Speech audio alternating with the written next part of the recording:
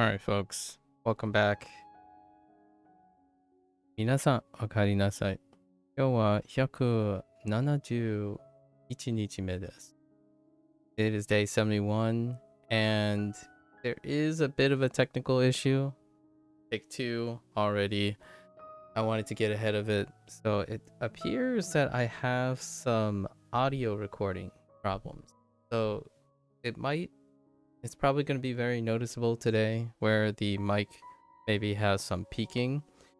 Sometimes this happens.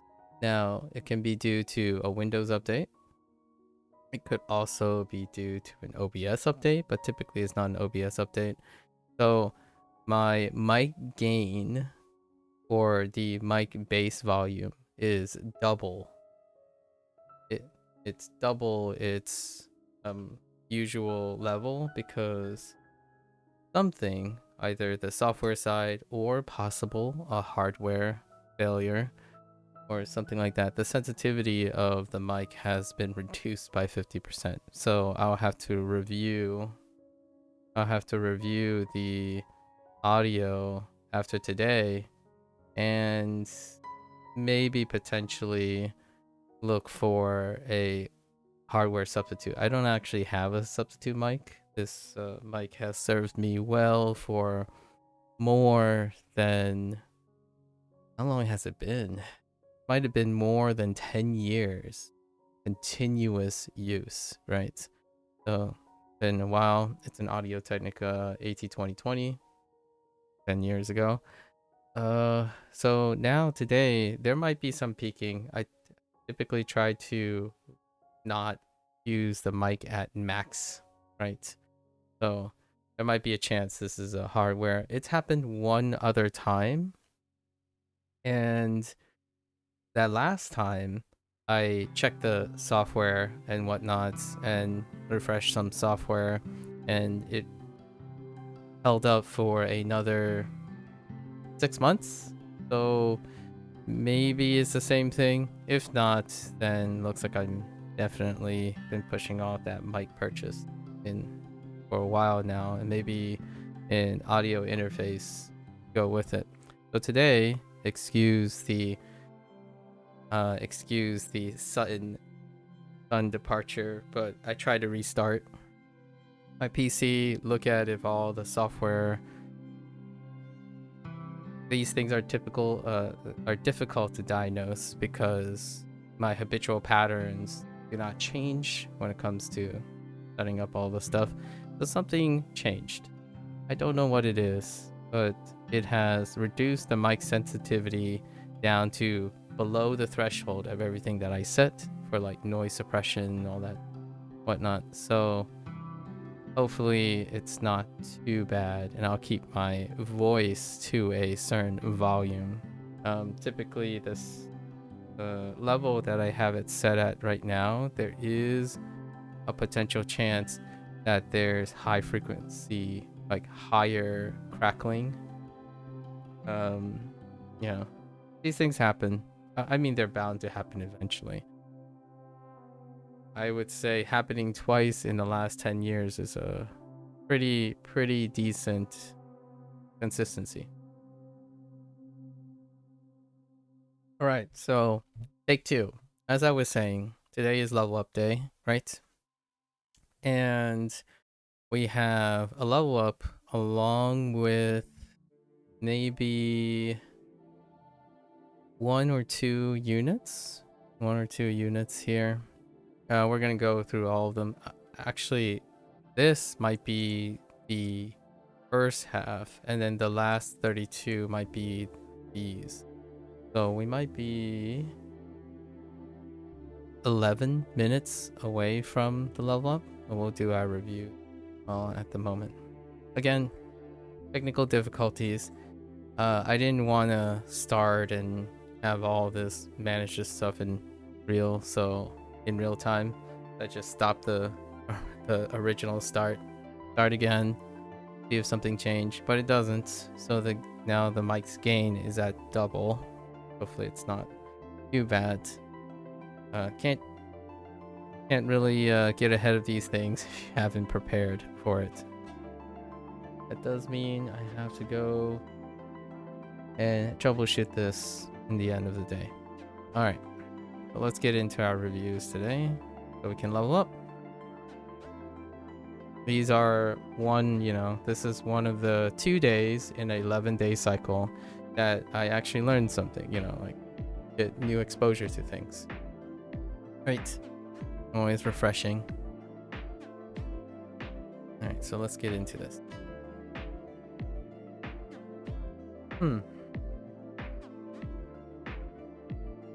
Uni.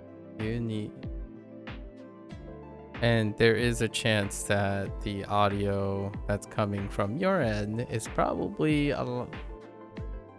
relatively going to sound louder than the way I'm talking, because fingers crossed that suddenly the mic just doesn't completely fail in the middle of the stream.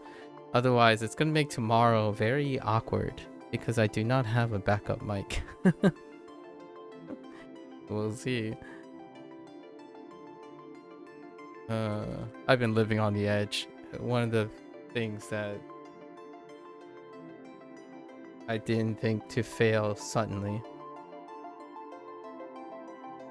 Alright, Q. How do you say hurriedly? Oh no, suddenly and immediately. Right. Okay. Oh.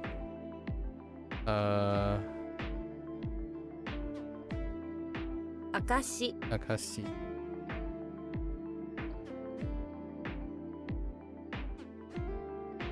Toshokan.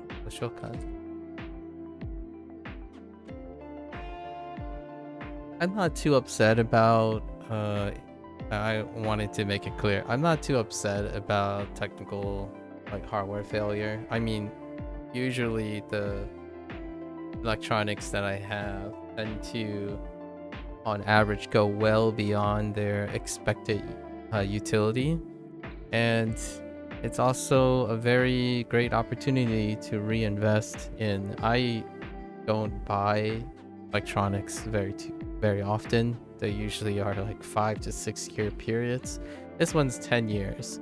So I have lots of mics lined up, as in over the last 10 years, I keep track of electronics. So I have a whole laundry list of features and whatnot, and then curating a list. So it's gonna be fairly fancy.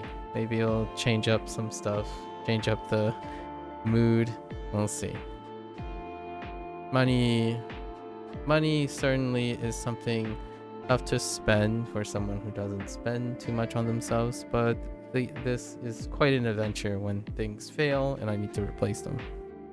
So there is a chance this mic is going out, and we're gonna reinvest in some stuff. That includes then that I'm gonna probably invest in an entire audio interface for other things.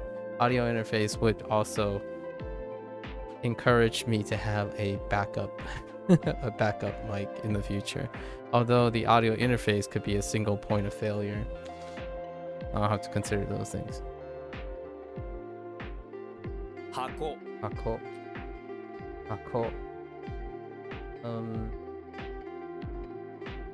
Shinpin.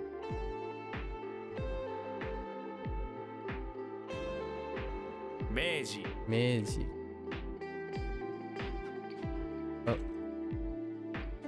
Bento. Oh, this was added yesterday, right? Kitaguchi.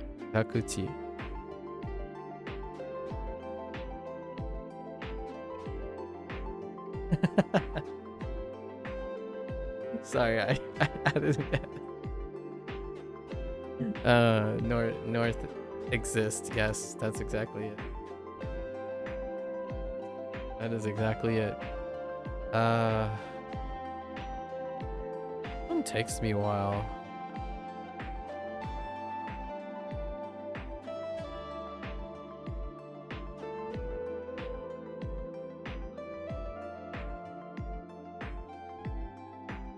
ぐ So good. Takes me a while each time. Okay. Sure. YOLO? 急 Yeah. Okay.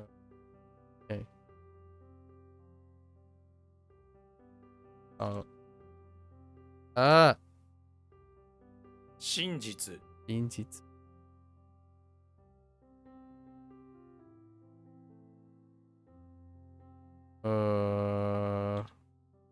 富士 Fuji.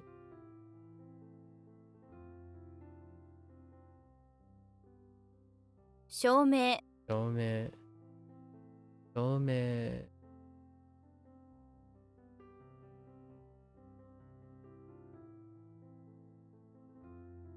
関する Ansuru.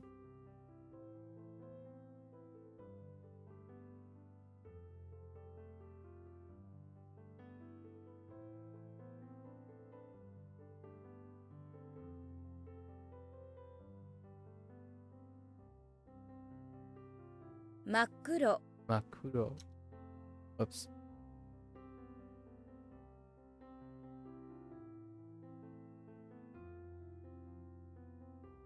古典的 Potenteki. Lately, I haven't shared this, but lately I've been adding another routine before the stream, and I tend to, as opposed to like doom scrolling, I tend to watch another interview by Takashi. Right, Takashi does interviews in the street of Japan and various things, and then to get into mood of having something to talk about, like smiling about like intercultural, like intercultural or multicultural interactions. I just watch one of the interviews and they talk about random things, talk about cultural ingrained cultural things while interviewing people that are of obligatory multicultural settings, and that just gets me in the, like, it's very wonderful. It puts a smile on my face when someone does a medium in which it demonstrates what cultural exchange is like, or cultural integration, or juggling, and even say code switching and whatnot. Gets you in the mood. Gets you in the mood, or it gets me in the mood. Oops. 冒険 Vulcan. Also, it's kind of nice listening to the same classical questions being asked every time, like pretty much every single time, and then proposing a question that is ever conversational. I actually think the reason why I watch those things is in this setting that I will be using like Japanese and Chinese, etc. And Spanish. Actually, there was one that had a Japanese Spanish speaker, because the Japanese person was married to a Spanish woman, and they were speaking both at the same time. It's really, really wonderful to hear that, because in terms of how a streamer, for example, a streamer may interact with the viewer, that's how I tend to ice break. When you meet someone, if you meet a stranger, typically way to do that is you lean in, do greetings, do a couple quick takes when you exchange information, or you introduce yourself if you're the person initiating, right? And then follow up by, if the ice is broken, you follow up with something of a more of a pedantic sort of typical life experience questions, like, oh, hey, what do what do you like about where you are right now? That kind of thing. And I think if there's anything that I would want to become incredibly comfortable with, is that format, right? And it feels great and it's energizing, because despite having multiple subtitles, I actually have both subtitles running at the same time on these videos. So it's kind of like the old school TVB stuff, like where there's Cantonese and Mandarin being spoken, and then there's an English stack. So I usually parallel watch and read and converge on multiple subtitles at the same time.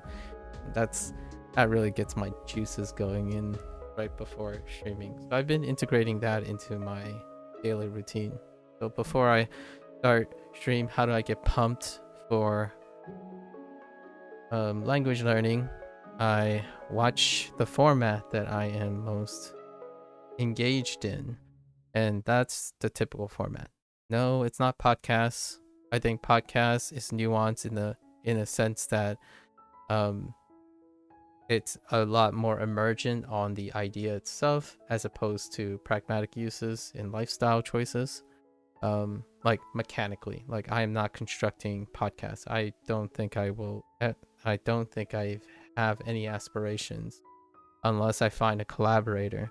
I don't have any aspirations to form like a Japanese only or Chinese only stream and then it's like a podcast situation. I think podcasts has their place, but generally speaking, podcasts, in my opinion, does not necessarily promote conversationalism.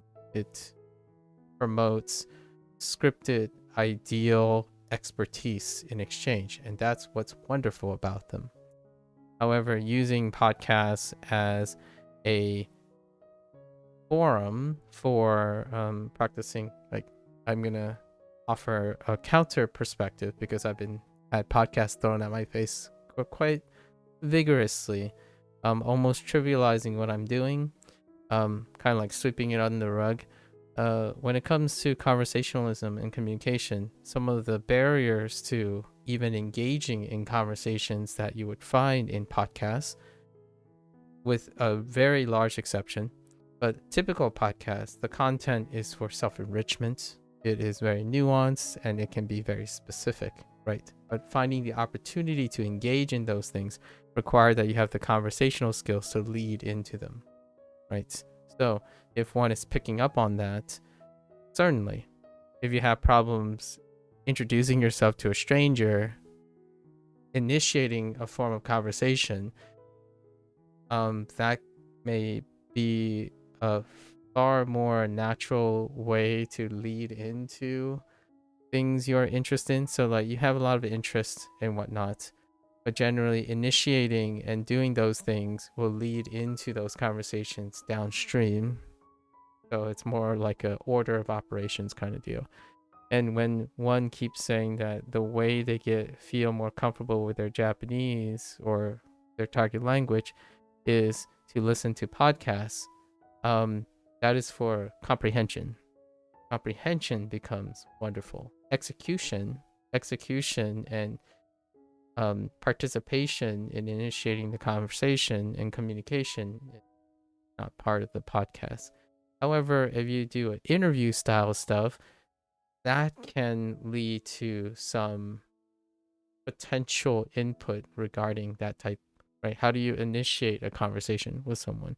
You don't necessarily have to initiate like, oh, hi, nice to meet you, right?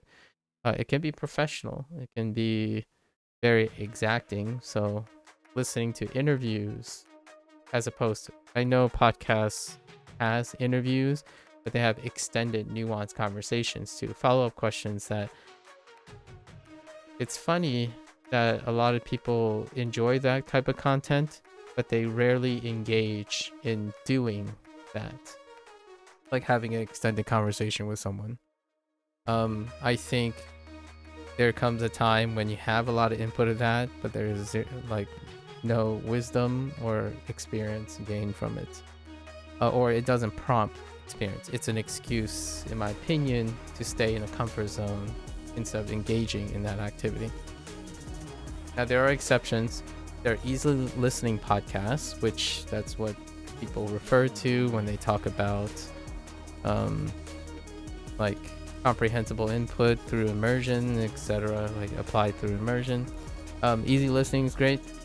That's still easy listening for extended conversations, not necessarily easy listening for how to engage in conversation, right? Like, I understand that it may vary to some extent where, oh, well, there's a back and forth, but there's a format to podcasts. They're not necessarily completely unadulterated dynamics and improvisation between two people. So if, in my opinion, if that becomes a normalized way of conversation, that ideal situation does not occur when you're talking to a stranger. In fact, it's the opposite for podcasts. You are deliberately not talking to a stranger, right? Despite there might be some improvisational stuff and some nuances of chemistry, that setting is legitimately the setting that is not the barrier, in my opinion, but the reward for acquiring a target language. So for me personally, pragmatically, I'm typically in a situation in which you're doing 5-minute interviews or introductions to whoever you meet. Like, hi, hello, this is the first time we talked. Let's, how are you? What's on your mind? What brings you here? And what is your language learning journey like? Those are probably one of those couple where it's like, oh, how long have you been learning Japanese? Are you okay with speaking English? Or we can try to speak English and Japanese at the same time. Right. Meanwhile, the podcasts, even easily listening podcasts, they would talk about a subject in depth, regardless of what level of the target language it is. But do you engage in those conversations? You do not most of the time. At least statistically, you are unlikely to reach those types of conversation until you engage. The reason why I say this is yesterday I got to meet someone who does the normalized behavior that I believe online, where you talk about something, but you're not really engaged in the conversation. You determine parasocially if you're interested in the conversation, but it is out of like either personal choice or maybe personal view of one's own role in interaction, that communication and conversationalism is kept to a minimum. However, I believe that I would try to encourage further conversation, so then I proactively engage in English. So I like to believe that in the future I can do that in Japanese or in Chinese or a mix of the three. And that is definitely the difference between having a podcast between two people that know each other, scheduled, scripted. A lot of podcasts are onboarded, because having podcasts where two people are unfamiliar with each other and do not have pre-planned topics can end up not sounding like a podcast, right? That's the nature of it. Vlogging is slightly different as well, because vlogging deals with monologuing, and monologuing in the sense that there might be some improvisational, but it's through routine, and the routine does not have a perpetual state of conversation as well. One can have a conversation with themselves, which is what I do here to the best of my ability, largely because I do not have a collaborator and or someone who I may be able to converse in a podcast format, right? Co-streaming belongs in that same category. So while all of that is great, I think still continuing to find pragmatic ways that reflect your situation is probably, in my opinion, something to be considered as a form of immersion. So, for example, if you absolutely love talking about anime, then participating in that and talking about that in that nature is excellent. When someone says, I want to become conversational, gaining comprehension is fantastic. Normalizing what it's like to engage in a conversation may be something worth considering. And I don't necessarily think podcasts, however it increases your comprehension, normalizes that imagery or order of operations when you're trying to talk to someone.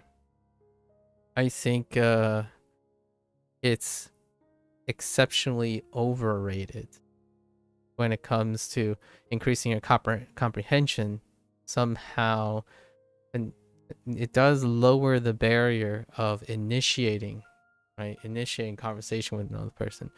It does not necessarily illustrate the examples and how one maintains and initiates conversation literally. So when someone comes by and say, like, for example, one of the initiations of conversation online tends to be someone tells you a hot take or a point of advisory as a form of introduction. And that is definitely something that works on the internet, sort of, when you go through pre-selection filters.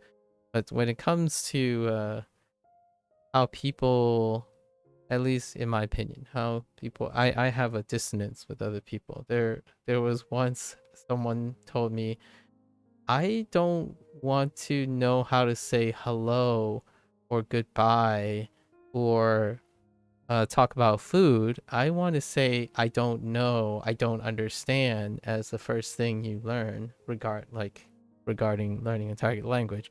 And they, because of that, it was like a deal breaker for whatever learning tool that they were talking about. I specifically remember this situation.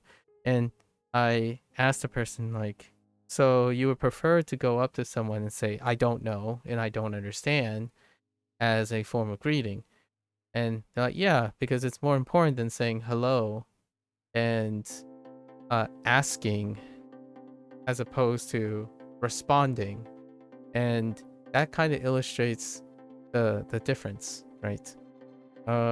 If I like to think one is pro conversation and the other is response, and I think lots of people are far more inclined to respond. So it's not whichever one is important; they both are very important. My point that I was bringing up to this person is that it's both. Which one do you do more often? The one that you do more often, you're more inclined to favor, right? So myself, I would incline to favor saying hello and being able to ask a question as opposed to responding to a question. So then I would suggest, hey, that might be a place that I need to include. But this person said it is the only important thing. It is the most important thing. And that's where the whole podcast thing comes into play. Like, I do listen to the occasional podcast, but I also know where I am when it comes to getting there. So incorporating a lot of ways, hearing lots of people, different ways of people greeting each other, asking icebreakers to each other in all of your languages, and inform you about comparing and contrasting how people initiate conversation.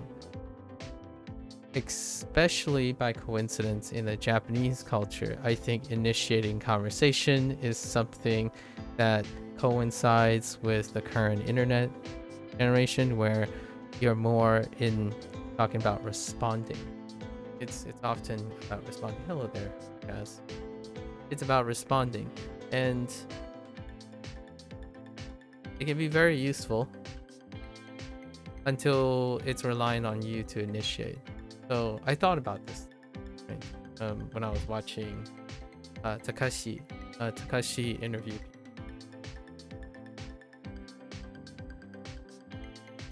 It's a lot of fun though. It's very empowering. Takashi, he does the thing. He goes around with a mic, introduces himself, and then asks the other person to introduce them. Talk about their background, and then they go back and forth in English, Japanese, and then whatever other language that they're multicultural in. So it's often a mixed bag. I think the two that I saw today, he interviewed a Indian Japanese, and they use English as the common language. Most of them use English as the common language. And then there will be two separate languages. So it was Indian Japanese, I guess it's Hindi, This person had like they were born raised Japanese. However, their appearance and cultural household things incorporate Indian, so they learned English Japanese while picking up Hindi, because they ended up marrying an Indian person. So then they started picking up Hindi. So they said something in Hindi, transitioned into Japanese, and then Takashi wraps it up in English, right? And before that was Russian. It was like maybe roommates or something to maybe sisters. They didn't mention how they're related, but it was two ladies, Russian, Japanese, and English. It was pretty neat. I quite enjoy it. Again, I also have my biases, but generally speaking, I offer the idea that both, if you have time, obviously. Pretty fun hearing the greetings and how people greet each other despite having cross-cultural differences and whatnot. The greetings can be very dynamic when you're pairing up a triangle of cultures. Let's see. Get back into it.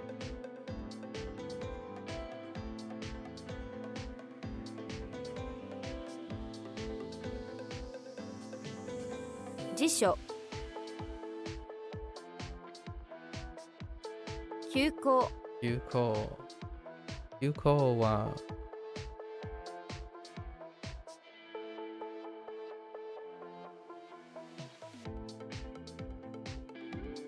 門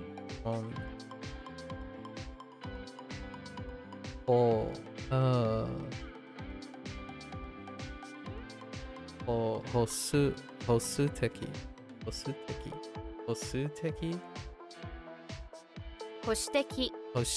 Oh yeah, that's right.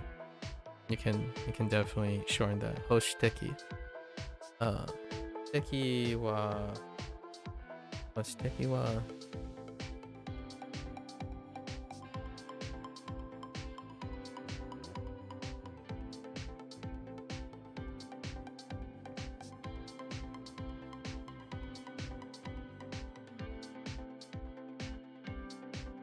protect from risk.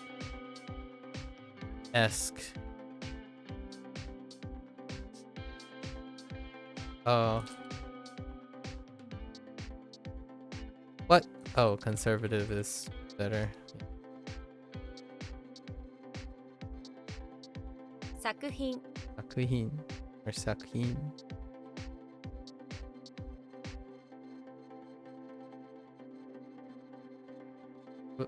幸運幸運は書く危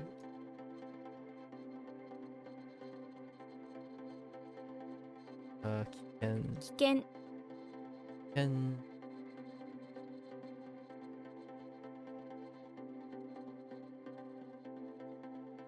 商品ね曜日曜日関心関心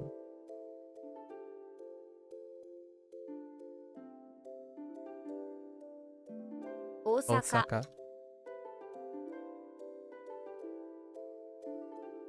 生存生存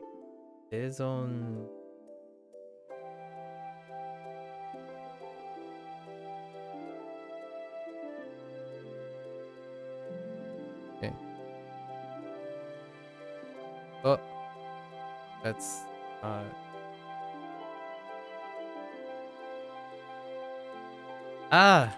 政治 I gotta figure out how I'm gonna do this particular one for the 50-50. 政治政治はOh, it says WaniKani. How does it work? Is it free? This is yes. This is The app is called WaniKani. It is not free. It is a live service. However, there's a trial, a 1-month trial, but it is a live service. So it's a monthly subscription, a yearly subscription, or a lifetime subscription. I have access to a lifetime subscription. It is an SRS-based system, so a space repetition system. Flashcards. This is reminiscent. This is like the modernization of flashcards. So typically it takes a mnemonic approach, in-house mnemonic approach. So it's how they interpret different radicals, construction of the characters using mnemonics, and then the vocabulary using contextual sentences. And it's built up in that. So it takes a bottom-up approach to creating a database or a interpretive database at looking pictorial symbolism, however people call it, recognizing the characters or getting used to the characters using a built-up of English. So the platform is English only. There are ways to modify it in order to adjust to other languages, but that is not the developer's point. So the first party is that it is using English mnemonics to descriptively attach and associate imagery and mnemonics, like in a form of mnemonics, to those characters. So what I'm doing in my head when I'm doing this is I'm rapidly doing a lot of that until you can circumvent that. So at some point, I tend to turn over and rely on gut feeling. And when gut feeling or repetition fails, I default to the mnemonic. It's space repped, so it's spaced out repetition. So what happens is if you get something correct, the duration is extended. And it continues to extend to the point you get an error. And that error will then increase the frequency of that flashcard again. At some point, there is an end of life cycle for some of these words, and I haven't actually reached that state yet. Despite doing this 171 days consecutively. If you do one study practice, the earliest, from my experience, is coming up in less than 1 week. 6 days from now, some of the words will be extended so far out that they effectively are considered long-term retention. So then the flashcard is rotated out. That's trying to rudimentarily describe what an SRS is, if you're not familiar with an SRS. But WaniKani does what, like, the prototypic Anki. Anki is the prototypic SRS now for people's reference, and Anki is free. So if you're wanting to have a similar experience in which you are incredibly competent in the way you need to use flashcards, Anki is the most full feature rich. Anki is like Linux. I think WaniKani is very much like Windows. So you like its quirks, you deal with its quirks, you work with its quirks when it comes to SRS. Or Anki.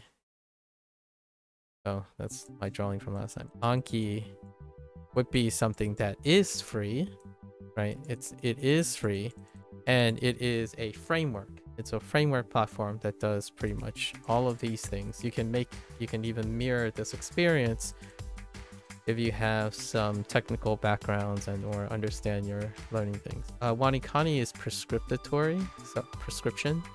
So that's like Windows. It prescribes what they believe is the way to go about it. But Anki is Linux. You do whatever you want, but it still executes on this thing.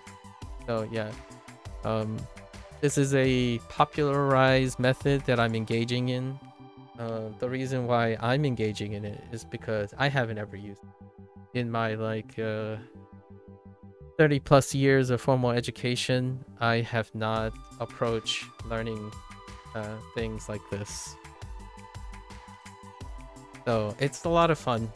It's a cool way to learn vocabulary. In fact, I kind of want to use Anki, a stripped version of this to learn more English words, actually.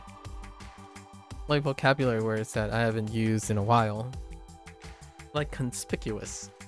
Conspicuous came up as a English word to match some of these terms in Hanzahiro. Yesterday I was using Hanzahiro, which is the Chinese take. Another developer decided to do it a little bit, quite a bit differently using SRS. So SRS, yeah. 専門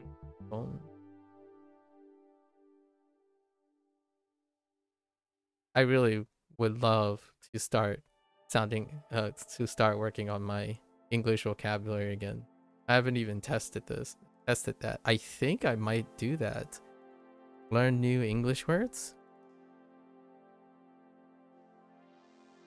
There's certainly not a market for increasing esoteric terms. But honestly, that sounds like... Oh.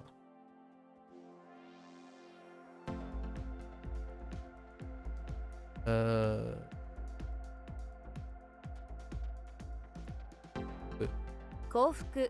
Kofuku. Kofuku.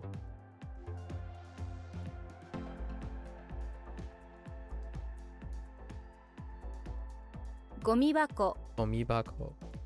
Gomibako.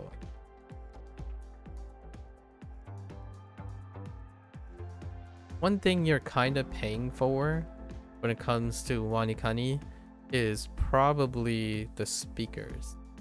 So one thing that those who learn Japanese or are interested in Japanese, the vocal samples, the recording for all the vocabulary pronunciation are not generated. They are not synthetically generated. They have two main people, a male and a female voice, and one or two substitutes. There are a few where they had a substitute person, but it's typically this woman, and it's Koichi and Kyoko are the two main ones. 証言 Shogen. This is Koichi. Shogen. Ne?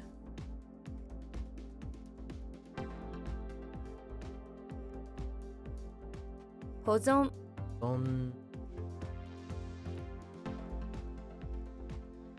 Ozone. 辞典 And oh, 食料品。食料品。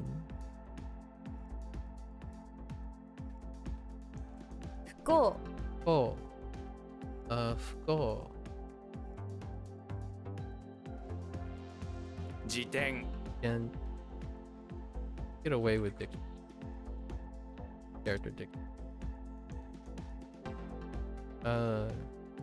関係関係。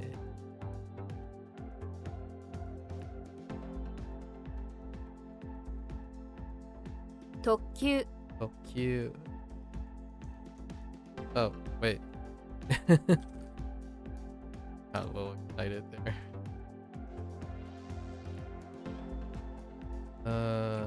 Mamoru. 守る Mamoru.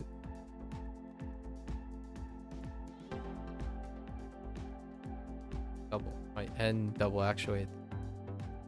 Unfortunate. Oops. 全知。 Zent. Zent.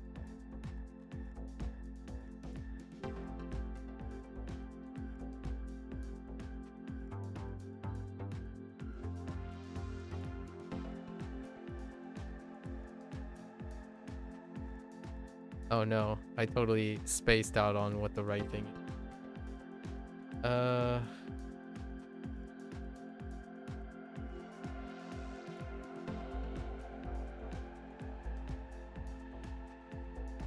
Right.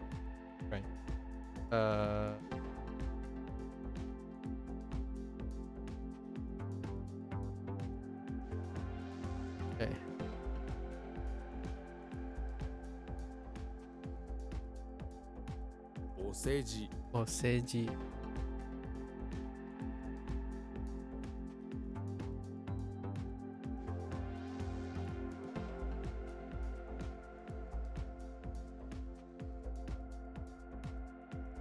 阪神 安心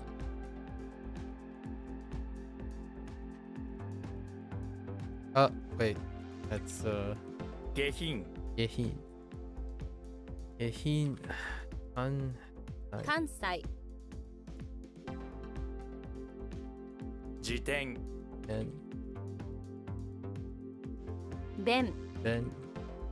Oh, I heard Ben a couple times because Takeshi's interviews tend to talk about dialects and accents. Pretty cool. Newest vocabulary in the wild. やめる Yameru.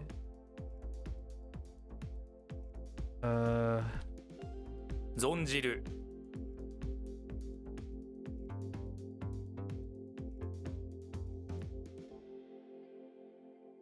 Onji.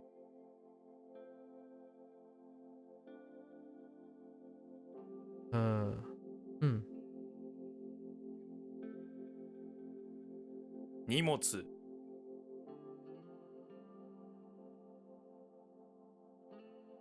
Wada no. Egoe. Egoe. Ah, ego no, ekao. Egao. Egao. Ah. Egao. Ah, 笑顔 Egao. Oh. Down. Egao.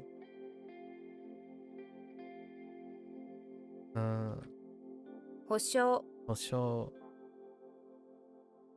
So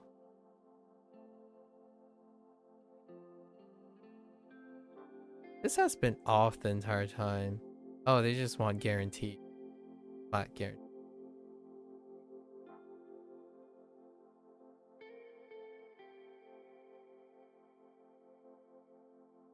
承認 Only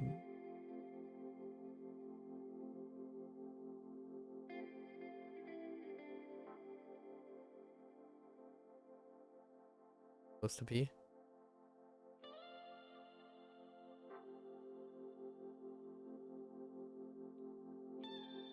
Oh, right.「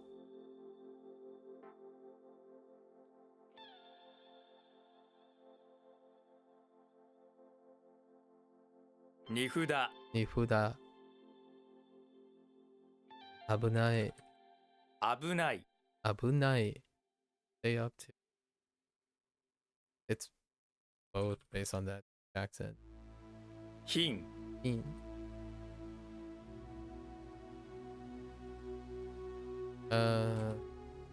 入門」 写真 Ashin. 教科書 Okasho.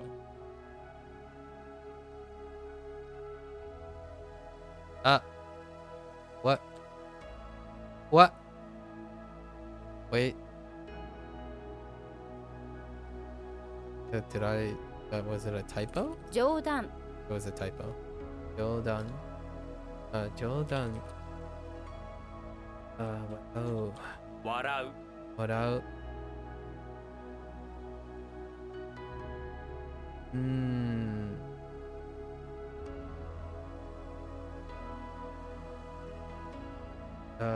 Siawase.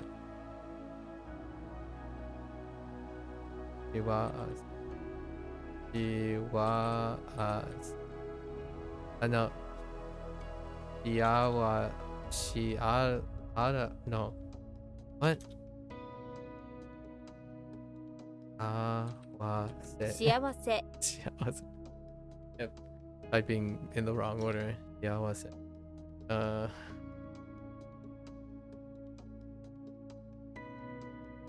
留学 Gaku.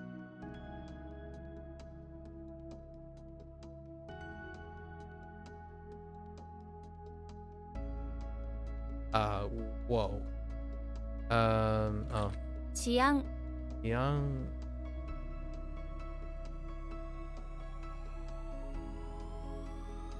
Okay. 仏典 Buten. Eh? 休止 Yushi.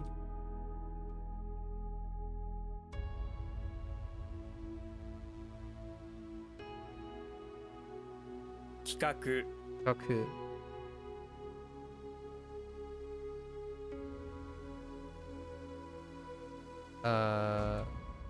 留守 This. This.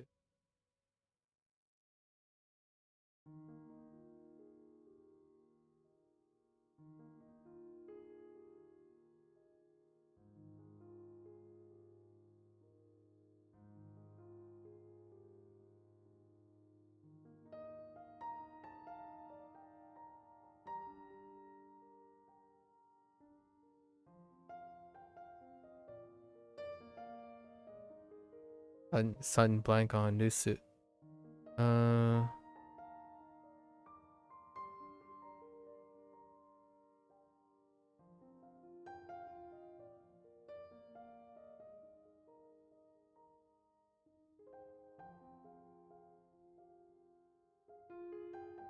Gain the risks. Oh no, protect. Detain.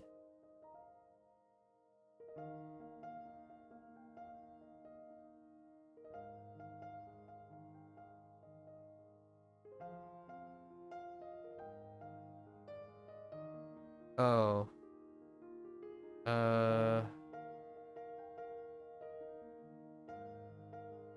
No, it's like.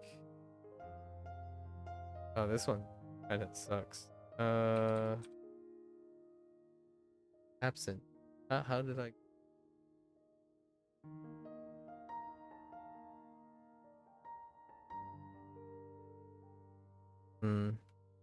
They're protecting by detaining away. It kind of reminds me of quarantine and isolate that we learned in Hanzahiro yesterday. Probably you. 保険 Hoken. Yeah, Hoken. Bao Xian. Bao Xian is probably the closest thing to Hoken.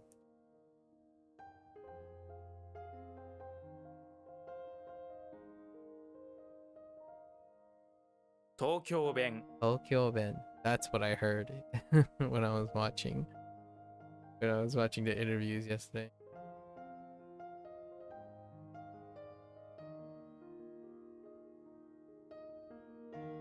It was someone talking about their American accent. All right, you leveled up. Dun, dun, dun, dun, dun, dun, dun, dun, dun. Level 17, almost adulthood. All right. We'll come back to this. Yeah, we're gonna end up having to do 55 review. All right, so let's start our lessons today. One of 2 days.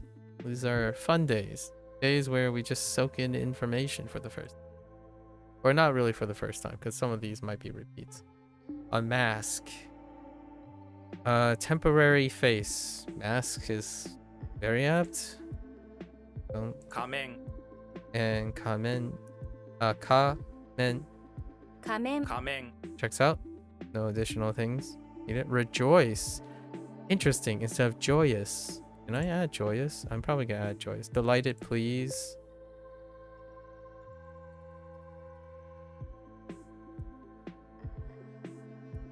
Rejoice. Maybe it's she. T is the closest. So she maybe, or G. E. Okay. It's what?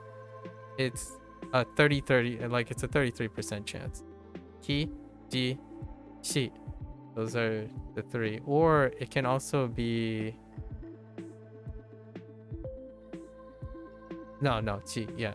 So, or Gi. I haven't ever seen Gi before. I don't think. So it's either Ki, Ji, or Xi if it has a Xi. This is Xi in Xihuan. Right. So you loudly rejoice for a while when suddenly someone runs over and shoves a key in your mouth. Oh, locking it shut. Alright, that's fair enough.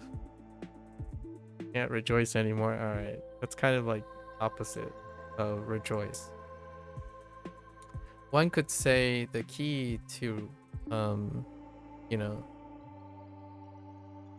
how would I phrase it? Maybe being joyous is the key to the meaning of life or something. Something fairly cheesy and cringy would work too. Key. Fair enough. I think that's fine. What do you have in key? Oh, interesting. So that's G, TG.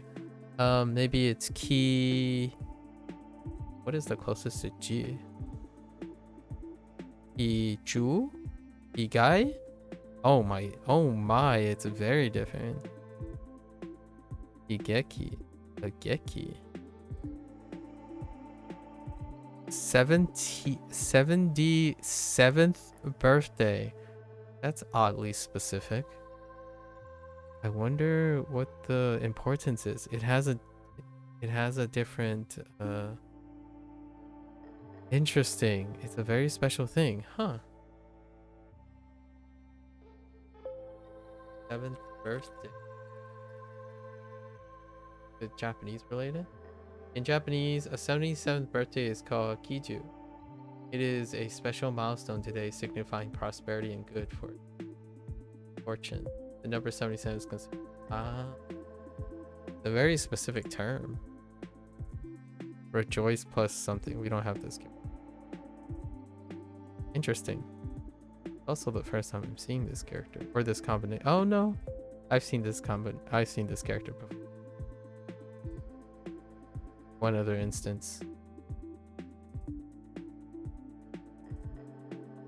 And to rejoice, which is kunyomi. So yoroko. Wow, yorokobu. Oh yeah, yorokobu. So they use this character. All right. So ki, fine. That's onyomi.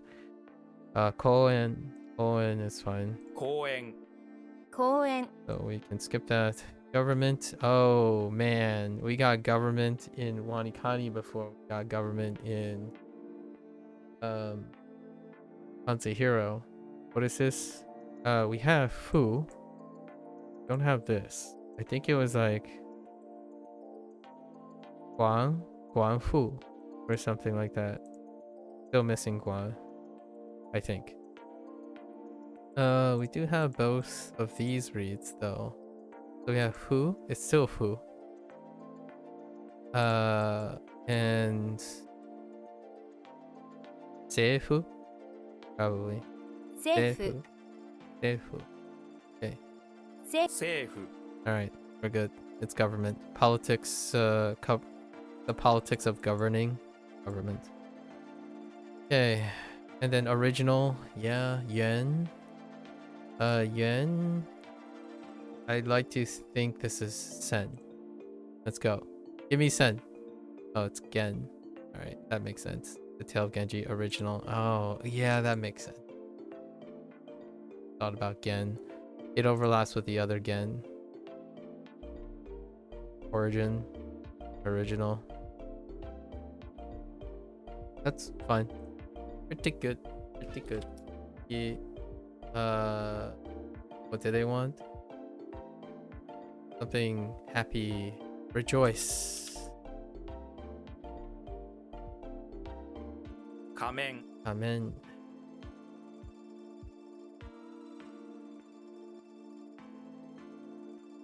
公園 Koen.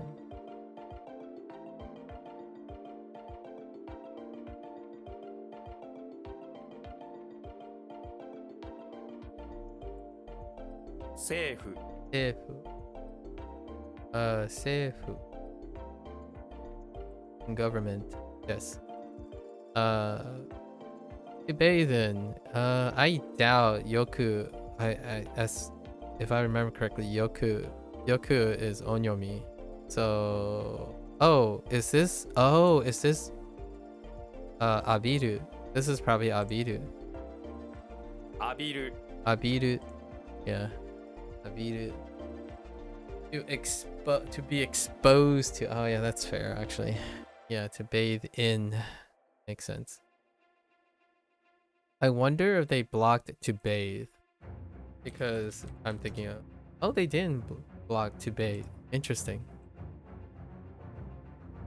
I could imagine. I think there is another way.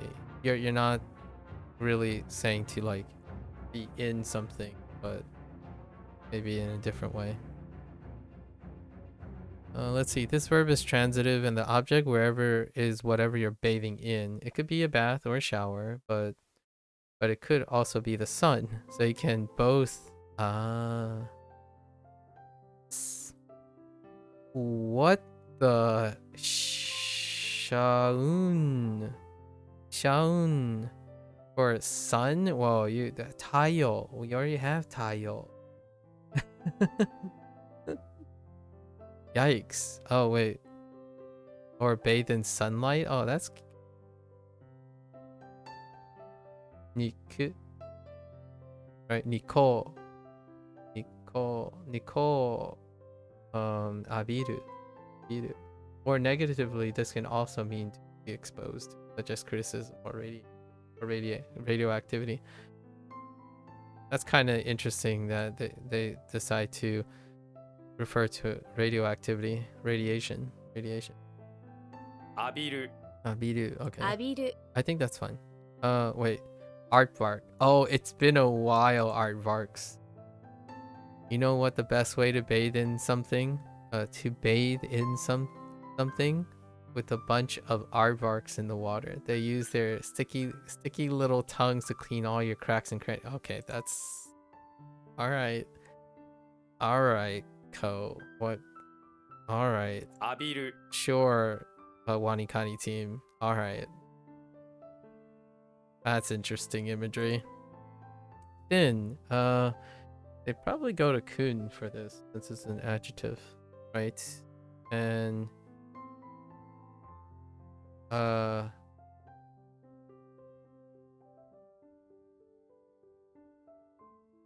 omo. Oku. Hiku. Tomu. Toma. I haven't used Sai. Oh no. No nyomi. No kunyomi. Usually it's describing poles. Oh yeah. Hosoi. Shows you how often I thin. This thin rice patty is for your cyborg. Yeah, that's what's our Sai near rhyme. A rice patty that's like a thread is extremely thin, but also detailed. And then this thin rice patty is for your cyborg. You only gave your cyborg really thin strip of human stomach, so it only needs a thin line of rice to eat. Excuse me? Oh. Okay, the cyborg has a... Alright, sure. I think that's okay. Sai.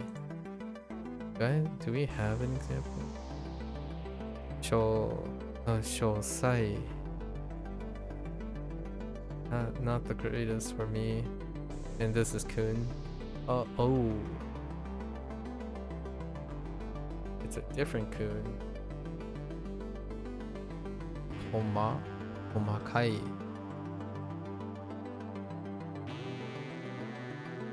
Homakai.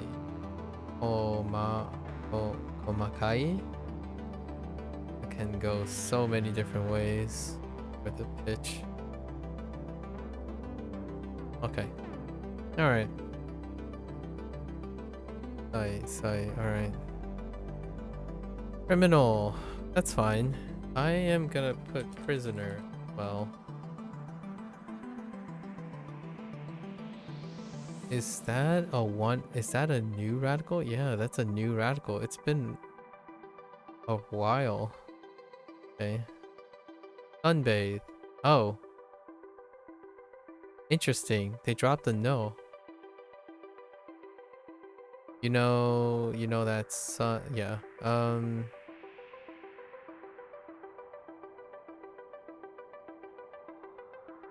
Niko. Right. So when you add bathed, you get sunlight bathed, but that sounds stupid. So sunbathed. Yeah. 日光浴 Yeah. Nikoyo. Nikoyoku. Wait a minute. Nikoyoku. Wait. This is that uses the onyomi. Oh wait. Oh yeah, yoku. No, just kidding. Nikoyoku. Nikoyoku. 日光浴 All right, that's fine. Nose. That is certainly nose. B.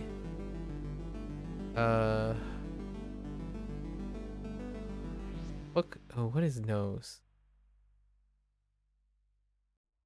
This is gonna be straight to Kun. I don't remember.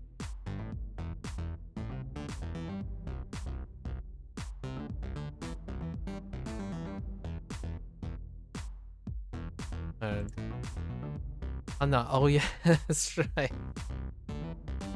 Oh, I wanted to hear the read on this because I feel like it's Hana, not Hana.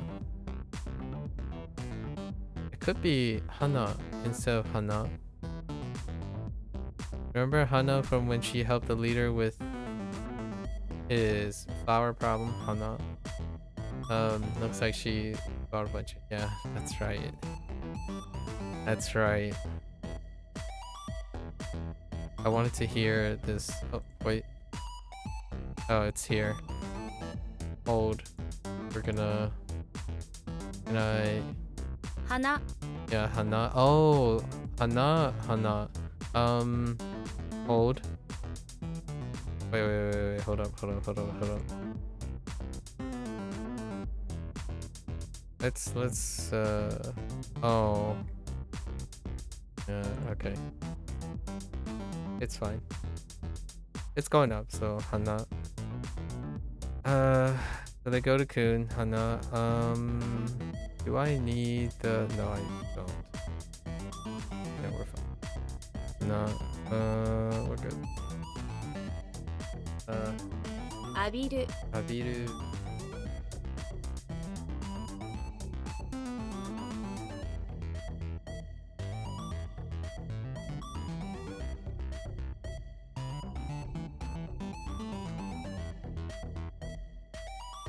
Nikkoyoku.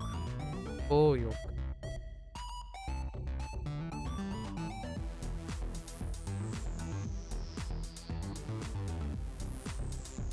Alright.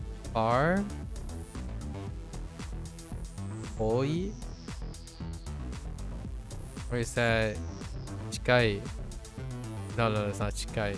This is Toi, right? Toi. Yeah, Toi.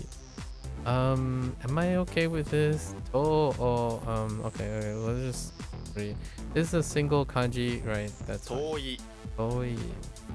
You want to go far, far away. When you see a toe, you realize that there's a zombie toe on the ground. It reminds you of where you can go that's far from here, I guess. And then the other one, or the read on this, is still dealing with a zombie. So, fair enough. Toi. Alright. Side. What kind of side are we talking about? You look simplified or Japanified. I feel like I've seen something like that's slightly different. Maybe not. I guess these radicals do exist. The leader of the shellfish has a knife. Okay. In its side. Oh, the leader of the shellfish got stabby. It's fine though, don't worry. It's just a reminder that he won the Great Shellfish War back when they were trying to choose a new leader. This is awfully... Okay. Picture the shellfish leader in your mind and make sure to pay special attention to the knife that's sticking out of his side. Right in the groove of his shell. That's what I was picturing.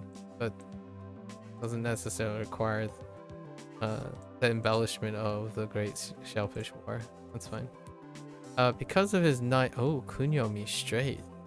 Because of this knife in his side, he can't pronounce certain words correctly. Alright. The most obvious one is he says kawa because it comes out of the side of his mouth as awa gawa. Oh, that's interesting. Kawa gawa. Okay. Huh. Gawa. Soba. Oh, that's soba. Oh, okay. Soba for like yeah, soba side, but it kind of has like an area feel too, like the side of things, like in the general area. Try saying kawa out of the side of your mouth, like the leader of the shellfish, and you'll probably say gawa too. Don't stick a knife in yourself. All right, but soba is where. Oh, right side, left side. Oh, mixed side, inside. Okay. All right, I got you. Many sides. Yeah. And it's kun. That makes sense because all the other ones would probably be kun. So hitari. Oh, what do they use though? What's it? Hitari gawa. Oh, migi. Sorry, migi gawa, hitari gawa. And it's already rendaku for you. That's kind of funny. Yeah, uchi gawa. All right. We have no, and then soba. Soba is when it stands alone, for sure. Because I know soba, and it doesn't actually mean side. Probably means area, something like that, like the general area, but like something beside, around, to the side of whatever you're gonna be referring to. Comfort. That's retroactive. Front. Front face. Yeah. 前面 right 前面 front 前面是 ue men no that's no mae men that doesn't work, that's hybrid unless men is going to become kun or sen men that sounds weird. 全面 Oh, Zenmen. Oh, right. It's Zenmen, not Senmen. Zenmen. Right. That's fine. It sounds Zenmen. weird though. Zenmen. The front face is the front side. 全面 Okay, we're fine with that. Soldier. This is soldier. Oh, you know what? This oh no, it's not. It's one extra. It has an extra drop. So if the drop wasn't here, it would probably be ping. Or like ta q, part of ta q, ta, or something like that. At least, or ping pong, right? Interesting too. What? Soldier. If you get a fish on the ground and chop its fins off with an axe, you're probably a soldier. Only soldiers have access to axes, and you like to eat fish, but first you have to set it on the ground and chop it. Oh boy, howdy, soldier. It's no shi or shi. It's no shi or shi.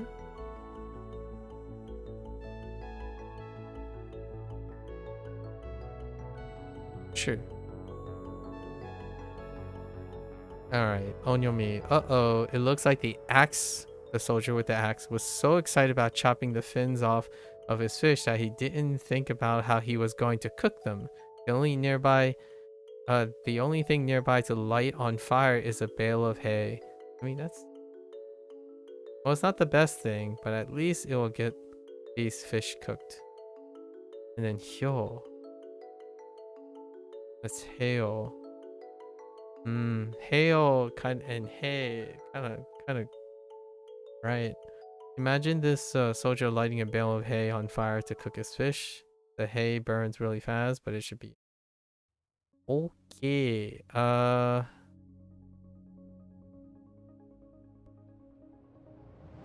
All right, I got you. I got you.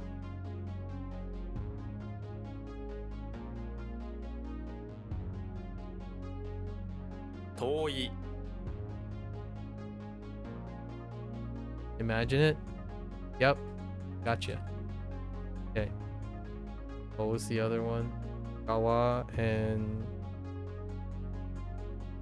soba.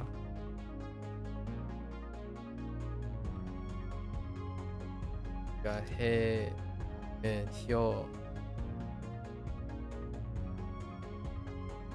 Okay. 全面 Denmen. Uh-huh. All right, let's see how many do we have. Oh, that's very tiny. What? Wait. What's going on here? 49? Oh, because we have a lot of radicals this time around. Oh, that's so interesting. It's like it's a relaxing unit. I haven't seen a level like a workload depreciation at all until this moment. Wow, that's half the volume. I was expecting somewhere close to 100. Or 70. I guess if you add the last 15, oh, it's kind of close. It's I don't know, something about it seems tinier. Oh, that does mean that the second half, the peak day in another 6 days, 5.5 days, gonna be bigger probably. Interesting. So tiny. All right, ground. Okay, the Earth's face, the ground, nice. Or the ground slash Earth, still the ground. Chi, Chi-men. 地面 Oh, G-men. Oh, it's using the lesser. Okay, the reading of men is what you expect. G on the other hand, is which is a bit different, though close sounding to what you. Thank the Chinese and their ever-changing language for this one. Think of Jesus lying on the ground telling you how comfortable the ground is. You say, Jesus, you have to get off the ground. You have a dinner to go to.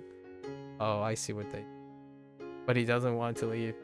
G-men, yeah. The lesser of the two. Okay. 地面地面 Thank the Chinese. E? Iro? No, I can kind of see it. I'm surprised it didn't suddenly devolve into...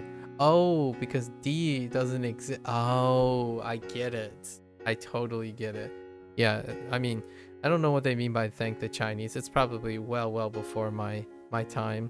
But certainly D would be closer to G than Qi. Qi is definitely too far away from D. The current D. I guess that would suggest that back in the day it was Qi, something closer to Qi, by this conversation. But yeah, G is the closest thing. Because Japanese do not have D, or actually they do, but not like the D that I'm thinking of. 地面地面 Demon. Or G-men. G-men, sorry. What would this be? D-mian. D-mian. Or, what is D-do? Something like that. Tongue? I wonder what tongue is. Sure, wait, I've seen this before. It's not tongue. I want to say 10. Come on, give me 10. Oh, it's yo for the onyomi. Oh no, it's do for the. Oh, I guess yeah. I mean tongue. I was kind of expecting like a dan, or a 10 or dan. but it's do. Okay, so I gotta remember. Shokudo is the closest thing that I remember. Cafeteria, shokudo. Shitang. Right, shokudo. Yeah. Oh, a palace. I don't know what the other thing is. Dendo. Yeah, shokudo. Shitang. While the Viking gathered to spill the dirt in their hall, they also stuffed their face with donuts. Viking. Wait, where does we have Viking, we have mouths, and then we have dirt. A Viking will empty his mouth of all its dirt in the Great Hall. They all get together in some kind of public chamber, and actually public chamber is pretty. All is consistent. Okay, dish out all the dirt, literal and figuratively. I got you. And then they stuff their face with donuts. Nailed it. All right, cool. External appearance, that makes sense. A gaimen. Could be gaimen or gaimen. Gaimen. Okay. Oh, interesting. Sototsura. Sotochira. Sototsu. Oh, no, wait, yeah. Sotochira, right? 外面 Sototsura. Jukuko, that's fine. But note that this can also be kunris, which means sototsura. While gaimen is neutral, sototsura is a bit negative, often implying that the person's outward appearance might be deceptive, hiding their true nature. Oh, interesting. Yeah, that is definitely an irregular. Sototsura. Sototsura. Interesting. Alright, I think we're okay with this. We're okay with it. Screen. Some part of me wants to say kakumen, but kakumen sounds okay. But amen? Amen. Or amen. Gamen. Oh, wait. Oh, wait. Just kidding. This is Gaha too. Oh no, I'm thinking of the wrong character. Sorry, Ga and Kaku. Gamen. Yeah, Gamen sounds great. 画面 Okay, guys. Way to agree on a pitch accent. So, Kyoko is Gamen. 画面 Gamen. Oh no, that's fine actually. That's okay. No. 画面 So, gamen sounds closer to this, and then gamen sounds top. 画面 Gamen sounds closer to the. Interesting. It doesn't happen too often. Maybe they're both. Oh. Oh yeah. Heiban. 画面 Yeah, Gamen is closer to Heiban, so Kyoko decided to do Heiban, and then we have the Tamadaga. Gamen. Sure. Alright. Salt. Maybe they go straight to Shio? Shio? Ne? Shio. Fair enough. She owes me big time, so I'm going ahead and snatch her salt. Wait. What was it? In the dirt, there's a gun. Its mouth points towards a plate. What's on the plate? Why? It's salt. Oh. Okay.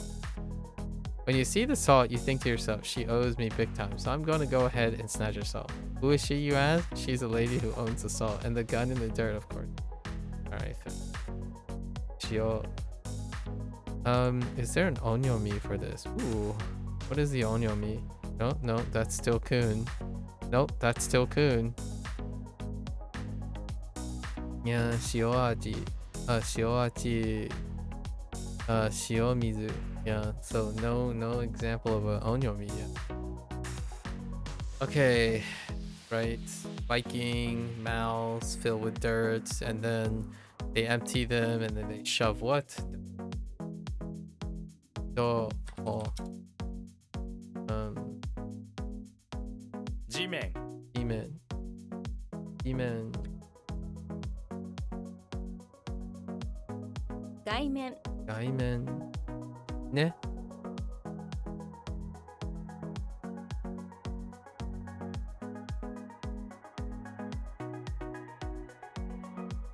External. Wait. Did I? How? I didn't. Oh, appearance is ANC. Man. I English no good. English no good. No good.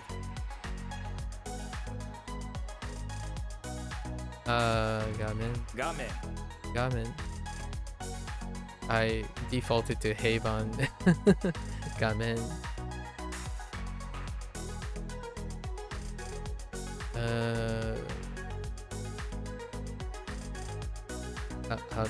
How does this work?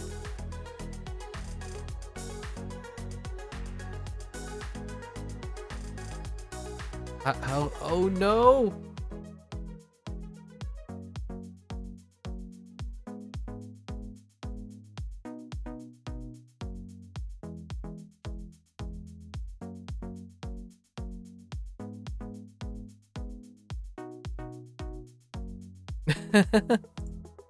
Wait. Hello? Please. Let me hello? Oh, it's a screen. Right. Screen monitor. That makes sense. A projection's face. Okay. Omoshiroi. Omoshiroi is what? 面白い Omoshiroi. Omoshiroi. We're fine. We're moving along. Seat? Interesting. Like, isu? No. Oh, seki. Oh, seki. This is for seki. Ah, okay. Wait. That not still. Yeah. Okay, seki. Yeah. Okay. I'm thinking of chair. Isu instead of seat. Seki. Actually, does it just stay seki the whole time? Interesting. Something about using a towel for seat is very seki. I forgot that they use sexy for seki. Alright. Probably because you associate with sexy people using towel seats on the bench. Okay. I mean, that's fine. In a yurt, you use a towel as a seat.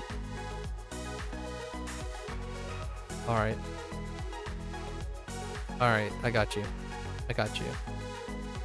Face of a person. Face. Yeah, I love it when they line up. This makes me giggle because of Chinese. This is typically how Chinese feels a lot of times. It's like, what is that? Something like a building and also something like a building. So, building. Like, something involving eating, but something also involving swallowing. So, eating. And, I mean, it's not really that reductive, but this is what you get when you're looking at Radical's characters. Like, face plus face is face.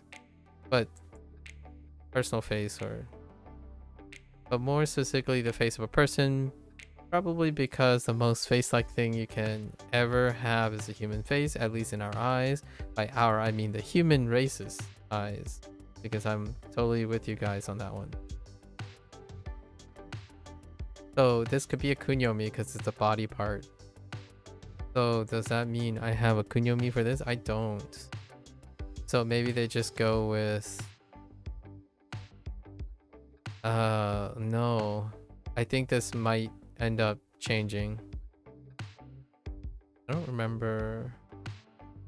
Oh, outside of Kao, no. I think it might have to change. 顔面 No. Gunmen. Do I have gun? Oh, I do have gun, actually. Yeah, I do have gun. I forgot about that. Oh, wait.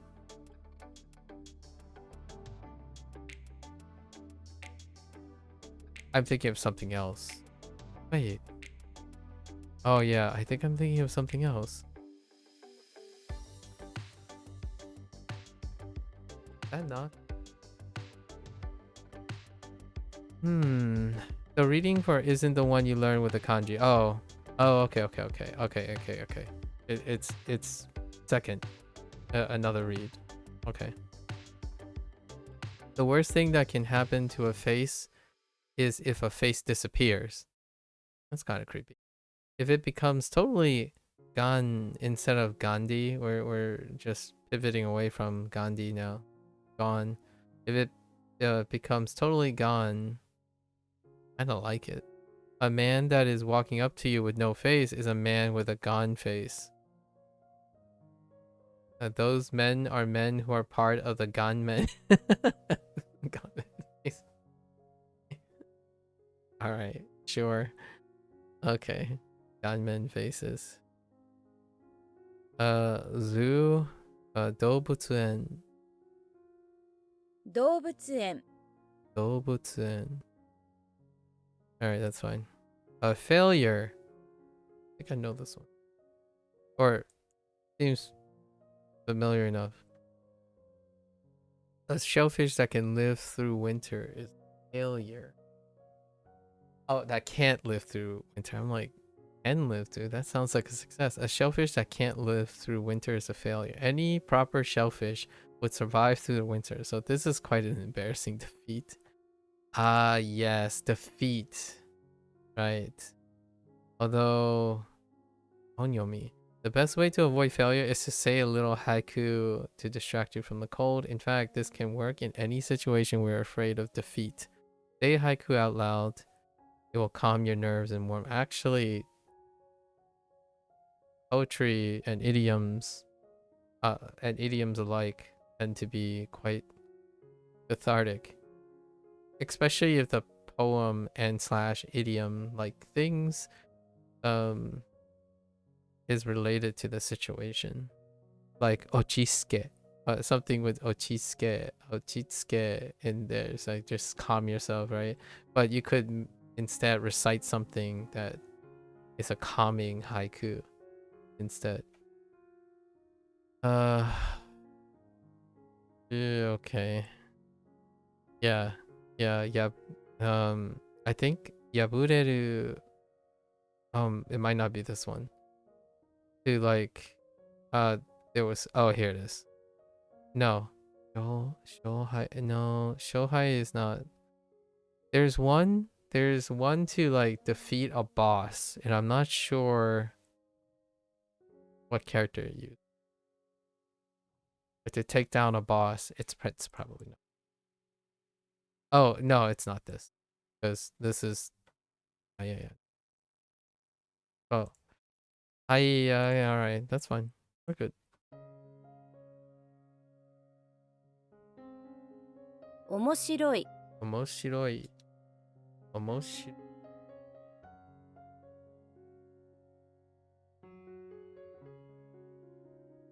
What did I was a bit off. Interesting is a bit off. I must. Okay, so I didn't look at the description of this at all. I just realized. So that's kind of yort and a towel. Thanks again for the deep dive into your WaniKani users the other day. Also, congrats on level up. Yes. Arigato. Yeah, we're level 17 now. Almost adulthood. We gotta celebrate our adulthood when we turn 18. Although granted, where are we in Japanese? Probably like grade 3 or grade 4. Barely a preteen.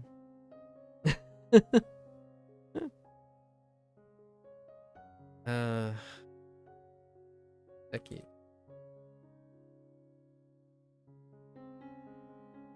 there was a lot more going on yesterday too when people were brought up a lot of other things.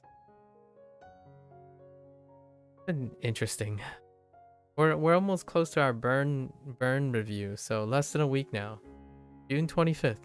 June 25th is when we start our first burn routine. It'd be fun.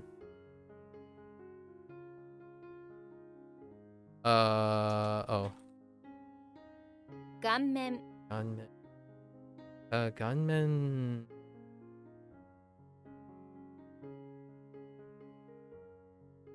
Let's see.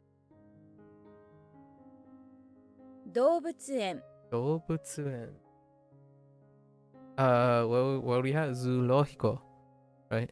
Zoological. 动物园. 动物园. Yeah. 动物园 works.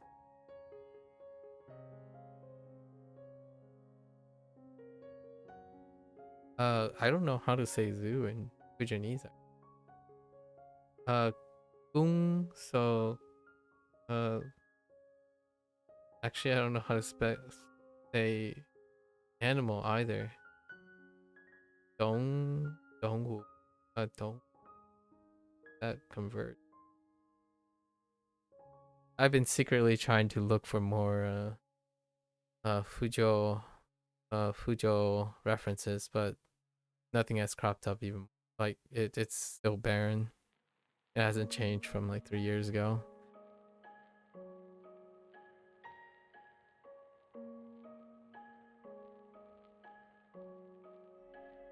Failure. What happens for failure?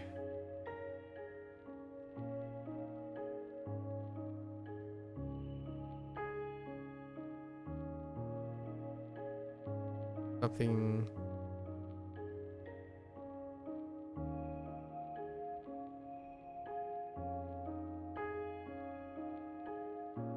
Hold.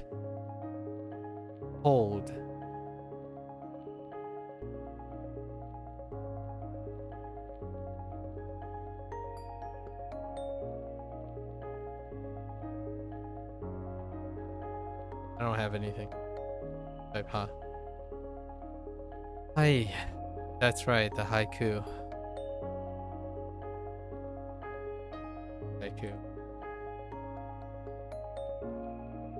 Seen. I've seen you before. That's not an intentional pun. I think I've seen it. But maybe not. Yo, men sounds okay. Don't you make a scene out of this. 場面 Dang it, it's Bamen. Dang it. I was like, what are the chances that this is going to be special by turning this into a ba? Of course they did. Of course they did. Everything on a location's surface is really just a part of this for you. Wait, everything on a location's surface, yeah, is really part of a scene before you. This is the kind of scene that would be set in novels. It's the setting. 場面 Bamen. Oh, let's see if Kyoko uses Heiban or not. 場面 Oh, this time both Kyoko and Kenichi decided to use oh, there's my daily Twitch bot. Hello there, daily Twitch bot. At least I know my 場 Twitch 面 feed is still working. Yeah, they both ended up using Atamadaka as opposed to Heiban. That occasionally Kyoko, I think Kyoko is more commonly going to like throw in a Heiban every once in a while when it diverges. 場面 場面 This time, they're both Atamadaka. Let's see. Let's see, a scene where everyone says ba isn't very common unless you're reading a novel where all the characters are sheep. Yeah, you find this novel animal-centric setting to be pretty unique. That's fair. Ramen. We'll remember that. Pretty good. Fruit. Are they gonna go straight into Kuda? Let me get a kuda for 50 cents. Dang it, they went with ka. Oh, that makes sense actually. Oh, this leads with the ka for section. Yeah, that makes sense. Both of them are ka. Yeah, both of them are ka. Oh, that's interesting. Or could be ka.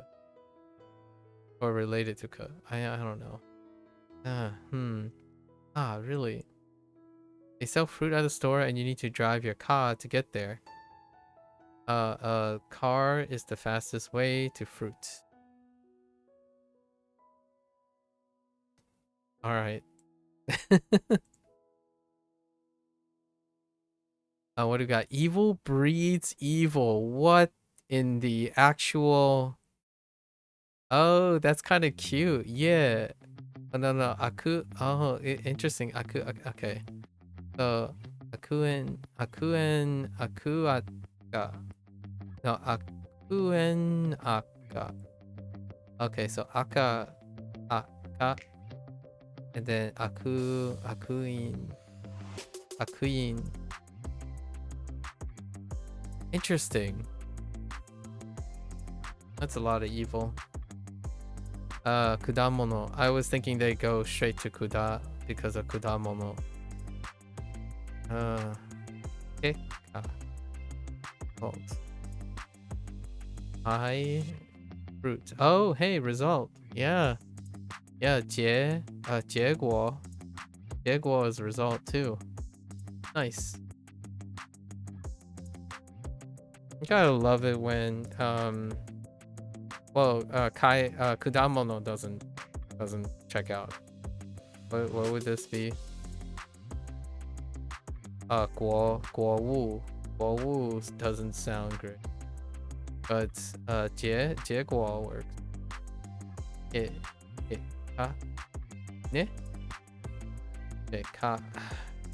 Excursion.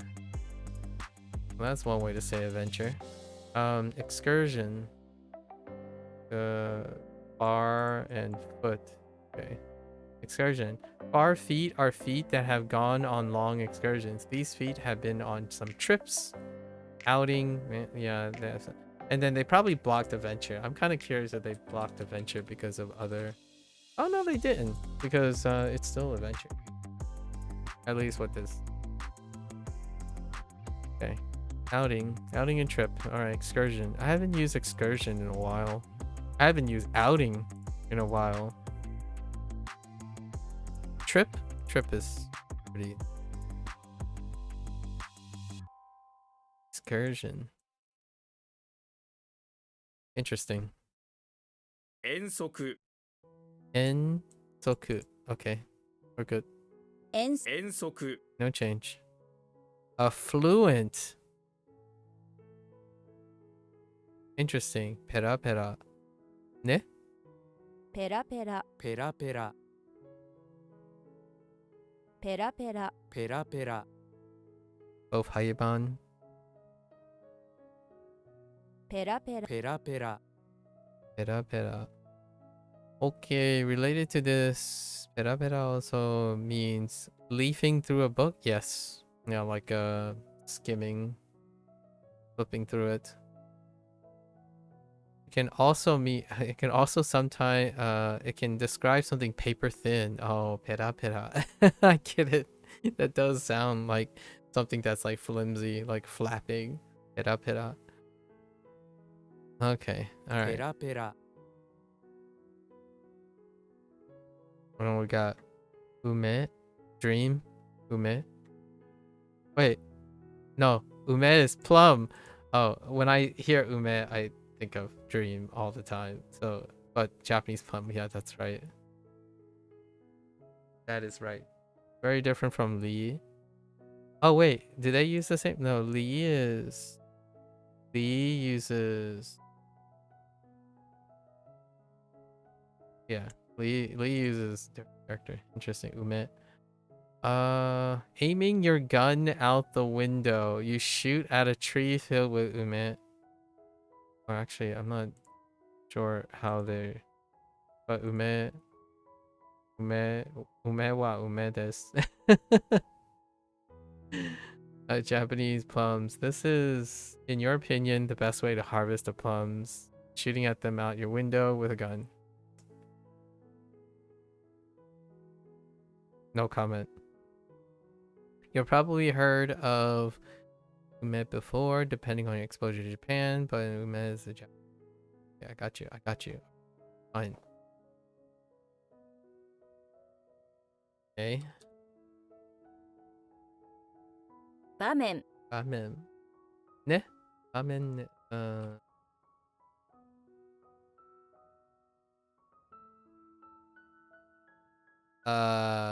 Ensoku. 遠足 Ensoku. Ne?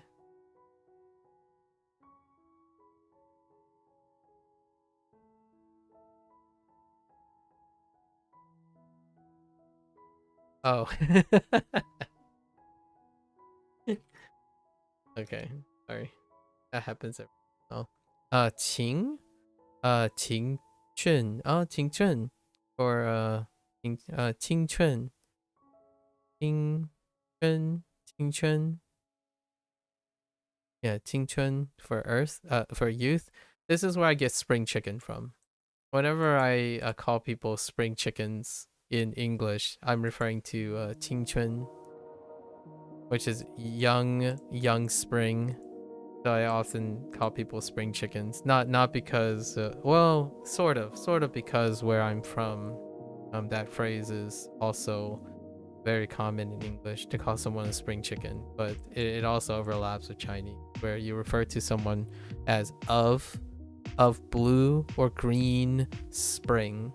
So things that are blue and green or spring tends to be inexperienced, youthful, and innocence. And in English, it's also similar. When someone is green, they are inexperienced. But green can look like blue in Asian cultures, so Eastern cultures, especially Chinese and Japanese. So blue, green, someone that's blue and green is of new youth and experience, and someone who is in the beginning of their lifetime, spring. So you have spring chicken and someone being green. I don't know how that relates. It's an interesting thing. If it's a coincidence, that's also kind of neat.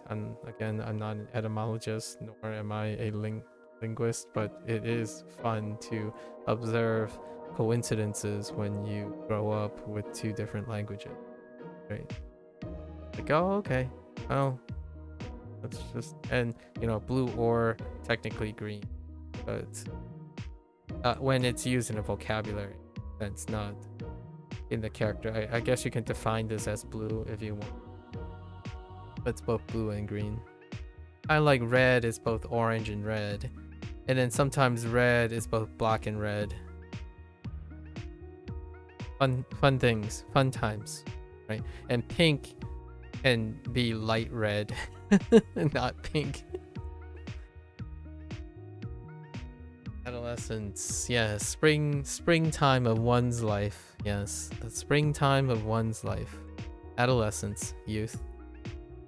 The time of young spring for humans. Okay, this generally refers to a period where you're an energetic teenager and young adult, yeah. When you're a spring chicken.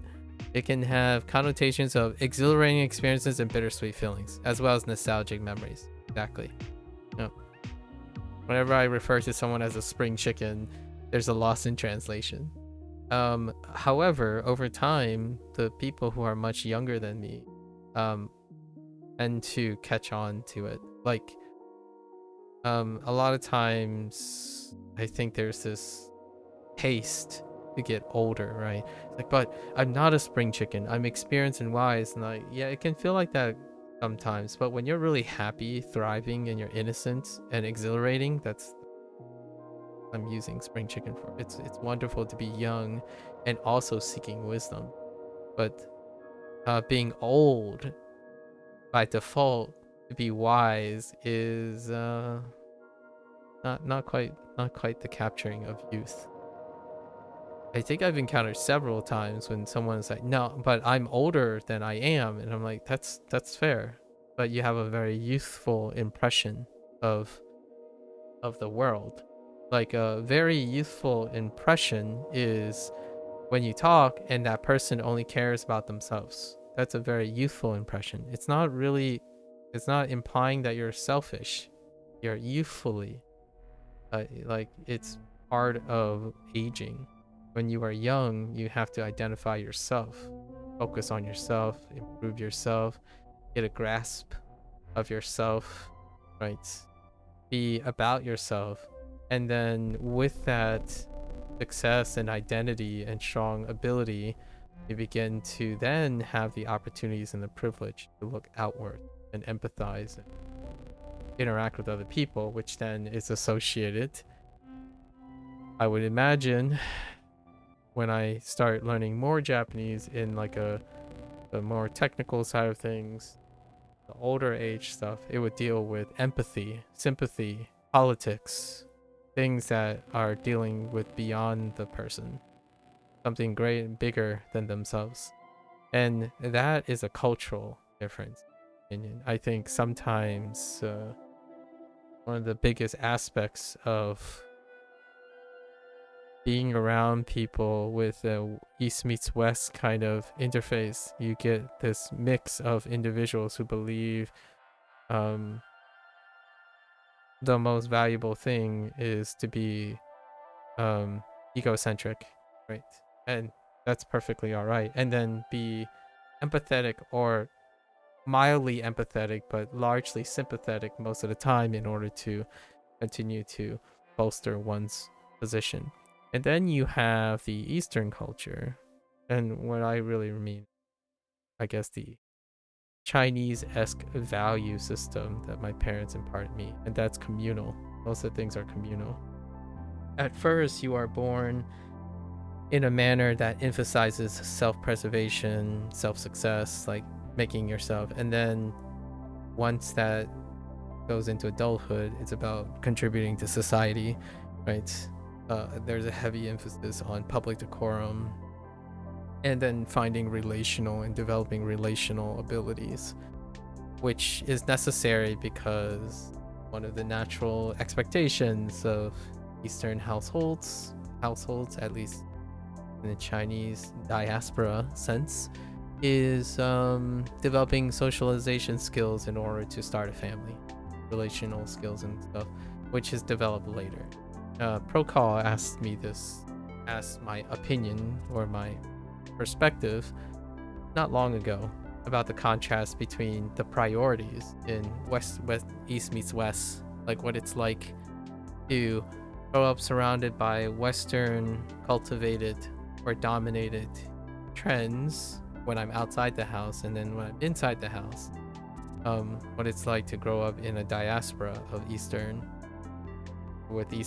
culture parents. And that's usually the case. Procol grows up in a Western house, and we were contrasting on, like, it's the grass is greener on the other side situation, but I often see it as when it happens, when it occurs. Neither is optional, both is complementary.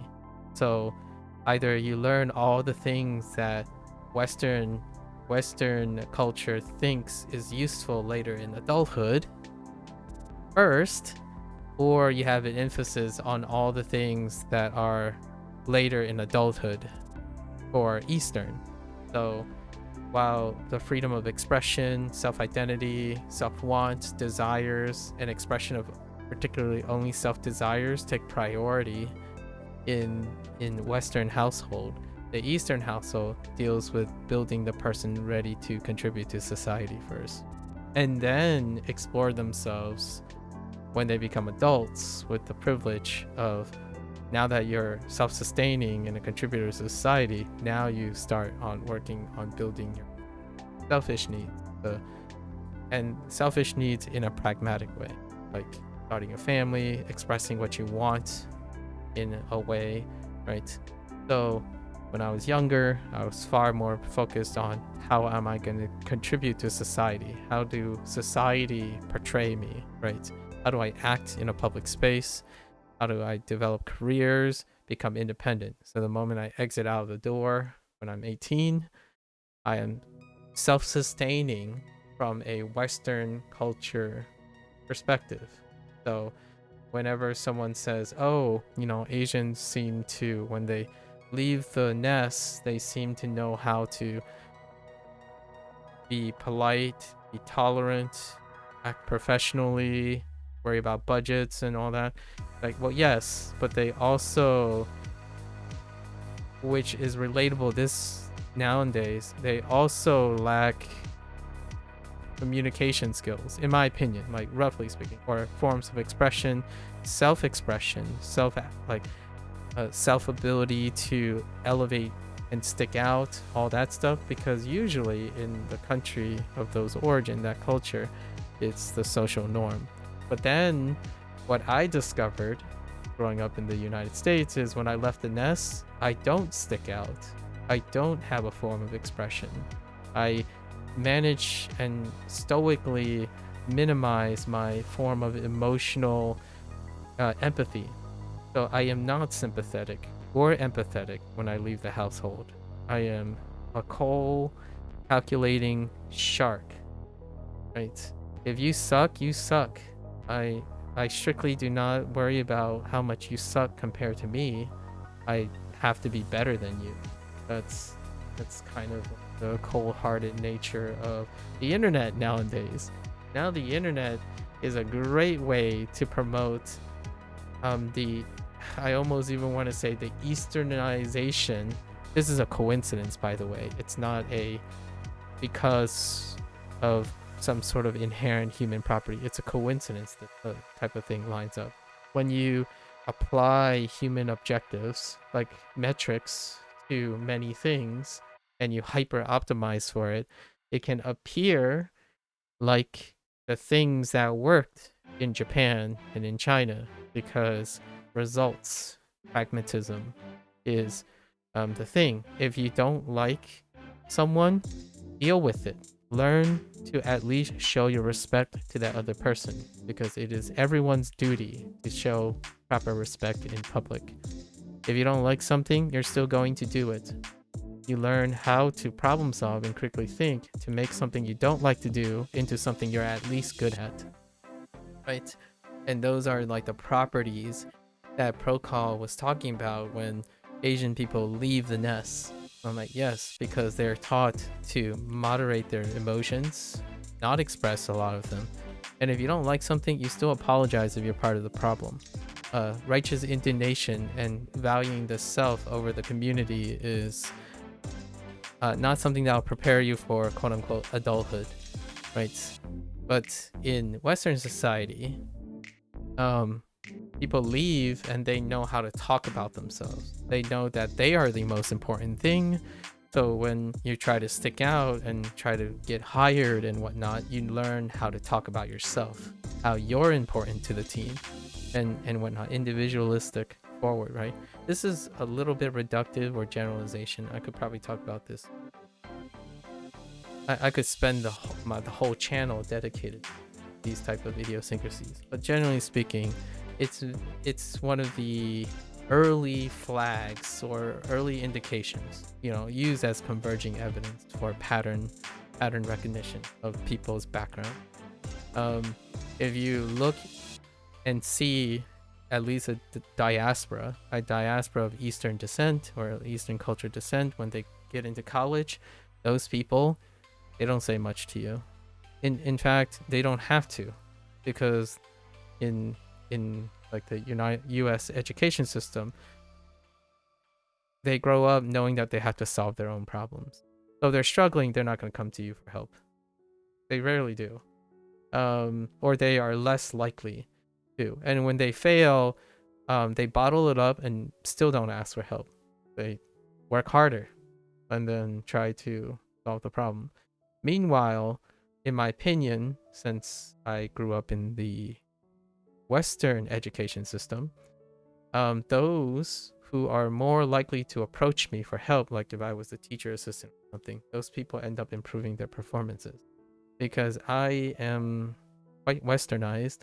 So when it comes to the teaching appropriateness, I was more accustomed by the time that happens to be more of a promote independence at a later stage in life than telling kids to suck it up. You're an adult now. Learn your independence on your own.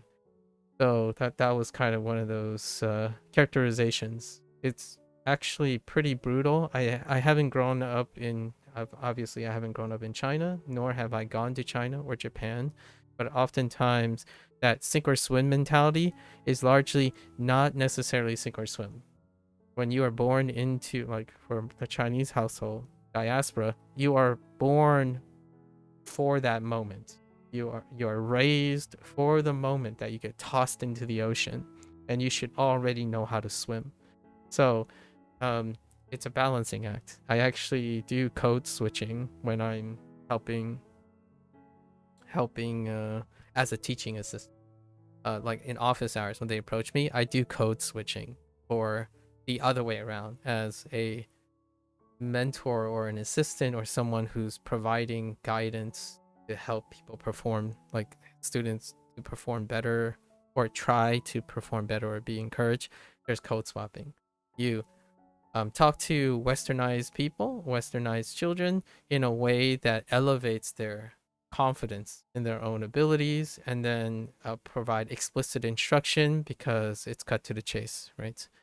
And then like in a more nurturing way. And then the other one is like tough love, like give them more work, grind, like hit them harder with with information that they otherwise have failed to do in a way, and that actually pushes them harder. It's weird. And then you have everything in between, but it's a very startling difference when you're interacting with diaspora from an Eastern culture versus like a multi-generational westernized thing, right? And you see it even further exaggerated now on the internet, in a sense that it's not the same anymore. The role is reversed most of the time.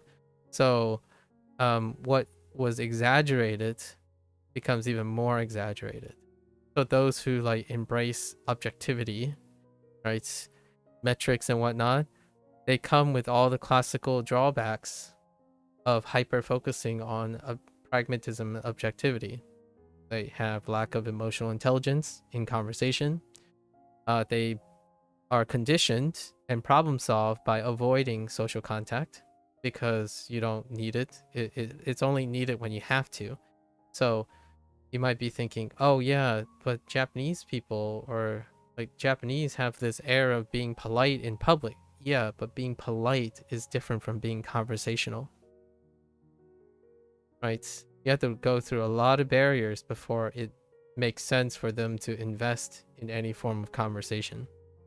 If you look at the prevailing trends in Japanese, you're probably going to say, practice your politeness, your like decorum when you're looking for ways to break into conversationalism. So if there's anyone, if you spend a lot of time on the internet, by chance, that's how that works now. People go through lots of filters to be conversational. Meanwhile, most of the stuff that I talk about nowadays is the contrast what the internet is doing, because it reminds me of my childhood.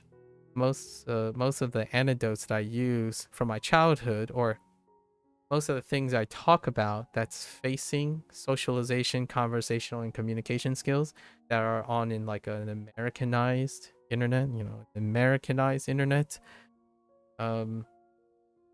I'm describing not because I'm studying it. I'm describing my childhood. One of the consequences of being hyper optimized to always concern yourself and talking about how much you have to offer in an objective way actually coincides with some of the, I don't want to call them deficiencies. They're more like roundedness, the roundedness of abilities to communicate with multiple people. So on the internet, you can remove that. You don't necessarily need those things. You can surround yourself by self-selecting yourself using objective metrics, algorithm-based sorting, categorization in order to sort yourself into a interpersonal behavioral group that may make you seem like you're acting in a social norm. Because if everyone else is around like you and you normalize that, then it will seem like everyone behaves the same pattern. And for myself, I don't see that very often because I'm code swapping on a regular basis. And that's not because I do it now. I'm getting rusty, actually. It's actually becoming a little tougher and tougher to talk to people who are hyper objective, like quite hyper objective and pragmatic. So when they talk about things like, oh, everyone foreseeably operates the same way, and therefore because of that confirmation bias, I know what to do in most of these situations. Or I have all of these great practice filters, and then I will know how to invest instead of taking a chance, right? I've become a lot less able to code swap appropriately for that because I spend most of my time now being expressive. Otherwise, not being expressive means you do not do things like go on social media as a creator, as a sharer, not go on social media as a consumer. A person who's objectively and pragmatically bound will have a behavior that's more on the consumption side. You're there to collect information, and that information will provide objective value to you only when you have determined it has objective value. And then the internet automates that to make sure that you continue to convince yourself, as well as to confirm that all the things you find valuable, it continues to be valuable, right? And anything outside of that is likely not interesting or emotionally investing or too wildly varied and unknown to be interesting to you. And I usually refer to that as apathy, as in one can be intellectually curious about something as well, but not be emotionally invested. Like, oh, I think that's interesting, but pass. It didn't cross all my filters, right? And then here, after leaving the nest, one of the things that have been very transformative in my life is doing quite the opposite of what the internet has been doing. So then we bring myself back to the present time. The present time is like often, in order to become very relatable to someone, 9 out of 10 times I will use the persona that I've had since I was a child. All the little like quirks, things about the grass is greener, all those feelings of like bottled impression, stoicism, the pride and arrogance, and like selective echo chamber, confirmation bias, those were when I was a child. Like they don't necessarily exist in isolation now that I'm an adult. And then the things I talk about that people are interested in, again by coincidence, are all the things that I'm currently working on as an adult in my life, which deals with expression, problem solving, or interpersonal problem solving. So collaborative problem solving. The idea that not only you can be independent, you can also be emergent, which is the idea of having two people who are independent synergistically producing a product that's bigger than themselves. So to me, that's a great combination of East meets West. You have the independence that is instilled and desirable by a very vastly pragmatic Easternized culture by coincidence, like historically by coincidence. The reason why I keep saying historically and coincidence is because I don't think any singular human is incapable of doing both. The idea is, are they appropriate for the environment that you have? If you are self-selecting yourself into an environment that you do not need to depend on another person or want to collaborate on another person independently, co-independence, right? instead of codependent, co-independent, then you don't need it. You don't need those skills. So in no way am I saying you have to live your life a certain way or not, but the idea is I like to see if they are curious or want to tackle the potential of doing that. So yes, it is really wonderful what very independent people can create. It is also incredibly palpable when people become codependent on each other, for better or for worse, right? Like a loving couple. There are codependent couples, and then there are co-independent couples. One is not quite like the other. There's very telltale signs. And then one is not as romantic, if you, as the other. Like we have professional couples. Professional couples are what I use as a euphemism for two co-independent people who have either occasional common interests and conflicts of interest, but they negotiate them based purely on their independence. So for example, a great one would be, oh, my husband, like for example, or oh, my wife, right? My wife, she hangs out with the ladies like 4 days of 7 of the week. We hang out and dinner, but whenever we get a project together, then we'll work really well. And then when we not, lots of distance, lots of isolation, right?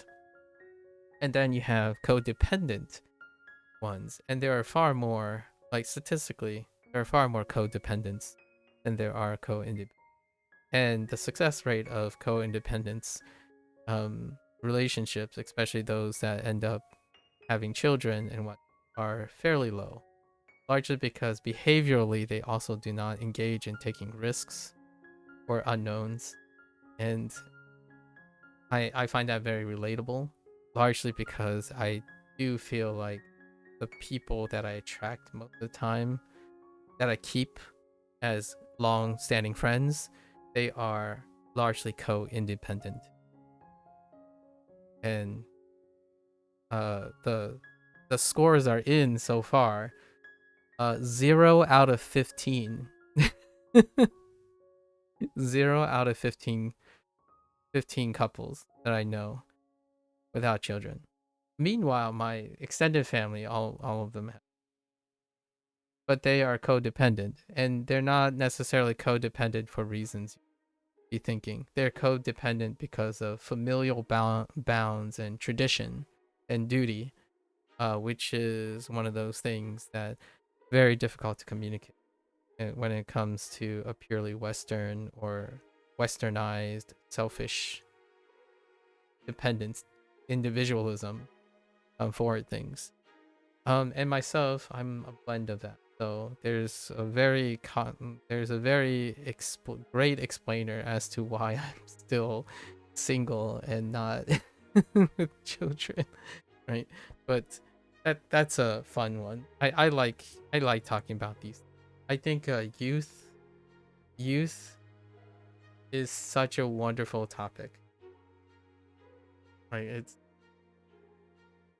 for both old and young people. I guess I have this wonderful nostalgia of thinking about how childhoods can be so incredibly transformative. Youth makes me think about it all the time. When I see this in Chinese, and now I guess I'm see this for a little bit in Japanese, until this cycles out to a longer. That's what I think about. I wanted to explain that a little bit because I think it's worth rehearsing, largely because I have to explain myself most of the time. On the internet now, understanding what youth stands for. Youth is a bottle of emotions. Youth is a turmoil in identity, often now on the internet. And then often as a form of compensation, when someone gets older, they are far more refractory in socializing or interpersonal skills. They're a lot more withdrawn and isolated. And if you're looking at the social trends and behavioral trends, online due to the hyper optimization of metrics. It produces coincidentally many of the things that I addressed when I was going to college and going to graduate school. The form of expressions become liberating because you are forced into a situation where you must participate in interpersonal communication. Even in a place that has homocultural, like monocultural, right? Singular homogeneous culture, that act of needing to have to exchange and communicate with another person leads to the output and to the skill development necessary for communication. So when you remove that, as in you don't obligate yourself to needing to go and interact with someone, then you inherently retain that behavior in which the internet culture and a oddly coincidental easternized perspective. You can argue and with me very cogently and analytically about all the things that make your life run without necessarily having a desire or being interested or emotionally invested in anything I have to say about the pros and cons or the trade-offs of interacting with other people. If you don't need other people and nothing in your life challenges you to have to do that, then in my opinion, the human condition would dictate that you find no value in it, right? And for myself, I didn't need anyone when I was growing up because number one is all you concern about. You make yourself the best. You help other people because you can. That's it. If someone asks you for help, you help them because it benefits you and your image. You keep doing that and you become successful, right? And the rest is history. You learn then through interpersonal communication skills much later to like have a relationship with a significant other. Then you learn again to how to socialize when you're talking to your child. Like you learn how to discipline your child or like learn to be relaxed, or and then over time when someone gets older, that's when you had the other stereotype. You know, we're calling these stereotypes because they're categorical. You get that idea of a grandmother who always, or grandfather and grandmother who always treats their grandchildren like spoiled brats because they've laxed up due to all their life experiences. But the parent and the mother will still be in the discipline phase. They will still be in that I'm still learning how to empathize and sympathize. But for the time being, I prioritize the objective need of my child. They need to be disciplined. They need to do all the things I understand about the public space. And they need to learn it before I let them leave the house, right? And the cycle continues. I think for Eastern, from a foreigner perspective, because technically I'm still a foreigner, I still recognize that when I see depictions of Japanese household life, Chinese household life, in Western, it's not that. The convenience for me, though, is all the things that I described is relatable in a generation that spends most of their time online. Because online, coincidentally, do very similar behavioral checks that for example, Chinese parents do.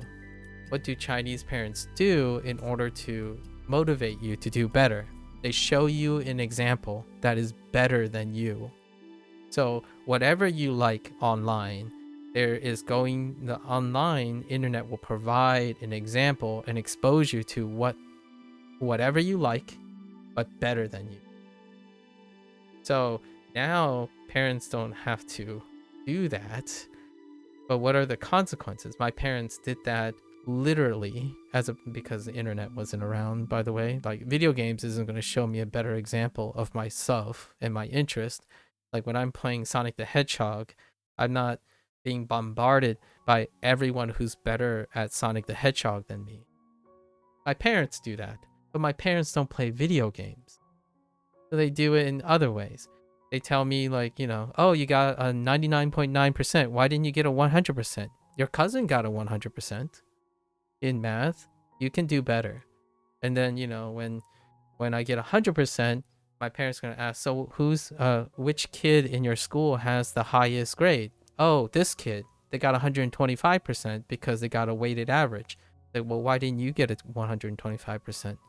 Are you like secretly not taking harder courses to get the extra bonus score? That was actually true, by the way. When I was catching up, I wasn't allowed to go in those courses, but I didn't explain any of those things because it's about doing better. It's my problem, right? It's my problem.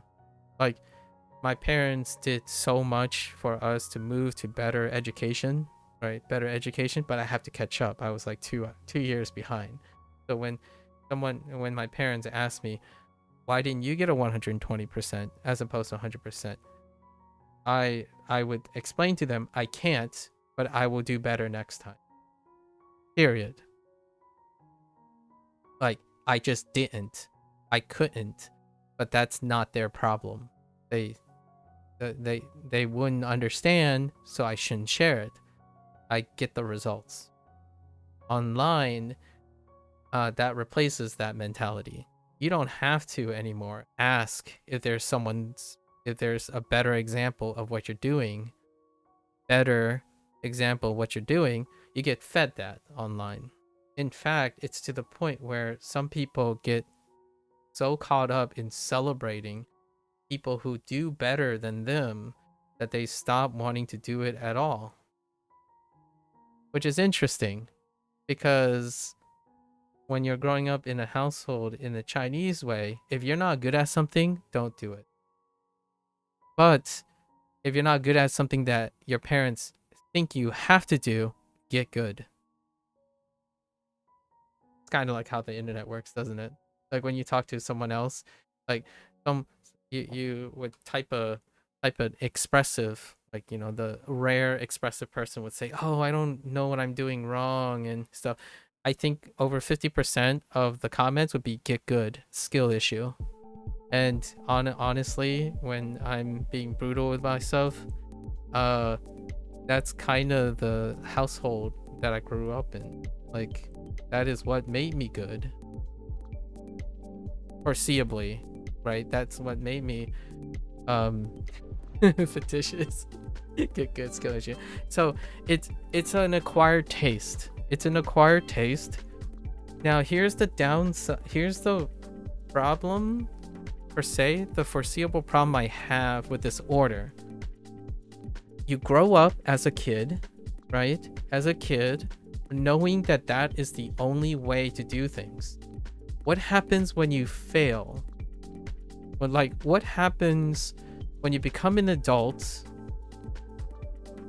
and that is the only thing you're going to be exposed for? So like, for example, when you become an adult, what else are you going to interact with? Still the internet, right? Your behavior doesn't force you to change what that is. So alternative possibilities are removed now. When I left my household, I had different exposures. And even when Japanese people leave their households, they engage in a different part of their life. Even despite everyone acting and conforming for the most part, that environment supports and presents the other obstacles. Needing to work with other people, because when you leave the house, you have to work with other people. You work in companies, you learn how to execute on those things. In a different culture that doesn't have that decorum, like the internet culture, the internet is isolated from it. It stays with you for the rest of your life. So now I'm not saying this because I'm using it as prediction. I'm observing the current behavior of people who have grown up with the internet now. Like, there are enough older adults, right, 20s, that nearly exclusively grow up with the internet. And now you can see that it's prolonged. So when are they gonna have to encounter their first need to interact with a boss, someone they're senior, getting along with people that you don't get along with, but they're not like, you don't hate each other, you have to work together, but the way you guys work together, it's a conflict of interest. Someone's very lazy and you're very studious, or you're very lazy or carefree and they're very, when did you develop those skills? You don't. You haven't. It's unlikely, because the internet selects for patterns, selects for behavior. If you didn't want to work with people before, when you have to, you still don't. You're not going to. And the whole get good and skill issue is one of the ways to circumvent that, right? When I was growing up, my parents say you need these skills, period. And then my school says you need these skills, period. So even if you don't like it, you gotta make it work. Now you have an option. Nowadays, you get to choose. And I often harp on this a lot when it comes to language learning. When someone tells you you should learn like a kid again because learning like a kid is the most efficient way, I often throw in one little point of wrench into that problem. You gotta learn like a kid with adult supervision, adult oversight. When you're learning like a kid, you have adult structure. Adult structure is wisdom that you can't accommodate for as a kid. So now the question I often ask myself nowadays, how has the internet excluded things from me? Because those are quite important, but I'm already an adult. I've already had those experiences. Like every day I ask myself, oh, I've been doing this for like 100 days. What have I excluded from it? Because when you're purely focusing on optimization, you're focusing on maximizing the thing you're focused on. It creates tunnel vision. That's what one of the trade-offs of hyperfocus. If you hyperfocus on your own success, then I wouldn't be surprised that you are alone. And later on, when you ever want to not be alone, like if it becomes a problem, like at the moment it might not be a problem or something you desire, but then you have to work on it. So how do you do that? Well, oftentimes people who are like in their 40s and 50s, when they make it good and all that stuff, they had some period in their lives that went through that process. So it's kind of like more training a bike, like getting back on the bike and everything feels like it snaps into place and retraining happens. Honestly, this sounds quite extreme, but I don't like to say it's a doom process. It's not permanent, right? Being able to engage in interpersonal skills can be achieved however reliant you are on yourself, if you so desire. So the reason why I'm a little bit of a contrarian most of the time, if you're very social, I would offer the counter perspective.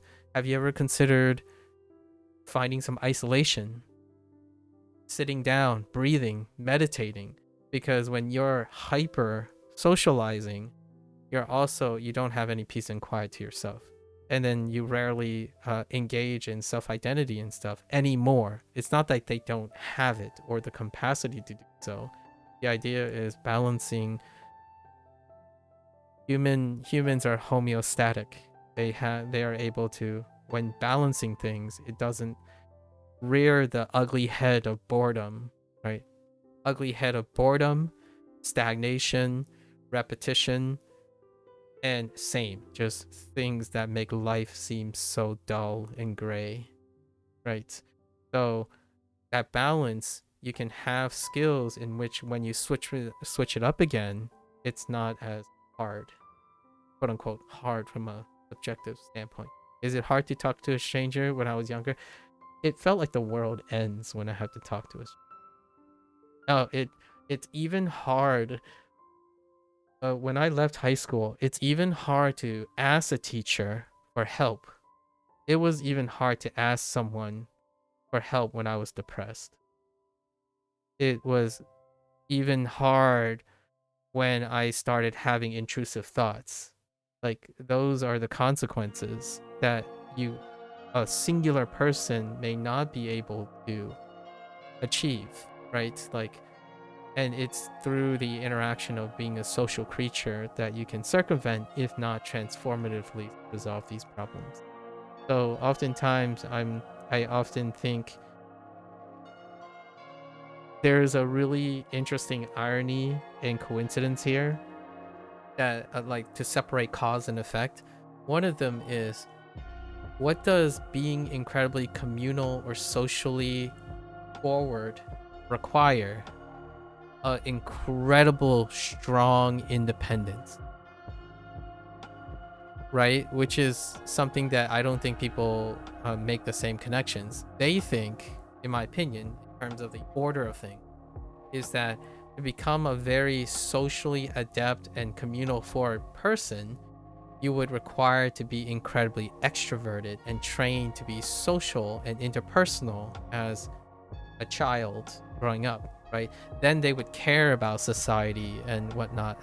In my opinion, in reality, it actually does the opposite in terms of like cause and consequence. The ones that withdraw incredibly quick and fast and loose are those who were encouraged to take many, many chances on people as a younger person, and that leaves the negativity and the bitterness to overshadow the positivity, because it's a human condition, in my opinion, that the negative stuff tends to stick out quite more, despite not occurring as much even in a childhood situation.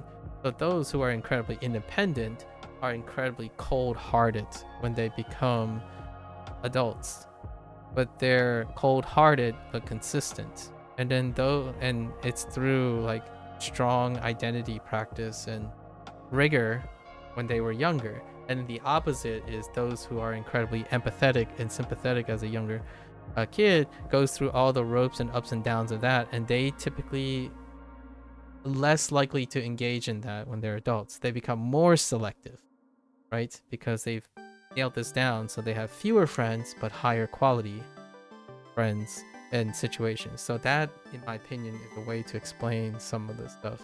Like, the cause and consequences need time frames. Being incredibly independent also means you're not very great at talking to people and communicating with other people, which checks out. It sounds logical now. However, it's not attributed to the same things that, in my opinion, a lot of people would think. Like, what leads to a cold-hearted, calculating success story that, runs a CEO business and always get people to get good and overcome their social emotional baggages? A cold person. And that is pretty much the opposite of the stereotypes that, in my opinion, Japanese and Chinese cultures get in public. They're kind and polite, not socially adjusted social people or great conversationalists. You have to go through lots of barriers in order to create that. Incredibly social people are expressive and empathetic right from the start. However, they also lack social identities and without like self-identities. So they lack discipline, scheduling, suck it up, get good discipline, perseverance, because oftentimes they become too codependent on an uncontrollable factor, which is, so you learn to love to hate the inconsistencies of human interaction. And that leads to an inconsistency in discipline and self-identity, strength, and independence. So then I'm full circle. Why do I think about this all the time? I switch between the all the time. When someone is stressing that they only behave as an empathetic person, my first thought is, have you considered thinking about what you want? Have you considered what makes you strong, valuable, without the need for opinions of others. Because that would be what I would typically say to counter and moderate and balance someone who is incredibly empathetic. Those are individuals who would immediately get devastated by like 100 people telling them they suck at life or something, right? That's a hyper empathetic, sympathetic, expressive person, extroverted even, right? And then you have the super hardcore self-identifying, I only care what I want to care, and it takes like pulling teeth to even be concerned or interested in the potential of another person, because it really just factors in if they're interested, right? That is, for lack of a better word, Chinese, having Chinese parents. That's what that taught me. And then when I see Japan's stereotypes, when people talk about how Japanese people act in public and how Chinese people act in public, that's that. It's business, not personal. Most things are business. Like, oh, hey, you're wrong. You should pay for this. Business.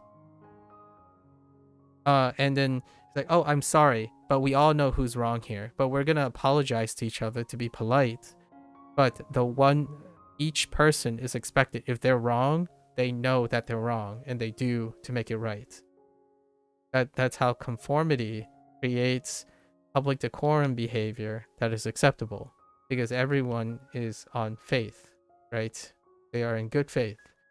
If you're someone who is individualized really strongly and then do not have the balance of whatever that decorum is, and you live in a country that would take advantage of it, expression, elevation, not necessarily based on merit but on sentimentalization, or like sentimentality, then you can feel betrayed. And yes, I have had my personal anecdotes with international students who found that it was very difficult to leave an impression on people in a Western like society, like, because you don't stick out, you don't express yourself.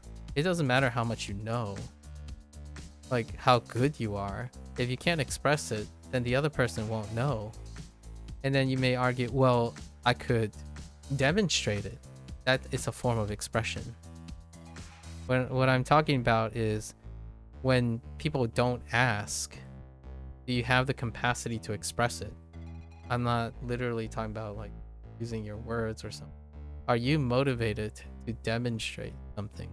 There is a hyper realized reason why content creators, those ones who are successful, right, like those ones who continuously enjoy themselves, is because they are participating in active expression through demonstration, which is kind of like a nice harmonious balance or trigger of both the two sides of me. And that's kind of exactly my reasoning. Some other people can provide counter examples because I welcome them, but that is the reason why it's I like content creation for myself and for anyone who cares. That's kind of the balance between the two. I do this for myself because I want to, and then for anyone who comes across who want to contrast or offer their word of wisdom, I welcome them. Meanwhile, I have middling success because it's a mid kind of thing. And if I need to shift, I'll shift. But my needs are met because I know what my needs are and my desires. And then I also know how I can appeal to exactly, or at least try to appeal and communicate and demonstrate what I have to offer, despite so that they can consistently be communicated. And the results tend to be a little bit more consistent to my expectations, so therefore I'm emotionally stable, right? Oftentimes when people expect to be popular, they don't necessarily have the balance of objective and subjective identities to negotiate how they're feeling. Like, for example, someone's like, oh, I'm doing exactly the same thing this person's doing, and I'm not like scoring 5 million viewers, and this guy's just like doing worse than me, and I'm doing a better job. My empathetic side would say, the things you see, you are doing better. The things you don't see, you're not doing better. And my objective side, the get good, like Eastern side, would say, and those things that you are not seeing are the reason why that person has 5 million views and you don't. So it's a combination of the two. The idea is, which one do I pick as the first thing to talk about? If I want to be this person's friend, I would try to empathize with them first, because empathy is required for conversation and trust prior to the get good skill issue harsh reality of objectivity, right? Like if someone told me, hey, did you know you can tag your videos, and then if you spam tags and videos you'll become more popular? Like, that's not true.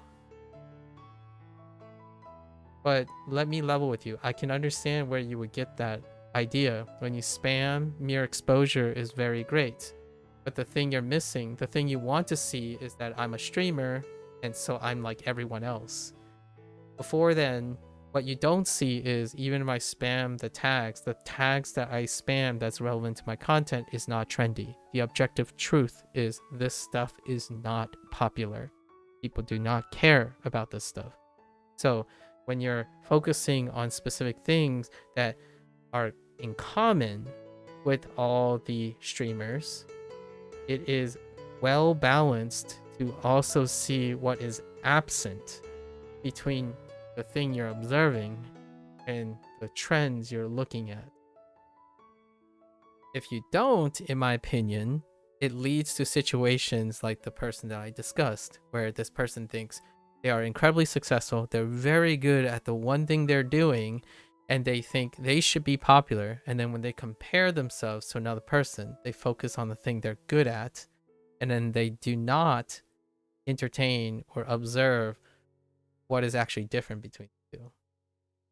Not that you can still be coincidentally successful when you do only focus on things. You can be so good, right? The other like life hack that people talk about is you can be so good that you're irreplaceable.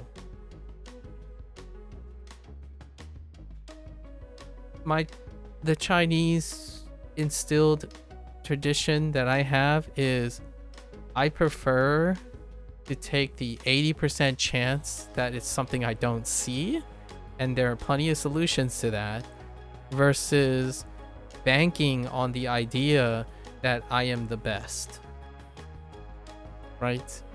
So a lot of harsh realities to the people I interact with, I don't introduce that. I try, in my opinion, to see, do they want to be the best? And continue to do that. But you can lean in like, hey, are you interested in this by any chance?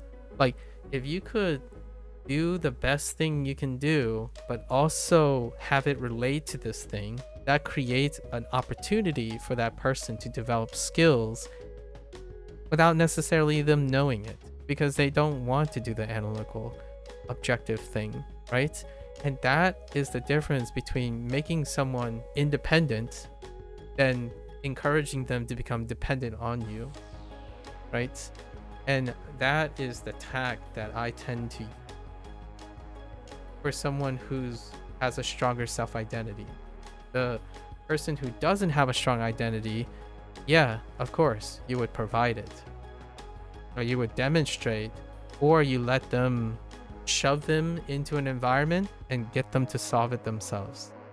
Oftentimes, those who have strong self-identities treat people who do not have strong self-identity by solving their solutions the same way they would solve their own.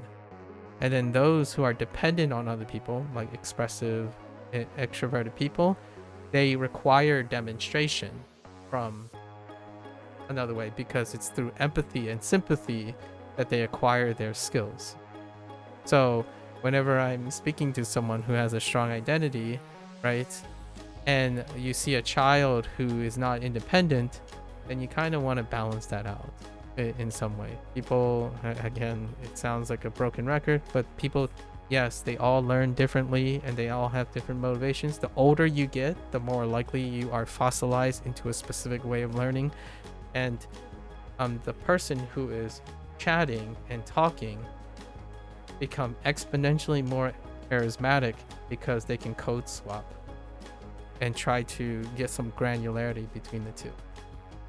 However, I like to make a disclaimer. It has become far more exponentially easier if you stay on the internet, because polarized behavior tends to be very defined. I think 20 years ago or ish, before the internet was like into this hyper optimized thing, it was very difficult.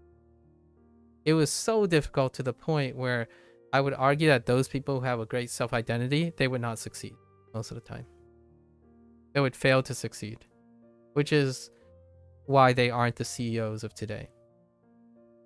Like, what I mean is, they're not 40-year-old, 50-year-old people who are usually being used as role models for stuff, because those individuals, they socialized before the hyper, or so they are using their skills that are desirable for other people now. So they sell those skills. They sell how to become more conversational, how to become fluent in a language, how to attract viewership, how to get people to care about you, right? But not in the same way that you're, in my opinion, misleading, amateurish advice about, oh, well, if you keep aiming to be the best, then statistically you're likely to succeed. When you're aiming to be the best without rounding out your skills and all that stuff, you're statistically unlikely to succeed. That's what the best means, right? The combination of everything you try while trying to be the best at the one thing is the rounded answer. And that includes a basic principle or sufficient minimal desire to understand how to socialize with someone. Like, you can be the greatest one-man army, yet I would most definitely use some semblance of level of charisma and empathy to scout out a great editor, for example. How would you be able to hire people reliably if you have zero social skills and zero empathy? You could become the modern CEO of today, who view everyone as a helping hand and use algorithms to statistically judge the character's performance as opposed to their reliability in their characters. That's perfectly fine. So it's the difference between having a Ubisoft game and Clair Obscur. The reason why I chose Ubisoft is the director of Clair Obscur has a relationship with Ubisoft. So, are you corporate? Because Japan is corporate. Like, if I had to be really, really solid about it, is you suck it up. Suck it up, and it's based on performance. Straight meritocracy. Do your work, do well, go in a company. You're feeling down, stop showing it in the workplace. The workplace is no place for you to complain about your work. Do good work, period, right? And then meanwhile, when you think of people who are now very individualized, well, yeah, most people aren't going to, like, one day, in my opinion, one day you're going to say, oh, I really like this person. And you meet the person in hindsight, that person probably won't want to. I like to say, because not because they don't like you, it's because they probably don't know anything about you. And then when you try to explain yourself, it's like this cold, detached, calculated expression of yourself. And the person you're talking to probably spent a large majority of their time interacting with people, and creating a trust between that is only going to be defined by your qualifications. So you most certainly will be able to get results. You will I would not trust the person. I would trust the person to get the job done. I wouldn't trust the person for personal connections or anything.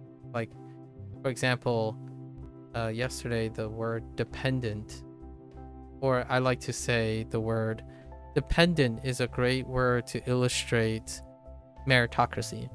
You can find a lot of dependable people, but can you find a lot of reliable people? Well, it's only as reliable as your judge of character. And your judge of character is dependent on your experience with other people. I have a lot of, when I was describing my best friends the other yesterday, I was talking about reliable people, people I trust unconditionally. I'm not talking about people I depend on who provides a result or a product because they're good at it. And they're also good at that too when they're at their job and stuff. I look for people who I trust. So as in, what is the difference between dependable and reliable? A dependable person, like, this is pedantic. Sorry for anyone who doesn't have a different aspect of English that I do. I like to discern these words and nuances. A dependable person is someone who will get the job done. So if you hire them, you pay them, you incentivize them, they'll get the job done. A reliable person will do things that you didn't even ask for because they just think you want it. Like, they come through. Like, in fact, a reliable person, and that is why being dependable is kind of desirable in a company standpoint, is when someone's reliable, you trust them in the sense like, oh, I know my friend wasn't going to like this game, but if I play with them, like if I invite them to play, they might end up liking the game. That's reliability. When you're dependent, like if you're dependable, like, they don't like this game, so I should really pick a game that they do like. So then they will like it. Like, they're dependable because they're dependent on their objectivity. They're dependent on what you already know about the person. So you can hire someone solely on their merits, or you can combine both of them. Oftentimes, I would say being a reasonable judge of character while at the same time being someone who specializes in looking at merits, right? Objectivity pays back in far more dividends than someone who specializes in one. Because at the very top, sacrificing a little bit of that to get results.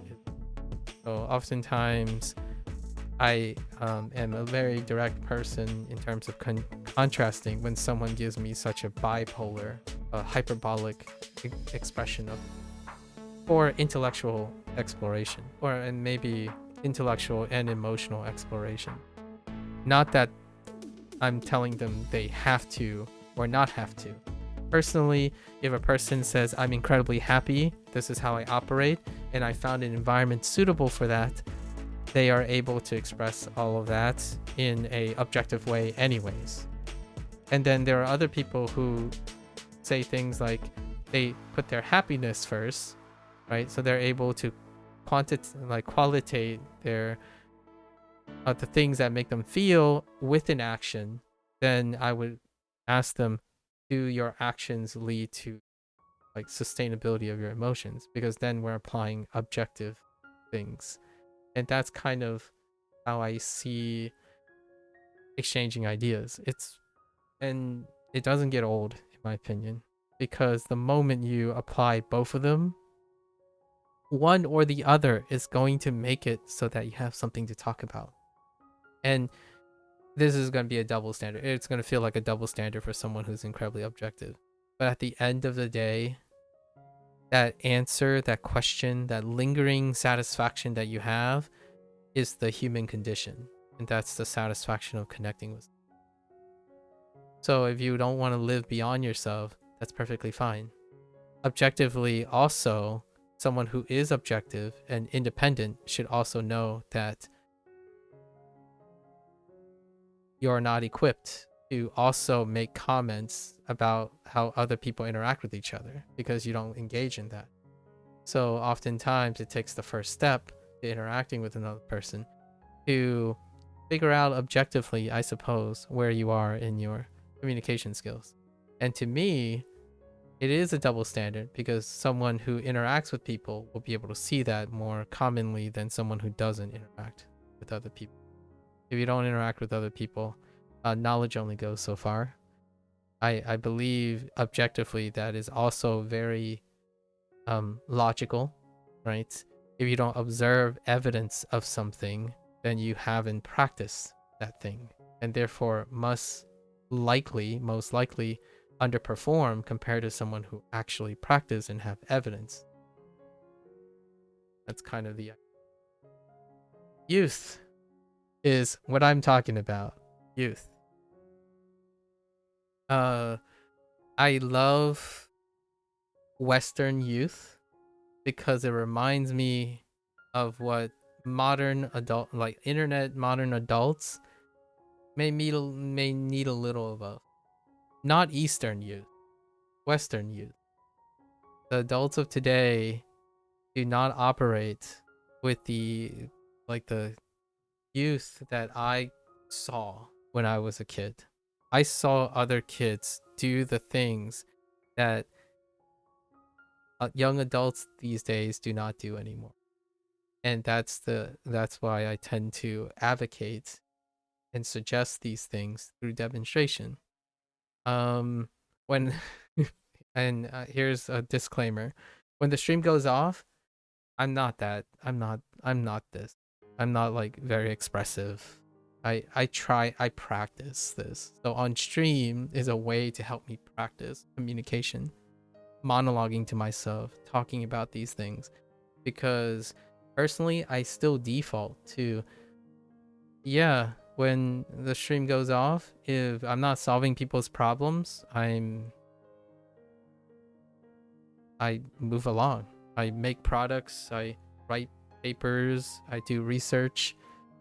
I think I have a lot of the answers to my life's things, and I wait for life to present me a problem. But I think there's a way that I negotiate this. Being involved in other people's problems doesn't have to be probing other people for problems. You can make yourself available intentionally or unintentionally. A lot of times when someone reflects upon themselves, like, yeah, I became the go-to guy. Like yesterday we had a conversation with Jazz. When I was younger, that was who I was. I was a yes man. I was the guy who, like, okay, eventually I learned to say no. When I was like 36, I know it's a very late time in my life when I learned to say no to people. But before then, I was unintentionally available all the time. And in order to promote that decorum that I have, I always say yes. And that became that feeling that, yeah, I don't know why, I can't quite pinpoint it, but I end up usually becoming the person that people become dependent on. So I accept that and do that. I thought that was one of the relatable things, but I didn't really want to tackle that situation. Nowadays, though, if that is to happen, because it'll be a natural consequence of making yourself available, I gotta work on how to make people independent. So that's what I'm doing now. If I wanted to describe what I have been trying to work on for the last 6 years, or because I have this hobby of streaming, is the idea is to illustrate an example of how to become independent, not dependent. I don't want people to become dependent on WaniKani or dependent on Hanzuhiro. I want to demonstrate how I use something and take it with me. Just take their ideas, mold them into something else. Like eventually WaniKani goes away. It's a product. It's something that is dispensable. You do not become dependent on products and tools. In order to be independent, you know how to take things away. Okay, I've gotten all the value I have. Like, for example, If I get to level 16 and someone's like, huh, I wonder if I only want to go up to level 16. Well, what did you see? And I'm trying to be as descriptive as possible. If none of that is interesting, then yeah, you should quit by level 16, because that's just the beginning. You should know at some point where, oh, this is too much work, or this is too much work. So you see the process and you're like, yeah, nah. So maybe I will use the tool up to level 5, or like give it a try. And so that's what I focus on. I focus on describing things in detail so that someone can make an informed decision about it. And then for anyone who sticks around, they don't become dependent on me. And that goes against Twitch and YouTube algorithm. If you don't make people dependent on having to show up, then they don't show up anymore, right? And that's not someone who wants to become a content creator as a career, which I'm not. So the good news here is I started content creation and streaming on Twitch and YouTube on the prospect that I don't have to rely on it for like a source of income. I am not dependent on this. So it allows me to do and create the things I want because I'm trying to show independence, not a dependency. So when someone comes up and say, what do you think it takes to be a successful content creator? Well, first of all, I'm not, right? Like that's the Eastern side of things, the objective. I'm not a successful content creator. But may I ask you, before I be a little too presumptuous, what do you think is a successful content creator? Because they said it, some people would say it even despite the fact that it doesn't meet objective standards. So sometimes I meet the occasional person that say, well, it's because you stream for a very long time and it doesn't seem like it bothers you. Like, well, yeah, those are all the skills that those are a lot of the skills that content creators have, but they're not the most important to meet the social standards of what a successful content creator. I'm a successful person that includes things that aren't visible as a content creator. Like, for example, how to finance, how to invest, how to write things, help people without being on a live stream, have connections, socialize with other people. If I'm in trouble, I think I have far many more people that live way beyond, like way below their means. Like most of the people around my life, I would tend to be pretty confident that they live below their means, as in they have plenty of room to help someone, but they don't necessarily have to choose to do. They don't make themselves available to anyone. And I, as an example, would choose to do that because I can. I don't overextend myself.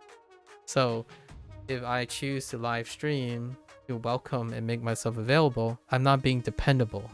I'm trying to be reliable. Right? A reliable person shows up even if you don't care or not. A reliable person, when you're sick and they see that you're sick, they will help you even if you don't want them to.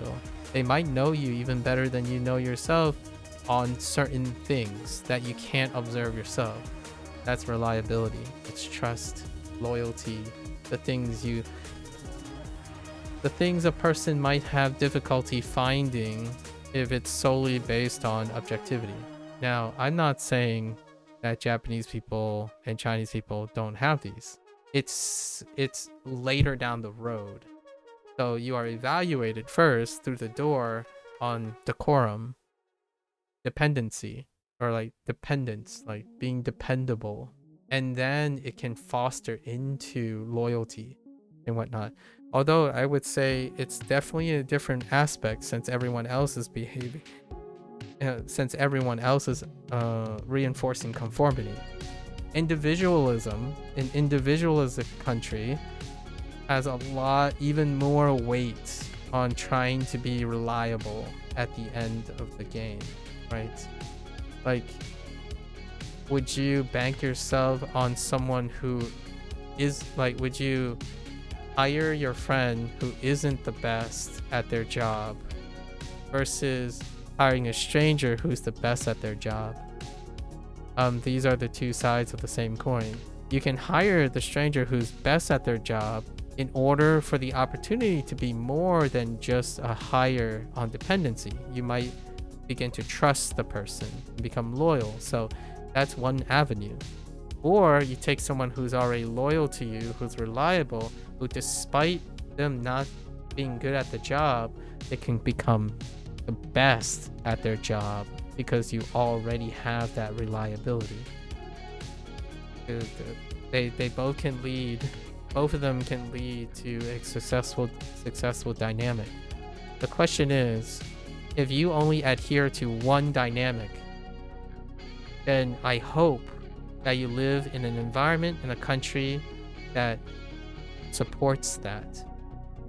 And on the internet, I don't think it supports that. So what do I mean by that? The necessary skills that people want so that they can be successful in operating a business on the internet are not what the internet's algorithms and stuff provide. So, like, what are specific skills? Interpersonal communication skills. To compete on the internet requires scalability, right? So if you want to compete with other people, they actually ended up developing those skills before. They have a crew of reliable people, wonderful editors. In fact, it's becoming more and more apparent that that's kind of a trendy on-demand information, like behind the scenes, right? BTS stuff, or alternative channels that reveal BTS stuff. And I'm not talking about the Korean K-pop.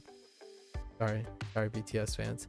But behind the scenes. So then you understand what the organization's things are. And that's becoming a little bit more common thing. Like integrating other members that are behind the camera to exposure to demonstrate that this is the normalization.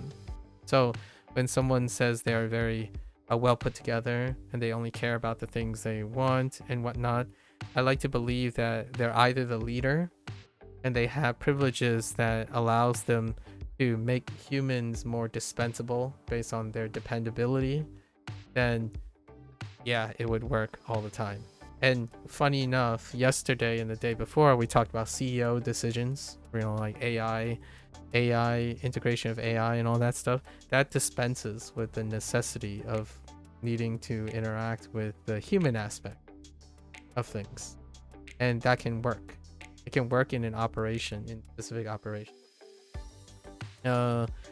Probably not, in my opinion, for myself, I don't think if being a content creator, right? Like if I wanted to do this as a professional, I've heard this comment before, but in my opinion, I can do one better. I can explain why this is true, as opposed to saying it's my only choice. And one of the things is I prefer a specific size audience, a specific size infrastructure when I'm still alone. But if I were to scale this up, I would need to hire people. And the thing I want to keep in mind is the way I hire people is probably going to be on reliability, not dependability. You can be an incredibly skilled editor, but I'm looking to invest in a person who would do anything and everything to get better because they care, not because they're coming for a paycheck. Right? You can still hire the best people, and in ideal situation, you would have a reliable and a dependable person all at once.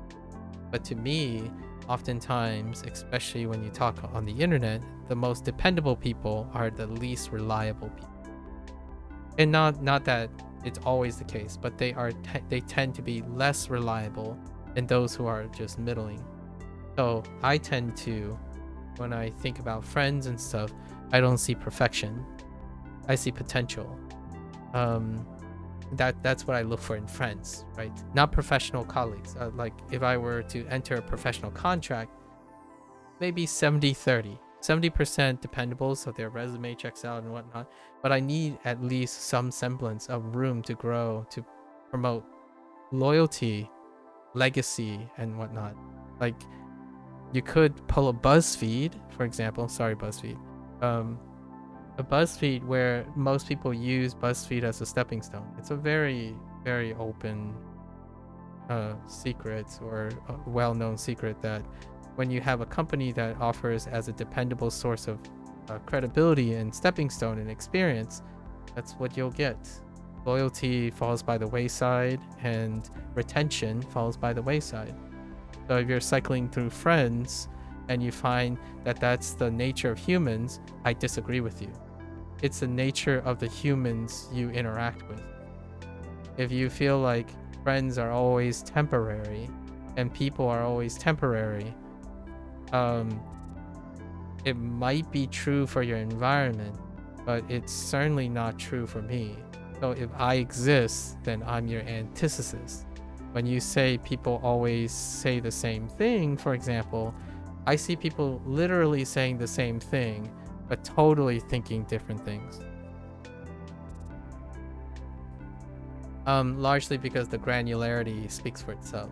So while I'm using reductive and generalities, when someone says this and someone says that, I'm saying likely the case, maybe the case. However, with investments, you're probably going to find granularity. And that granularity is a breeding ground to tackle the idea of subjective things like trust, loyalty, love, companionship, and youth. I think I'm biased. I'm absolutely biased. I think youth screams love, nostalgia, exhilarating experiences, bittersweetness. My childhood experiences very little of those. If anything, it was mostly bitter, overcoming adversity, discrimination, racism. That was my childhood. Hard work. Not sure if I've ever worked hard enough. Isolation. It was one-sided. And overcoming that was what produced the adult decorum necessary to then get exhilarating experiences, bittersweet moments, people who are struggling with the mental health, but at the same time, people who are way happier than me, so well socially adjusted than me. And those are some of my best friends. And now I believe, because I decided to want to really achieve that I'm a little bit more socially. I have friends that I can ask for help, and I wouldn't feel shame or like some sort of lesser person because I ask friends who have different experiences for me to collaborate on problems. In fact, sometimes we both have different problems and we collaborate on solving each other's problem because they're not important to us, but they came up, and then we learn from each other, right? That's complementarity, not supplementarity, which is why I think most people who are very independent will continue to believe that interpersonal communication and stuff is a supplement. It's an extra. You can choose to like something or do something when you're available, because otherwise your equilibrium is pretty good, which is nice, right? I have learned that I can be greedy with things, and a lot of individuals say, wait, greedy, you mean like corporate greed? It's like, no, I like to be greedy with making sure that people understand that I care about them. I'm greedy in that way. So if someone decides to give me some time, I have to make it very obvious that you have to know that I'm trying my best. That's what happens. But I only make myself available as much as I can handle. And that's where that whole dependable thing comes in. I don't stretch myself thin, or I try not to. But the human side can, greed can spiral out of control. So one really unfortunate example would be someone who becomes popular really, really fast and they don't know what to do with it, and then suddenly they did something and it caused a scandal. That's scaling problems, right? For discipline. My childhood taught me discipline, not to indulge or spoil. But I certainly try to spoil anyone who comes along, right? They are spoiled because I don't have a lot of friends. I keep my friend category very as much as I can humanly believe that I still care about them, right? I don't it feels very off-putting, but this is going to be a weird flex. I take pride in how much I try to make, or at least how much I try to make myself available to, whether they know it or not. So that's kind of one of the things, right? Like someone comes by, we haven't seen each other for 6 months, and they would apologize for not seeing. It's like, no worries, you know where I am, right? I'm always gonna be here. I try to be as the obviously I have friends that are far more empathetic than I am, as in they would apologize for not staying staying in contact or keeping regular moments, and it's difficult for them to feel any other way. And for me, I'm like, this is natural part of having separate lives, right? We are independent people, or the couples that they're kind of dependent on semi-codependent, but we are independent of each other. So the idea is it's expected. At the same time, they feel that way, I feel a different way, and you have to be able to, or I don't know, you can be satisfied with friends who don't ever apologize, or that's why I kind of appreciate the friends I have. And I think some of it deals with not serendipity per se, but more of a force in environment. It is serendipity combination. If you have to go to the university, you're going to have to meet people. So if you have to make it work, one of the things that I would say you certainly could try and do if you want, go to college and make no friends. Don't ever network. Get your degree and then go off and apply a job and use zero socialization skills. Grit your way through interview, or never work under anyone, start your own business, and then therefore you don't ever have to care about interacting or selecting for anyone, and that's perfectly fine. Talking to those type of owners, I rarely would ever be friends with an owner like that, because eventually they probably become CEOs themselves. What I would classify as the modern day self-made man. Right now, hear me out. There are some counter examples, like equalizers. If they have a family, that's a great equalizer. So when you think of entrepreneurs, the ones that I tend to resonate with are the people who happen to have families as well. They are sole proprietors, so they didn't maybe during their youth they didn't want to have to level and pander and work under someone. Actually, most of them happen to have done that, but then they became sole proprietors. They still have family on top of interpersonal skills, right? It's humbling, it's sobering. It's always humbling and sobering. cue the 14-year-old that has the love of the world backing them, and they just trash me, or they just trash me on like how to be kind to someone. Like, oh man, there are some kids out there who have such an intuition for kindness and precociousness that I don't think I can match because of my objectivity. Are there other reasons for someone to start their own business other than not having to care about other people? Ambition, I think, right?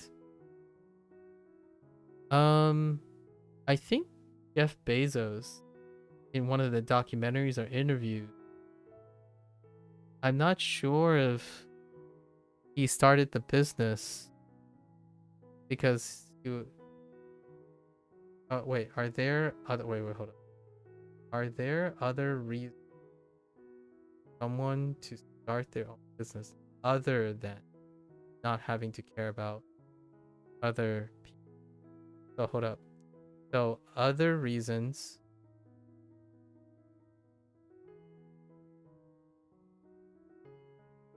So like starting business outside of caring for other people. And I'm not sure if Jeff Bezos started business care for other people. Maybe. Or like Bill Gates. I'm thinking of documentaries that could be useful. But I think Bill Gates was motivated by passion. Like a passion for the technology, but they weren't motivated specifically on looking at the impact that it would have necessarily for other people or someone close to them. Jeff Bezos might not be. He might have had family and people who imparted, but there are quite of examples where businesses was spawned from the invention, the passion of the invention that they had, and simply pursuing that passion of the invention they have led them to start concerning themselves of how their invention will affect other people. And then it becomes that global thing where business has shaped that person's ability to need to care about other people, and then that bled into certain other things. Oftentimes a great way to cite those examples is when their family life strains and they lose grasp of their family life at the cost of their business. That's a great that's a interesting outcome or consequence of someone who started a business without the consideration of having to care for other people, including even the ones that are close to them. So, you know, cue the stereotype where the business, maybe your question can be abrupt, but I guess I just point at areas that I think need spotlighting. Yeah. Okay. I mean, that coincides with most of the things that's a great way to provide an example. It provides a negative example of it, right? And I've already made examples that I typically think of the proactive situations, but this would be a counterpoint, an excellent counterpoint, which I haven't highlighted. So at least I think you're using a double negative, so that's a problem. Like another reason not having to care about other people. So I'm interpreting it. I think I'm interpreting it properly. You're asking for examples of people who start businesses for themselves, not for anything else, right? Or are you asking for, do you think I've provided examples? Are you looking for a good example of other reasons that work out well? Like the motivation behind your spotlighting is a little, I'm not quite clear where I need to go there, because I can give you examples that worked out because they started the business and not care for people. Like some people start businesses out of passion and then it bloomed into caring about people. There are great examples of that too. I think Amazon is a great example. That's why I brought up Jeff Bezos, possibly. His approach to the business model was to invest in people, in his clientele. And so it spawned from his need for, you walk back at a random point just now, and what you picked up is that someone can start a business so that they don't have to be held back by other people. No. I think it checks out that you would, like, in my opinion, that sounds like something that would be a good a way to interpret it. I was talking about proactiveness. People start businesses so that they can elevate their own vision without having to be at the whims of needing to proactively develop skills to work with other people. There's nothing about holding back. But from my dialogue with you yesterday, you have spotlighted the example that I was talking about yesterday, where you view people as crutches. You don't view people as incentives or potentials. So I was actually talking very opposite of things. So when you came back, the example was a way to circumnavigate how to lead something by being proactive about it, not being by holding it. Other people are incentives, not like they are potentials, not forms of handicap. They're not handicap. Like, people start businesses because they, yeah. So no, I don't necessarily think so. A good example would be, you can spotlight, right? You can spotlight businesses that failed because the people held them back, right? For example, sorry, I'm very biased in this department. I tend not to have great examples because other people provide that example. So many people like to give me examples of businesses that failed because of other people, right? I would need to think of a business where, when you start a business, the person cared, right, about people, and then the people that work for them took advantage of it. So we would need to think of a business where a person who is empathetic, who wanted to start a business to help people, and then the nature of that business caused people to abuse this privilege and then destroyed the business in the process, like opportunists. They're an example of, right off the bat, recently. 23andMe? Possibly. I'm not sure. That needs some transparency. That needs like a documentary or something. Like, there's not enough information. But I would say something like, where the vision of the original founders were to, you don't quite want to give a solid example, but I would hear that a business was started by two people, and then one of them would go ahead and take ownership of the business and kick the other person. That's a great example. That is a great example. Now, I want to say, hear me out. I want to say that the co-founders, right? So we're not talking about sole proprietorship anymore, right? Like, the examples that I was talking about when you said, if there are other reasons some one person started business. So I only specifically talked about sole proprietorship because I was talking about content creation, starting as a sole proprietor. But in the case of co-founders, the dynamics then have to come from considering the dynamics before they started the business. And so now we have two-body problem, right?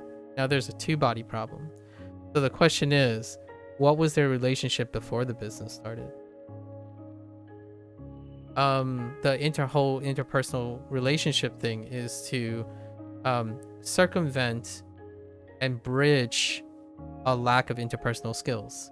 So two people, when they co-found things, they have specific interpersonal skills already. Now, does that relate to a judge of character or the judge of dependency, right? Oftentimes in my opinion, I'm not saying I know if this is the case or not, I would say if I had to think about social behavioral dependencies, two people that ends up in a conflict of interest of this nature down the road are individuals who find each other dependable, not reliable. They often see each other as colleagues and not friends.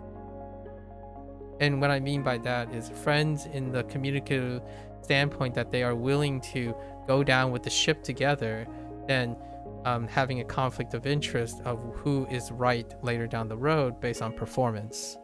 So there would be like a splintering of ownership, right? It would be steering clear. And yes, it can lead into that. So people can start as reliable people to each other and then splinter into dependency or independency, right? They can split into specific independence, like I don't need you anymore, so I'm gonna run with this business. I think you're wrong and we no longer agree on this stuff. And oftentimes to me that's a meritocracy. That's the idea of weighing subjective sentimentalism as a secondary to business. That is certainly true with two people. A limited liability partnership is what I would akin to that situation. The example I was specifically talking about was sole proprietorship. And oftentimes sole proprietors have consequences too. And a lot of the notable ones, when you have someone who loves the business, like the start a business without the empathy or interpersonal skills, is often let's say family members who start the business and then their family life suffers, right? That can be an interesting indicator that there's something more important than interpersonal skills and maintaining social connections when someone places the business aspect on top of their established. So that's a negative example of these things happening. And then the positive example would be someone who still starts a business out of their passion, and they realize how much they become appreciative to their audience and how much they can't express how much of their thanks every day, to the point where most of their I'm thinking of specific content creators now would spend the majority of their time constantly reinforcing the idea that it was not made possible without the people who happen to become part of their lives, both parasocially or directly, due to the consequences of pursuing their hobby, which become a business. So we can cue a lot of those individuals now, and in that time, those individuals also became family members. They started a family during that period. They might have even met their significant other through that process. So those are the positive experiences. So sole proprietorship can most definitely ruin your social life and as well as promote it. And I think one is far more common than another right now. And that's what I was going to allude.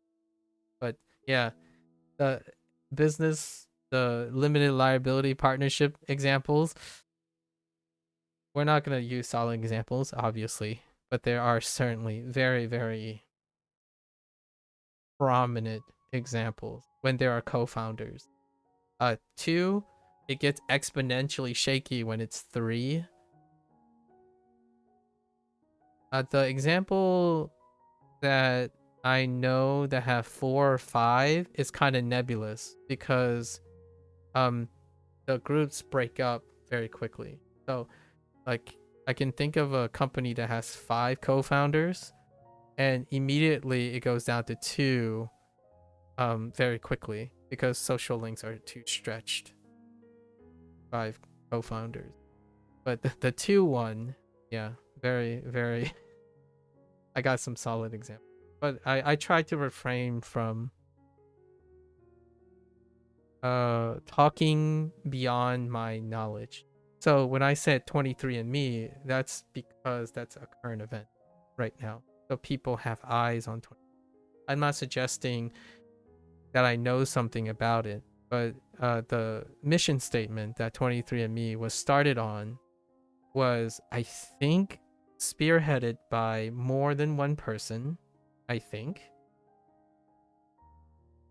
However, that vision was given the motivation that they are caring about society. So there was a huge societal component, right? It was deliberately a service company to provide something that is incredibly delicate to a lot of people, and it connects people. I really liked that idea. And this is also a personal example because I was formerly someone who worked in genetics, actually very specifically about accessing genome changes and mapping genomes. And the most recent current event would suggest that might not be the case. It might not have ever been the case. And that is a very negative example, for sure. One last thing, like to wrap up this. I don't think being empathetic or always concerning with other people, I don't think everyone has that privilege, right? And I don't think it is a 100% safeguard to that type of problem where you have a conflict of interest. It's not personal, it's business. You know, the segregation of emotional choices and business oriented choices. I am making commentary on the idea that despite things going south for a lot of people, there are people who then have other things that balance that out. Like, two founders have a conflict of interest. Well, objectively speaking, I like to think they both remained pretty rich and wealthy. And then the one that is like feeling the most sour may also be adjusted enough to have friends and family that allow them to start over and continue living a life that is less sour. And then the one that is going off on their own, maybe something else balances it out. The idea is that that moment, that choice that they made for adjusted human beings would have counterforces. Now, in the light of the internet, I don't necessarily think people feel that way. I think I think younger individuals, youth, believe there's one way or the highway. And there's one aspect, one optimal aspect, and one optimal path. And that is sufficient enough for the rest of their lives. And when they go into adulthood, they will continue to believe. And the moment they meet someone else, or maybe are forced to do something with someone else, you can get really, really lucky, and those are exactly your ideal people. So then you double down on that stuff. Or the more likely scenario is that you meet someone with a conflict of interest, or meet someone who's opportunistic, which is more like that situation where someone would tell you, oh yeah, you know, you have a really great skill, you're one-track mind, you're really good, how about we work together? And then the person who unfortunately is more adjusted would be like, okay, well, I've got enough of my usefulness from you. There are other things that are more important to me, so you are no longer more useful. Sorry, it's not personal, it's business. And now, what happens to the other person who has a one-track mind? Well, they're probably going to spend most of their life trying to recover from it. And I like to think, personally, in my opinion, that they were well-adjusted enough to recover from it in the first place. But it often feels like a zero-sum game, or very, very early thought. And this goes back to where I digressed about youth, which is youth is rarely or I like to think it's a zero-sum game, unless you grew up with Chinese parents. I a stereotype, but I'm trying to make a joke at my expense and obviously my parents. When I was growing up, my life was a zero-sum game. It was made to feel like a zero-sum game. You got an F, change it, or else your life is going to be ruined. You got a B, make it an A so you can be successful. You didn't get into the best college, do it. We won't settle for anything less than the best college. Right? So, and that goes all the way back to the beginning of all this digression, how it relates all the way down the line. Zero-sum games are interesting. And I think I lived my life very early on knowing how to mentally be living in a zero-sum game. As I got older, especially when I left the house, my parents wasn't giving me a zero-sum game. Even if I failed, they would just push me harder, but they wouldn't like abandon me. Very grain of salt, because I can't speak for what it's like if in China or Japan, but the decorum here is usually you don't abandon your children on a sink or swim thing. Like, you're not like super hyper in that. The thing is, I'll never know because I didn't fail. Due to that pressure. So am I grateful for it? I mean, whatever I say today is a result of push. So like, if I continue to believe that, then if I was still that same person, I would start a business and I would recruit someone based on what they can do, right? And the other person is literally expected to do the same because that would be a common interest. So me and my partner who will start a business, we know what our stake is in this business. When that stake changes, I would throw that other person under a bus. Or they would, and I would expect them to throw me under the bus the moment I underperform, right? So if our interest diverts, it's business, not personal. Nowadays, though, I was trying to channel my like 18-year-old self. Nowadays, I choose people based on reliability, on character, a lot of times. Like, oh man, this guy's kind of unrefined, rough around the edges, but man, he wouldn't give up if he falls down. That I feel like I want that person. That person is so it's a blend. It's like he's not the best, he's also not the worst.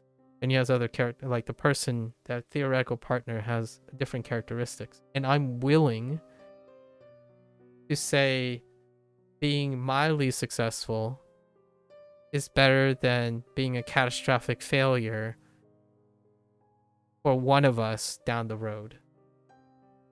Now, it's not going to guarantee these things, obviously, but the likelihood would go down. Like, if at all, my personality is I would select someone with potential, rough around the edges, and when they exceed me, I would concede the business to them. That's like the other possible outcome, where you have two founders, and the other founder was like, I'm too old for this. I trust my friend. I trust my we've been working for so long. This person, this person has so much more qualifications than me, and I'm just tired. So I'm gonna leave the rest of the business to this person. That's probably more of the outcome that I would probably have now that I'm old and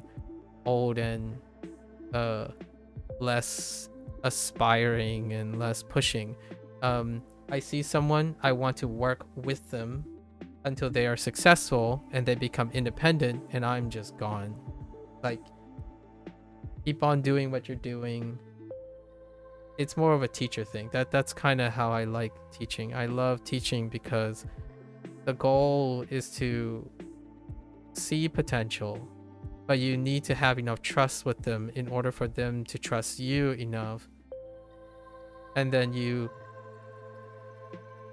hope to live up to that trust to make them independent. and then they go on and do their thing.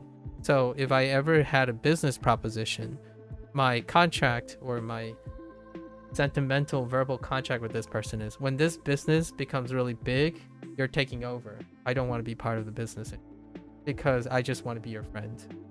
That's what I would do. And like personally, to illustrate the whole business aspect of the limited liability partnership. My father and other family members, they co-invested in something, and after a while my father was like, I can't deal with this anymore. It's too much. It's like creating malice. It's creating the social aspect that we have already. Like if I were someone's friend and I would go into business together, I am more likely to leave the business the moment it becomes strictly business. And that's what I would do in order to counteract. When I was younger, I would go into a business with the business partner, knowing that my business partner would throw me under a bus if I'm holding the business back, and I would throw them under a bus if that holds my business back.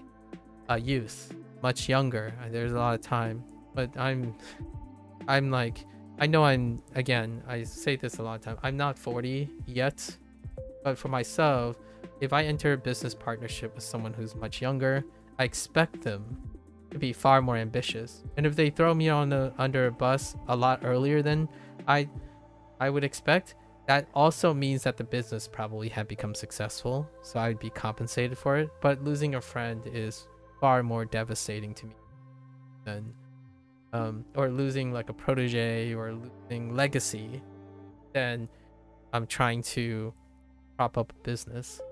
So I will most likely enter a partnership with someone who already can profit from me. And I know how that sounds, but there's only so much greed that you want for your own, for at least for my personal self, that I kind of want more. I kind of want other people's good faith. I want other people's trust. That's priceless. Or it's harder to buy with objectivity than greeding for more money and whatnot. So I would, it sounds like it's a recipe for getting neglected and abused. It's like, yes, I know. So when I was younger, I was a yes man. I didn't know how to say no, but I also was very, very terrible at saying no when people are taking advantage of me, and then saying no because people trust me as well. So I was terrible at both of them.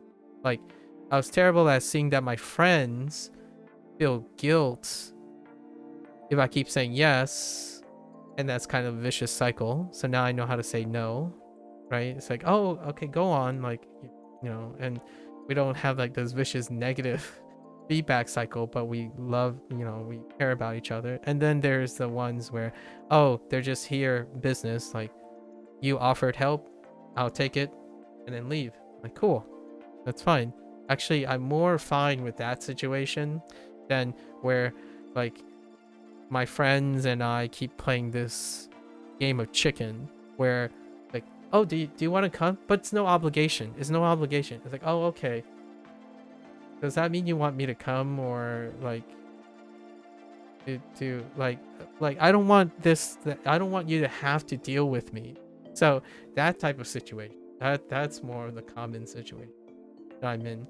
Like, that's why I don't start business. Like, I don't go in, like, it's the opposite reason. I think the reason you cited is more the classical reason why you don't go into business with your friends, right? Because sometimes it can blind you and make you emotionally vulnerable or blindsided to business moves. If you go into business partners, I would say most of the time those two people may unintentionally become attached to each other emotionally, or one person can become attached emotionally to their vision. Like, the one that gets thrown under the bus most often is the one that becomes caught up in the interpersonal stuff, like being good to the people, being good to the consumer, and then the one that is a shark who makes the business decision ends up prevailing. and I don't want to enter that situation. So if I ever enter a business proposition with my friends, the one problem that I would probably encounter with my best friends is who would give up the business first, and then the business collapses. But the problem is neither of us want the business to collapse because we probably entered the business to help other people.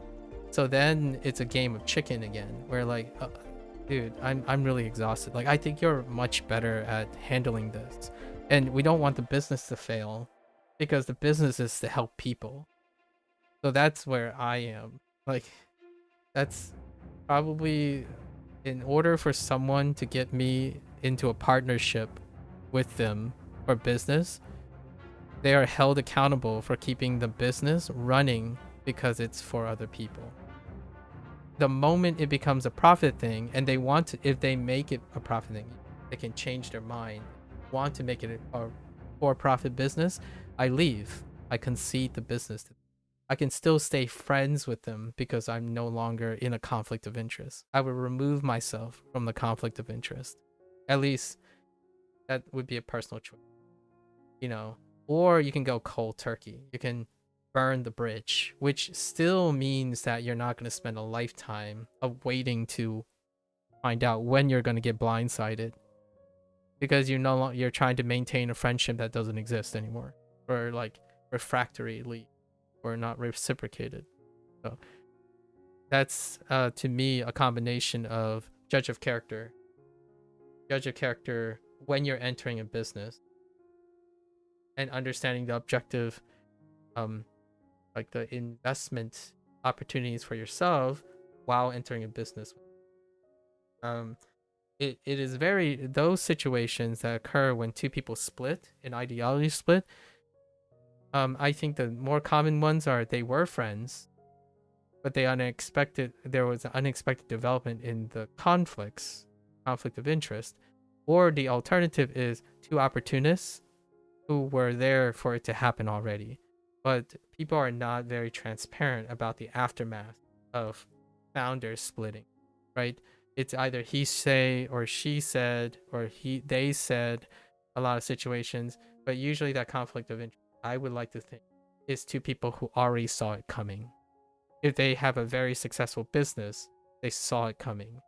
Whether they are empathetic or objective, they saw that someone is going to throw someone else under a bus because it's business. And to me, the internet and the journalisms, the interviews, you play that up to win the clout. So if you have two business partners, and they're both opportunists, it will look very similar in the outcome, in my opinion. Consequently, in PR, like people who are not deliberately part of the business, it will likely look the same. There will be a victim who play up the victim, and that could be a genuine victim, or a person playing for the business. So it's very, very tough to resolve what actually happened there. There are some historical businesses like Apple, right? Like, you don't know. Like, it's hard to know. But for myself, I can probably speak that I would concede the business the moment it is successful.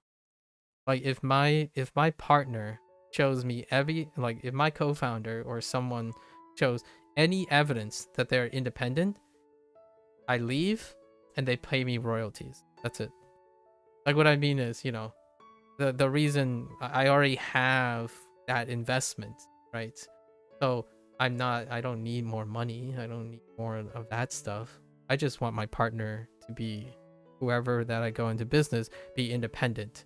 Because the moment they're independent, they don't need me anymore. They can depend on me for being a friend.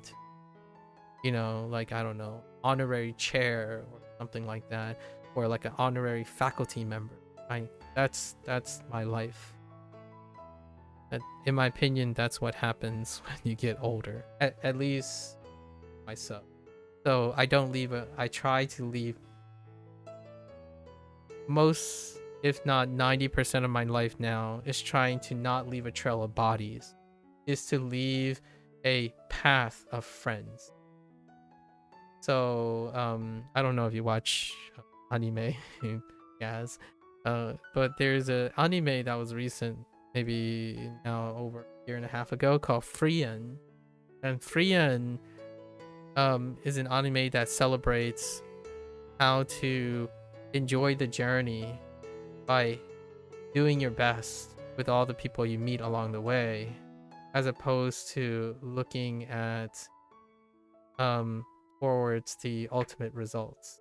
So it maps like a Western fantasy kind of situation, but it was after the event. So now the main character, as a synopsis, she's traveling through the paces that her previous experience had, the previous successful business. The successful business was being heroes, like achieving the legacy of it, and it was over already. But the things that she remembered most during their retreading those steps literally was the reminder of all the journeys and people that she either touched or have left behind. And when she was pathing through them, all the people tell you again about their early interactions. So they kept having flashbacks and references to what the journey was like and what the impact and ripple effects they had in that present day from the past. So I like the idea of when one gets older, they typically prioritize all the markers and impressions they have left through their life. Because that's weird. You admit you don't anime anymore, but you don't mind spoilers. Although it's nice to see life that way, to want to see. Yes, I think it's nice, but again, I totally understand where it can go wrong. And absolutely, opportunistic behavior can really sour the moment. Have I failed recently? I have failed. Last 6 years, I think I failed 6 times. Yeah, 6 times. Have any of them been successful? No, none of them have. So, I'm not gonna sugarcoat this, obviously. Thinking and seeing life a certain way does not change the reality. So I will have to tell you that despite my demeanor when it comes to still taking risks, it's a challenge that I find rewarding. So, but this is despite that they are successful. I have not been successful in the past 6 years. Any attempt to do any form of teamwork or collaboration have failed. Most of my success or my reward comes from those we had a dependency at first, and then those people have become independent. So the thing that I talked about, like starting a business, it can be something different. It can be something smaller than that. For example, someone who's always bitter and upset or don't like talking to people. After a year's time, they made new friends. Off they go. I'm no longer as interesting because that dependency is removed. And that dependency was what they wanted in order to have common interest. What I did in order to reach that is I engaged in the thing that they do. So in order for me to understand what their problem was, or like to demonstrate it without telling them what their problem is, what to do, I joined them. So the synergy came from me willing to join in their participation. But the moment that they no longer have that problem, they were able to do other things. In fact, they became quite successful down the road, and they're gone. Like they leave, right? And that's a win. So yeah, most of my like teamwork and synergy things, they failed. But out from that, most of the reward that I get is, well, if I can make one person independent again. I know you've seen a low last time I was here, but I low-key had a go-getter mindset. You leave people be, but also ready to start something. Oh, okay. Yeah, the impression you gave me, like I was just, obviously I was trying to be very agreeable, right? Yes. I think it is important to not sugarcoat things. So, but I often am playing the contrarian. I like that if you are upset, I want to sound positive.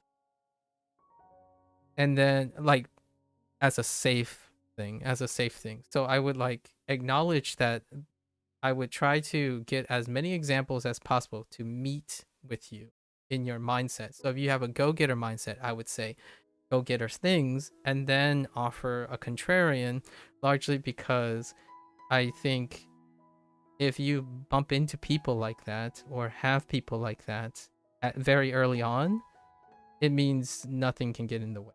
Like very few things can get. So it's nice to see that at both times you have expressed different contrasting points. Like I don't think the point you made was that much in line with the, and I love that. I absolutely love that. And for the record, one reality that I typically tell everyone is I'm speaking from a point of privilege.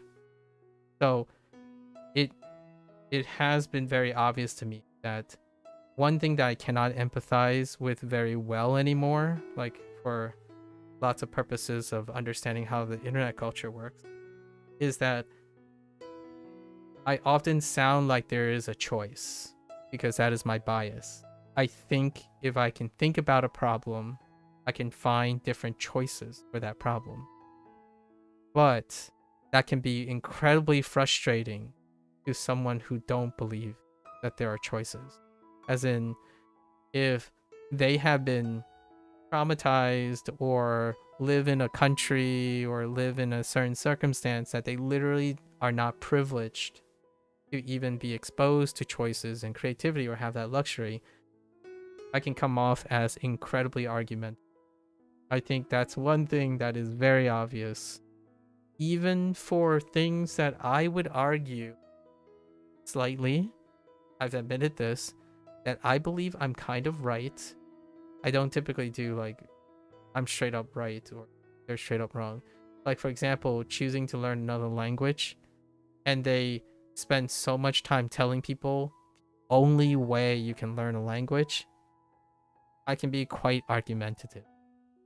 And it might be unfeeling because they might think that's the only way to learn a language, and they're trying to be caring and kind to tell me what they truly believe in.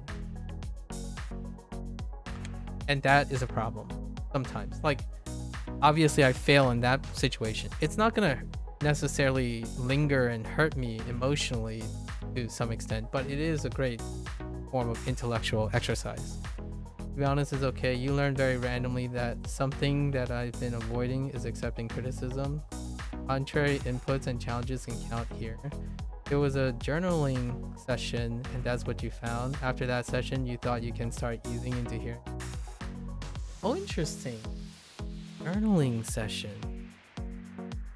Are you in a research discipline? Journaling session. Perhaps a scientific area? I don't know. I when you say journaling sessions, there are quite a lot of disciplines that would have journaling sessions where they exchange peer review.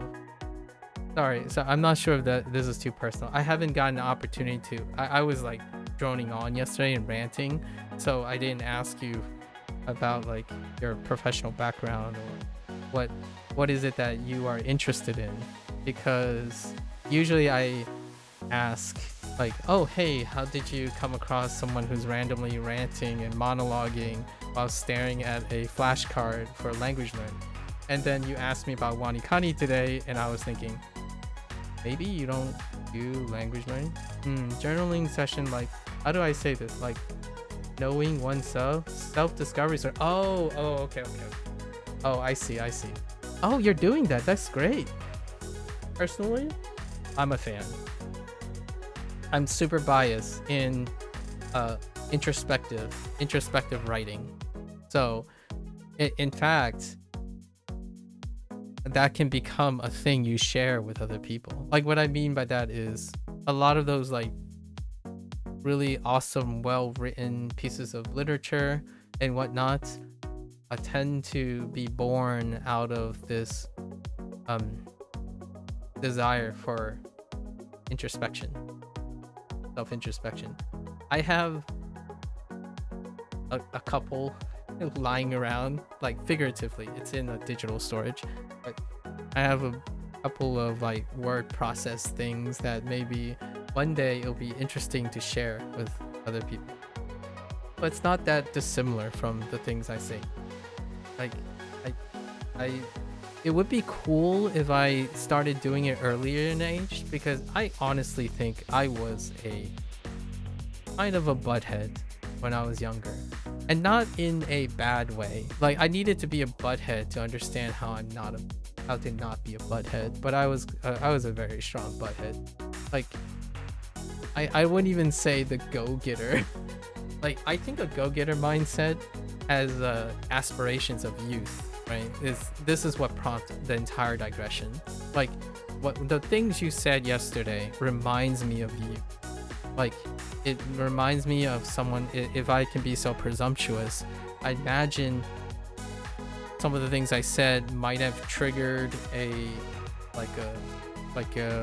relation aspect. Maybe you are younger than me, and I like that. I think go-getters are necessary in order to have a mindset for youthful pursuits. I feel like I've often been born like 60.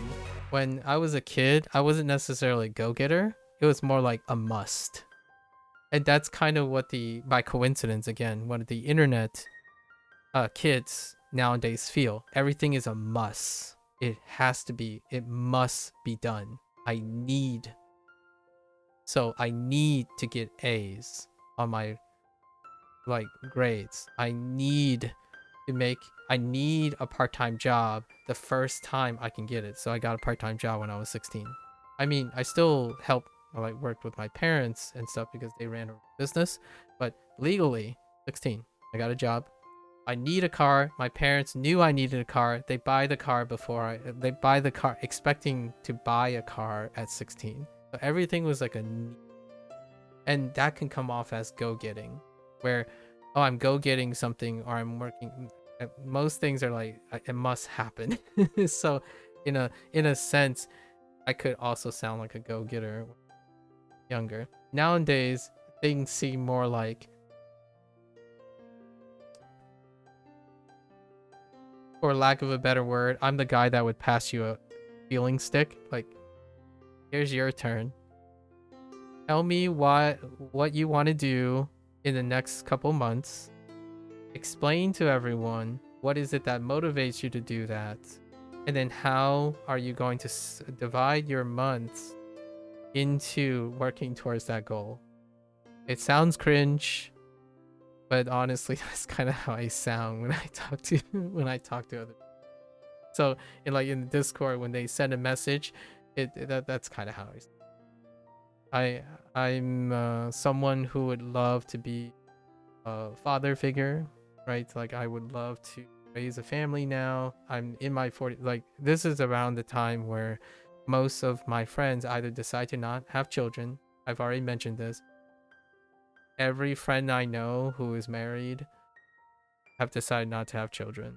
So that's a interesting statistic. And the people who That doesn't mean they don't like children. All of them are very good and excellent with children. Try not to have their own, and I feel the same way. So I like seeing children hanging out. And when I mean children, I don't even mean like 4-year-olds or 5-year-olds. I actually mean people like adolescents to like young adults. I love their potential. I love seeing they could hate me, right? Kids could hate me, and it still be cool to see them succeed. I think that's probably the thing that drives me. I love YouTube because that exists. I'm not envious. There's a difference between being jealous and envious. I think it's genuinely so awesome every day that someone's like, day 114 on my path to becoming a professional soccer player, and they're like ranked national 1, and they still think that they're so humble still, where they're like nationally ranked and they're like 16 years old, and because they can't be professional until a certain age, right? So this guy like randomly on my feed, it's like, oh wow, I mean, I don't even think I can kick a ball. That's really neat. You guess sometimes it's nice to look in and find out who you are, and if not that, how you work. Yeah, exactly. And then you can do whatever you want with it, right? I think introspection, knowing what you may not be, is also awesome because it also tells you all the opportunities that you can be those things, or you can try working to be those things. Like, well, I already mentioned things that I suck at. So how do I suck less, or like suck is a relative word. How do I be more satisfactory in feeling like I must do something? I enforce myself to do something. I must do something. Like, I must send a message to my friend every holiday season, right? I must do certain things. So I try to balance it out. Obviously I'm not going too hard on these things. An idea like, oh, it's been a while since I felt young. Let's go mentally young. I don't think my body is good. My body isn't getting any younger. I've already passed my prime. So now it's like, how do I stay young, right? How do I try to stay young? So I do things. And then for mental situations, you can revitalize yourself to a young. Although I do have to admit, my younger self, I'm not sure if I particularly like the aspect of my younger self where I legitimately do not care about the people around me. Like, I really don't. When I was younger, because when I was younger, like for example, as an environment, everything around me felt like it was holding me back when I was younger, and not so much in like a career aspect or something. People hated me. Like, I was a product of discrimination and racism, right? I was a minority. So in order to grow out of that impression, or that like negative thing, my environment changed. I realized that people are awesome too. So there are various unfortunate consequences. Like, I have colleagues that went the other direction, or I've exchanged, stories with other people who took the opposite approach, where they decided to become hyper selective about who they trust and who they talk to as a consequence of their early upbringing with stereotypes, largely discrimination and racism. And I decided to do the opposite. So now we're still friends, like people we connect, and I totally get it. Like, one of my really, like, I'm gonna say people I trust reliably, like trust in a way where we don't have intellectual commonality. They were like, no, you choose carefully. To heck with all the haters, like, you don't care about them. And then for me, I would be like, well, I mean, if you understand why they hate you, maybe you can convince them to stop hating you. So then we like that's what happens. But we're really good friends with each other. But the idea is, whenever we're talking about philosophy and stuff, it's the opposite thing where like, oh, we can definitely tell you two are friends because you argue all the time and yet you're just like casually sharing a drink together, but it sounds like you're always yelling at each other or like being like at odds with each other. That type of friend. Then I have other friends who we sit in a room and something needs to happen in the room for us to act exactly identical. Like I have brothers from another mother, what I would consider. So in order to for us to share and like to have something happen, something has to happen. So we have to share an experience because we don't necessarily exchange experiences too often because most of our experiences are very similar. So we don't like converse about them too much. It takes like 6 minutes to summarize a 6-month absence from each other. So the idea is we would need to have a shared experience. This is the idea of having two independent people. Like yesterday, you and I were talking about like dependency and independency. My best friends of all, like brothers from another mother, they are independent people. So what happens is we both coincidentally line up in personality. So when we catch up, we have to do something, or else we don't engage or talk to each other too often. Largely because it's self-explanatory. We don't rely on each other for like feedback or anything a lot of times because we would need a problem to solve first. So it's like, hey, something's coming up on April, and then we obligate each other, like we all voluntarily obligate to engage in that shared experience. Otherwise, it doesn't happen at all. We just go about our business. Like my friend, it's not like he stopped going to concerts every day, but occasionally when convergent events come up, he'll be like, hey, by the way, I just happen to be here. Do you want to come? Again, no obligations. So it does that little chicken play all the time. Like, oh yeah, man, we should meet up. We should meet up in 2 months' time and watch this movie. Never happens. It's just 99% of the time it never, because we don't obligate. We are incredibly independent of each other. So that type of friendship is not for everyone. So when you were talking about like having independence, I was kind of chuckling because my friends are incredibly that way too, like the closer ones, and we just don't interact. And then I have some friends who are far more emotionally dependent. They would apologize and all that stuff. It's like that's okay, but you would have to negotiate. You would have to meet. Oh, I understand. Like maybe I should obligate myself to do more as opposed to the common dynamic I have. Yeah, I don't talk to my friend. Like maybe we would say happy holiday and happy birthday per year, like in a text, like in a Discord chat. That's as much as we get. And once in a blue moon, we'll have some common interest. When you were in your 20s, you were still young and unsure about yourself and everything around you, and you only started getting the gist of things better a decade later. Absolutely relatable, guys. Absolutely relatable. I think if you're in that situation when you were younger, I think now these kids most definitely feel like, and I mean the figurative average kid that doesn't exist, but a range of the kids online, especially when they've been online. Like when I'm not sure how often people in their 20s now get beat, told that's a good job, or like, hey, keep on working on the thing, you're getting better.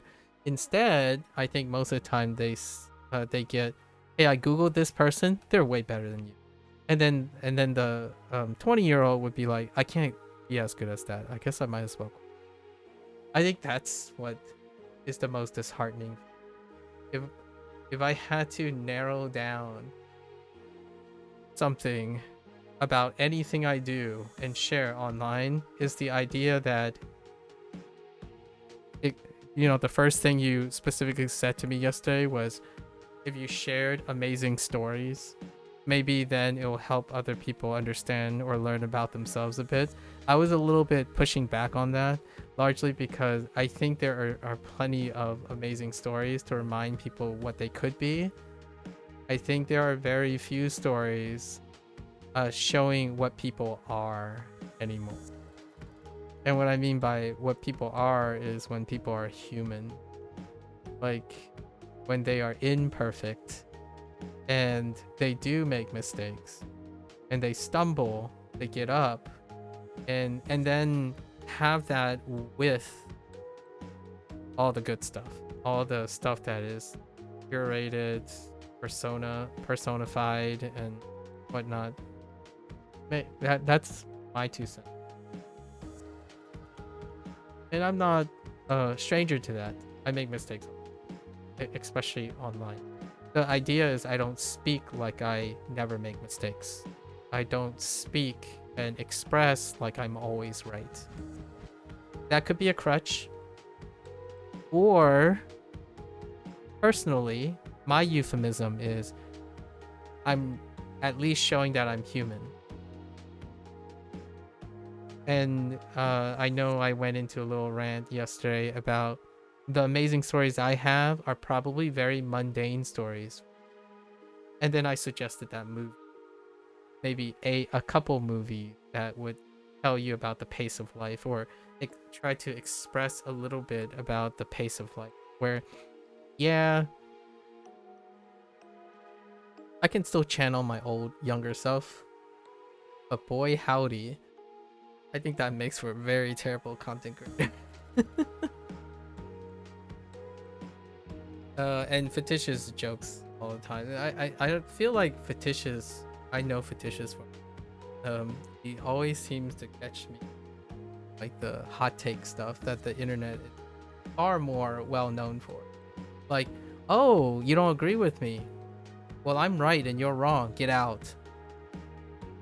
But I feel like that would be funny nowadays, as opposed to like normal funny, as opposed to making me feel like what I just did. Or like, I'm good, you're not. Yeah, get out. I laugh when I have a very, I think at least I have a very terrible reflex. If I'm trying to be mean, discouraging, and incredibly trite, then I would laugh.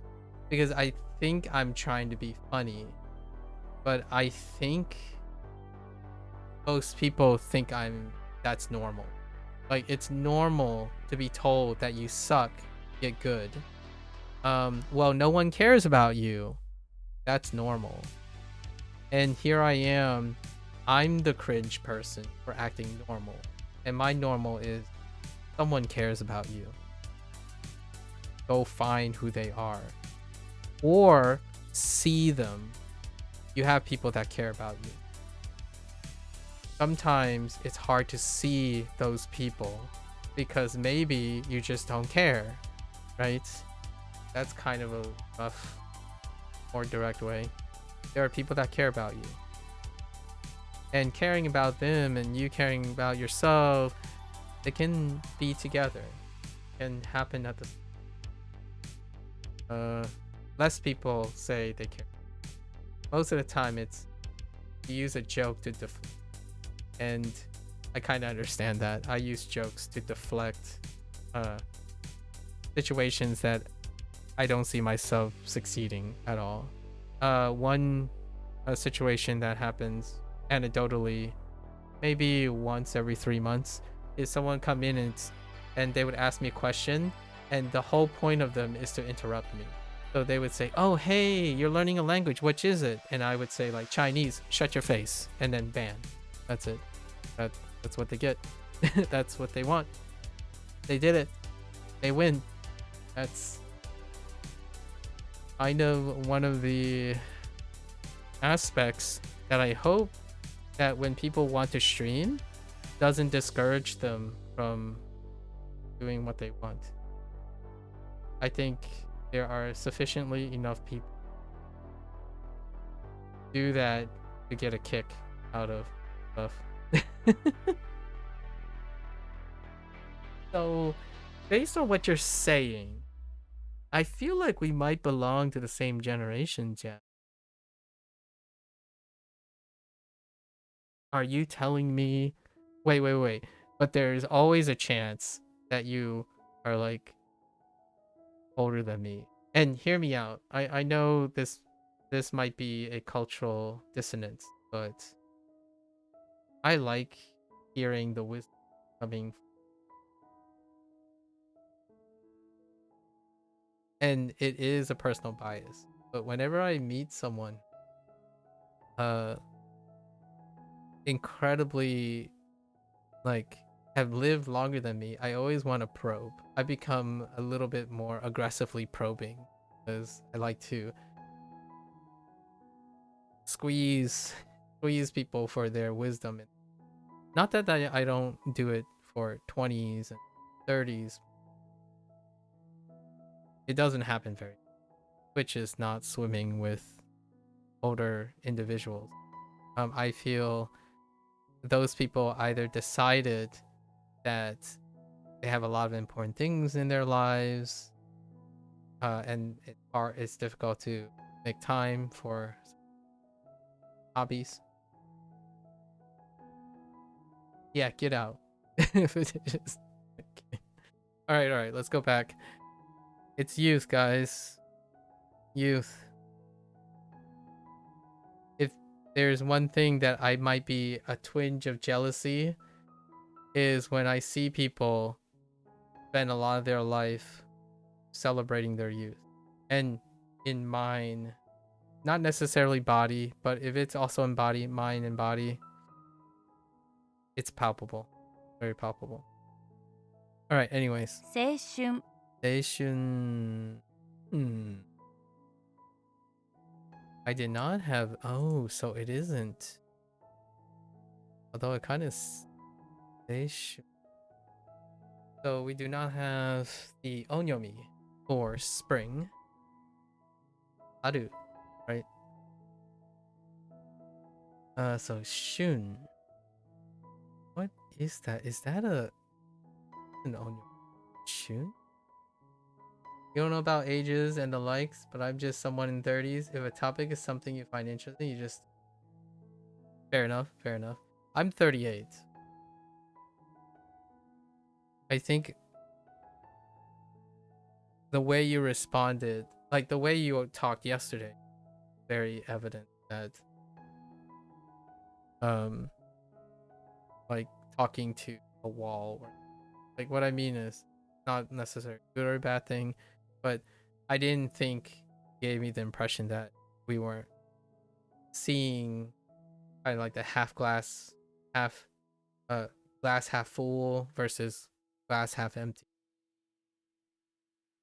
It comes off very different. It going down the line, going towards the standard, like the same pattern. When you're talking about the same pattern, yeah, I have great examples. The same pattern conversation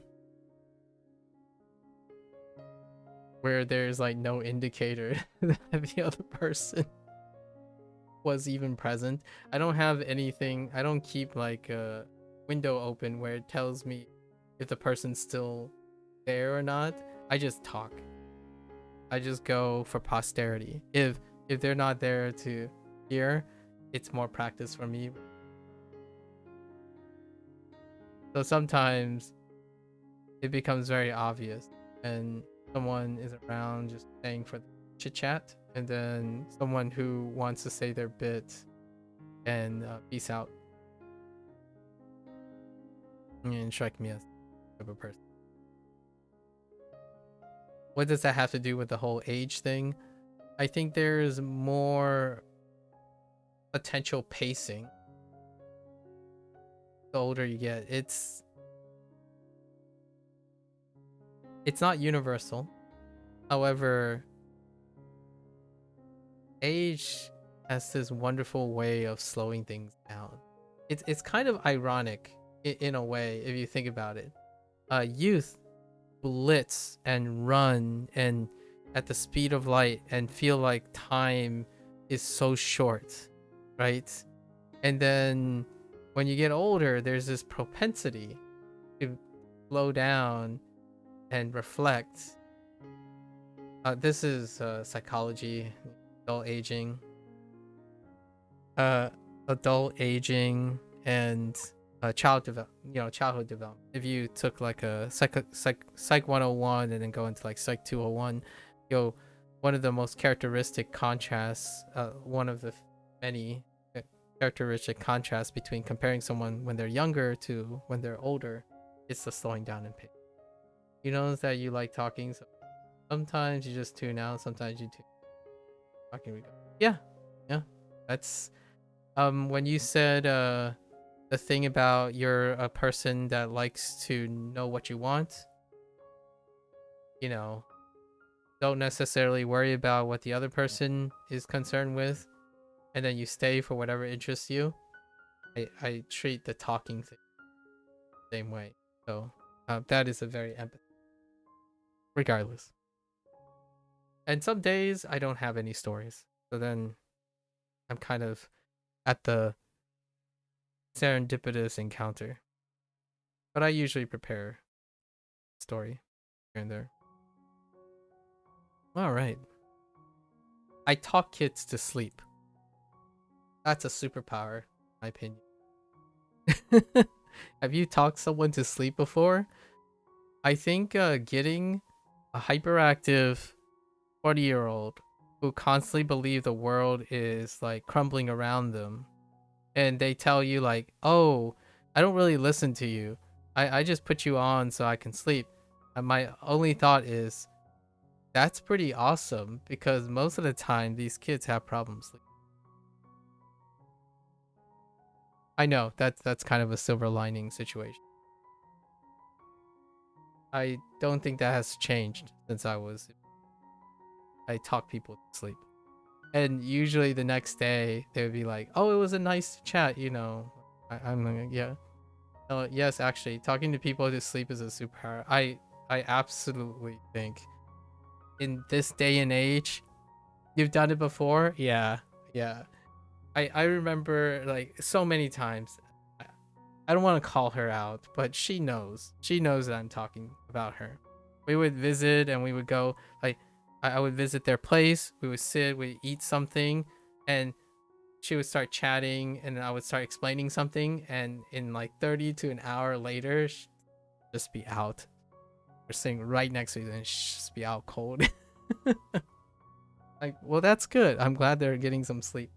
And I think for kids today, if you are on a TikTok stream, like for example, if you're like streaming on TikTok, that is a thing apparently nowadays, and you can get kids to go to sleep as opposed to continuing to doom scroll. I imagine that might be something incredibly useful nowadays, getting people to go to sleep in a manner that they're not. I genuinely don't think most kids sleep well these days. You wouldn't be upset. You would just chuckle and walk out. Yeah, exactly.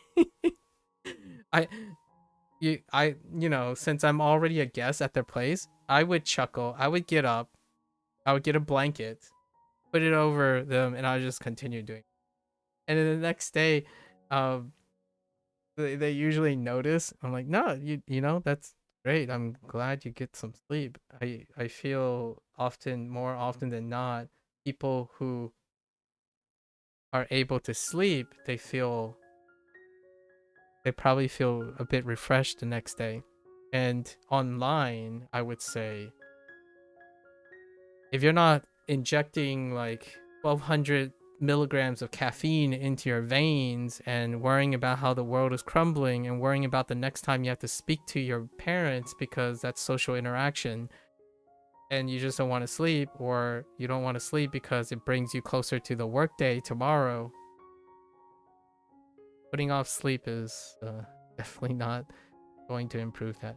A good point on young people possibly having a hard time to sleep. I guess it is a useful superpower after all. It's great. I would say if you have some propensity, go and make some kids.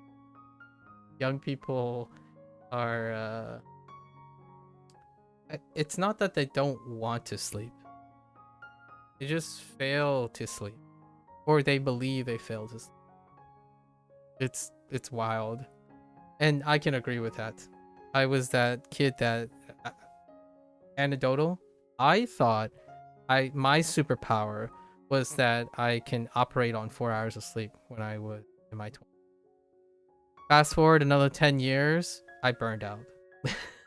That was not manageable. I had this anecdote. I usually use this story where there was a final exam. It was one of the final exams in graduate school. I think I might have shared this with a couple people a couple of times now on stream, but it was after I graduated graduate school. It was an exam that we had to study for, and I had a lot of research. You have to do research while when you're juggling classes. So I pulled 2.5 all-nighters, or I tried to really, really hard. And I did like this power napping thing where I nap for 30 minutes, then I pop some caffeine, go at it. And when the day that I had to get up for the exam, I remember going to the exam, but not really understanding how I got to the exam room.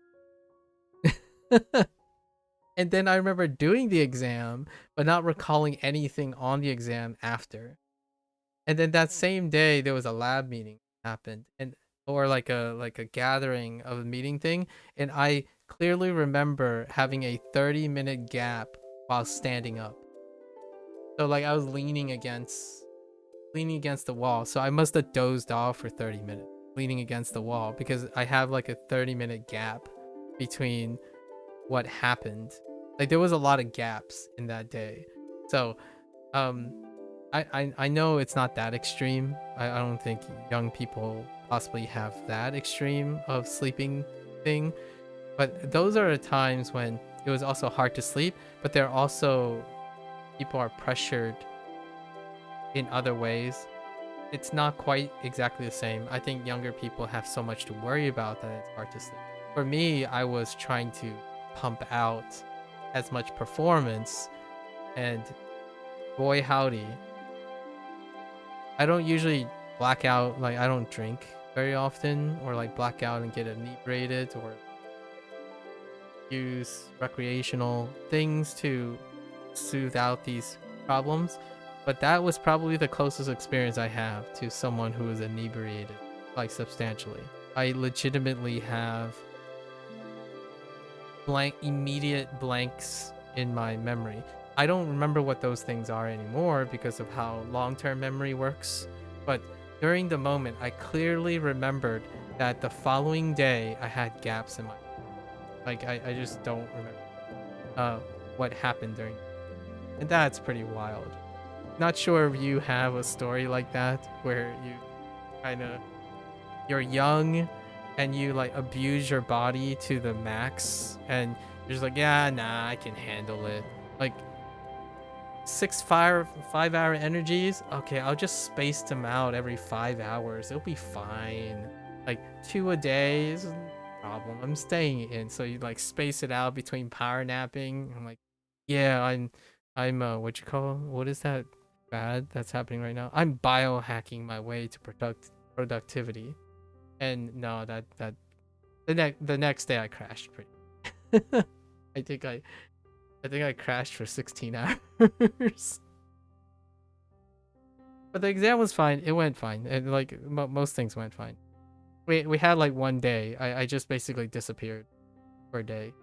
During that time, I didn't have many people who, like, I didn't have connections to many people. So when I'm absent,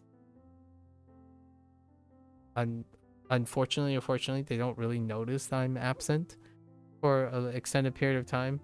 And that can happen to young people, especially very isolated young people who might have a lot of problems that they want to themselves. If you disappear, hopefully someone knows. But you do young things. That was my young life. What was another young? When I first started streaming, which I was still in my 20s. Well, no, I guess I was in my 30s, but just counted. I was close to my 20s. Streaming like 16 hours a day, every single day. That was an average. So I remember, like, oh yeah, guys, and it was. I didn't go to the bathroom for the 16 hours. I was legitimately in my seat playing something, probably bootstrapping, farming something 16 hours straight, and I would do it months on end every single day. And now I'm reflecting like, ew, yikes. I would have aged, like visibly aged to 60 years old or something if I kept that up, or longer than crazy. And I wasn't even that young. I was like 30 already, like 31 years old. Oof. Nowadays, breathe, have a cup of joe if you are a coffee drinker, have a beer, have a cold one if you're a drinker, you know, moderation. Take care of yourself. Take care of yourself. 青春 青春 Okay, Seishun, I think this is okay. Don't let your youth go to waste because it will be over soon. Oh, come on. Come on. I mean, that's one way to say that. That is definitely one way to say it. That's a very say it. Alright, cause. Alright, cause. The big mouth is the cause of all your problems. Oh, by the way, Jazz, if you haven't noticed, if I'm reading the most of the time, the mnemonics that kiddos use these days, they aren't that much younger than. But the people who write these things, they usually focus on negative mnemonics to make it memorable, which is realistically sticks out quite a bit because on average most people have mid experience, positive, but negative experiences what they lean on. So most of their mnemonics tend to be negative, and or they lean on like really out there stuff are hit and miss because very contextual, but negative stuff, boy howdy, it happens a lot. Like your big mouth is the cause of all your problems. What if your big mouth is the cause of your success? Who knows? I don't know. Your big mouth caused all your friends and family to move to an inn, so they don't have to live near you and hear you talk anymore. Who knew you could cause people to live in an inn instead of their own home with your big mouth? All right. I feel like that was personal. Took that a little bit personal. Kidding. Original. Gain. Internal cause. Eh? Nai? So this. Oh, it could be uchi. No. Nai. And then main cause.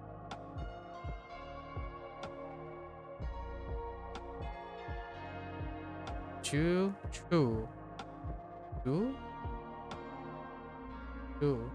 Doing. Not true. Pause. Big mouth. I got you. Nothing. That's retroactive. Oh, well, not really retroactive, but good news is Chinese bolsters. There are a bunch of cages boiling. One way to look at it. But you look inside the cage and there's nothing. You boil whatever was in there, nothing, down to nothing. before the Common Era. So Common Era had 3 kanji. Remember what? Now they added. They swapped up one of the kanji. Oh yes, they swapped up the last one. It was probably after. They use after and now they use before. So, Kigen. So Kigen. Ooh, wait. Kigen Mae or Kigen Zen? Yeah, this is Go. They use Go here, so this is probably Zen. Kigenzen. Kigen Zen. Makes sense. Moving on. Normal. Intriguing. Viking, mouth, and towel. Okay. Normal, ordinary, usual. A Viking with a mouth towel is a totally normal thing. It's ordinary. Oh, it? I feel like it looks more like a Viking with a beak. It's totally normal. You see it? You know, like, let's just put some braids here.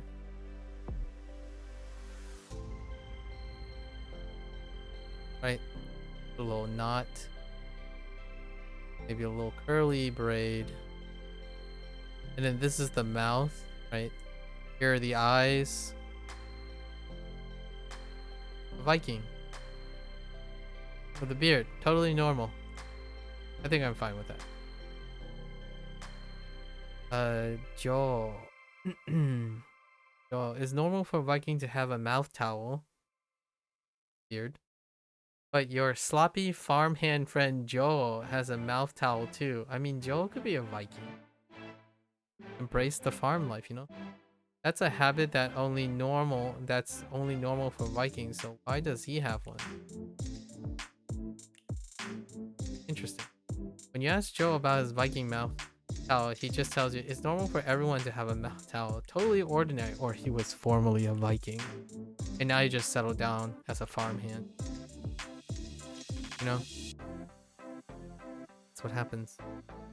What is this? Tsuneni.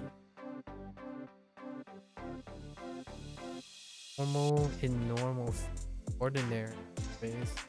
Or very often, maybe. They're often usual. Yep. Usually, oh, okay, that's fair. Every day. Chijo. Normal days, every day, okay. Common sense. Oh, shiki. Shiki, I don't think.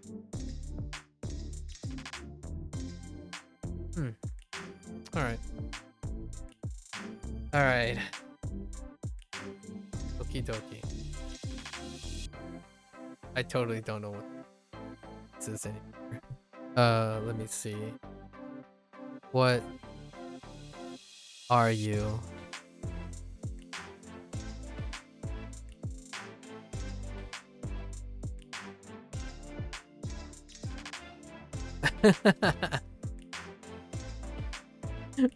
What is it? Oh.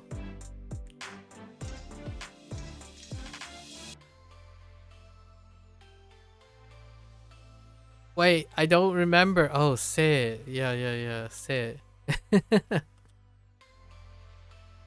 Oh my. Hold up. 青春 Alright. Fine. 大丈夫です.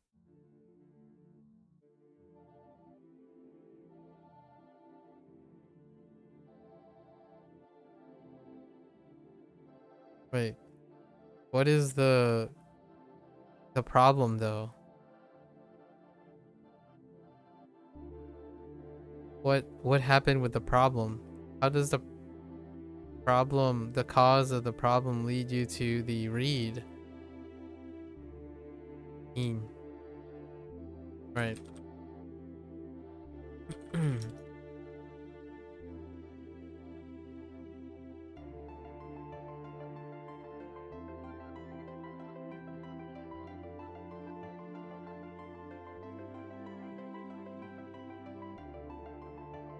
紀元前 Genzen. Ne? Alright.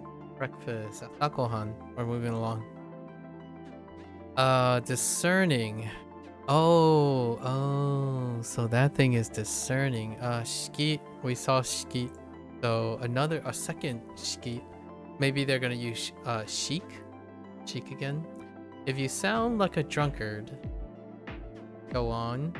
When you say things, people will think. Wait, sound. Where does the sound go? Oh, that's clever. If you sound like a drunkard when you say things, people will not think of you as a discerning person. Yeah, that game is great. You said in your drunken slur, but really, it sounds like you think all games are great, which isn't all that discriminating. Alright, fair enough. Yeah, shiki. So we figure out that your drunkard utterance are not very discerning, but let's think about people who is discerning. You're sitting next to an extremely chic individual, and boy, do they sound like they know what they're talking about. Maybe it's because they're not drunk like you. They're so chic and have such discerning taste. Alright. Negativity for the win. Yeah, we just got this common sense. Joshiki. Oh, interesting. Chishiki. Oh man, that's not great. Consciousness. Ishiki. Okay. All right. Good luck. There's a samurai radical on top of a mouth radical. If you get to hear what a samurai says, you have really good luck. I have to pivot on this. Samurai are hard to find nowadays, which is probably why my luck has been so bad. Samurai. Oh, it's in good luck. Okay. Guess we're fine. Kitsu. Interesting. Dry. This is retroactive. Wait, why is it here? Oh, there's not. I think dry was only radical until now, huh? You need to dry Genghis Khan. What the?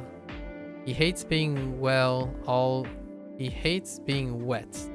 All of the Mongols do. So your job is to dry their entire body and his clothes and his horse. Okay. Okay. All right. Oh, dry. Hanten. Show.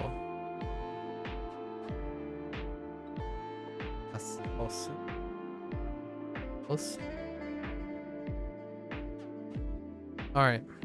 Fair enough. Crybaby. Intriguing. Nakimushi. Eh? Nakimushi. Nakimushi. You've seen the Naku. Yeah, Naku is crying. So you add an insect. Yes. Nakimushi. Nakimushi. 朝ごはん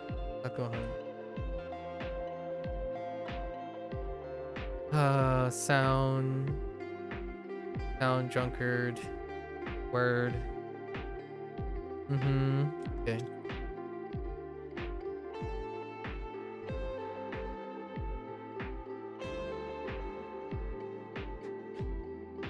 Okay. Nakimushi. Oh.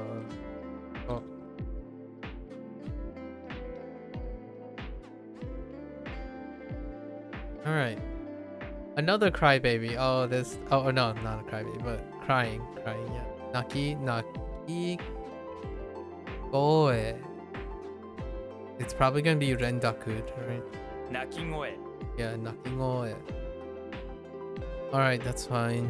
Next one, absolutely. Oh yeah, most. Can I do most? I think I'm gonna type. Absolutely or most? Kind of a degree thing. Oh, wait. Oh, no. Just kidding. This is not the same one. No, never mind. Just kidding. Not most. Exist is absolutely. Okay. We'll keep it. I think it might not be the same. Then okay. The sun is correct. Absolutely. The mighty sun is never wrong. It is absolutely correct always. All right, I got you. Oh, whoa. I have an inside joke about this, but it only is relevant to one person that I know. Then a zeppelin flies in front of the sun, blocking it out. Absolutely, the sun cannot ignore this transfer. Therefore, the sun corrects the zeppelin's evil ways by firing it with sunshine and bring it to the ground. That is a very dark way of thinking about talking about a zeppelin that burns up in the fire. Okay, zeppelin.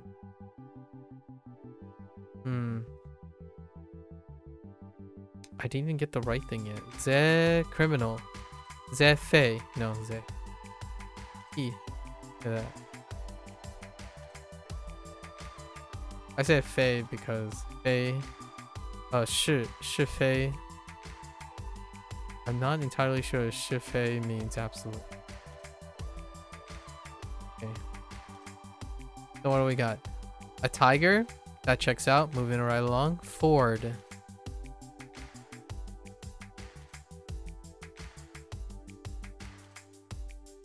Well, what type of ford are we talking about? Like that's not a fjord. A ford? Like a car? I don't actually know what the ford means. All right, I'm learning ford definition. A shallow place in a river or a stream allowing one to walk or drive across. I had no idea. The closest thing I could think of with ford was a fjord. But that is not that description. So interesting, a ford.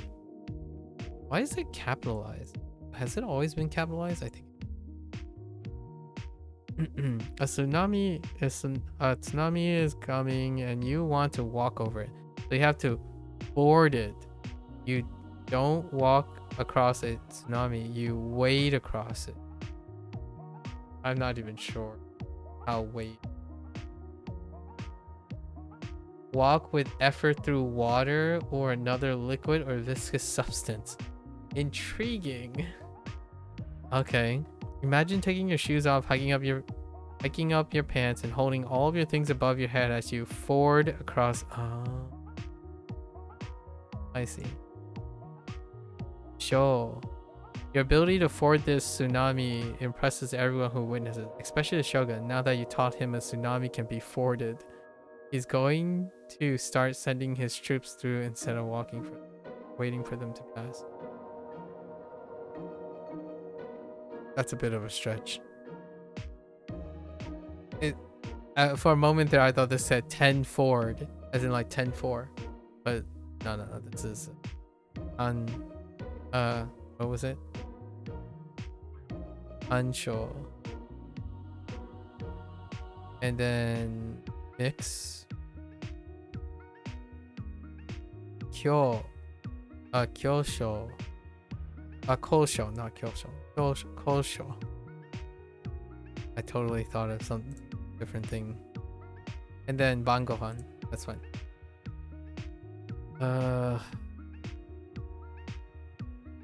Nakigoe.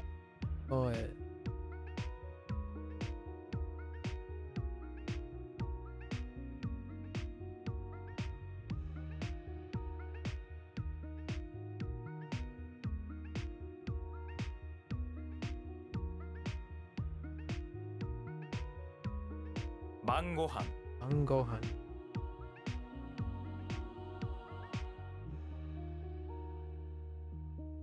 I haven't ever used Ford as a verb, but that is very interesting. And I haven't used wade as a verb as well. Interesting. Hirugohan. Hirugohan moving right along. A government.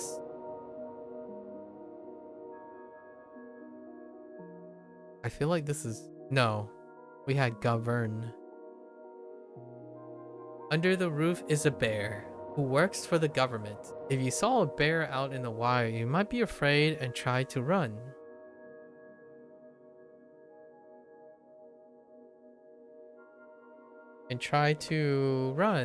But if you see a bear inside a building under a roof, don't be scared. It's just a government bear.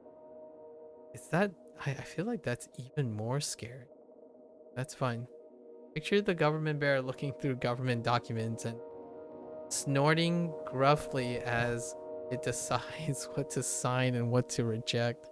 It has a little government sash and hat. All right. That's kind of makes it cute. The first government that allowed bears was set up by... Oh, of course. It was all about conquering people, then using them as efficiently as possible. He discovered that bears are incredibly... Angin.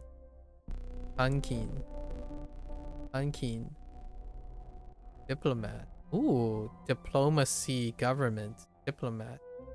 Oh, it can be used as a profession. I see. Kaiko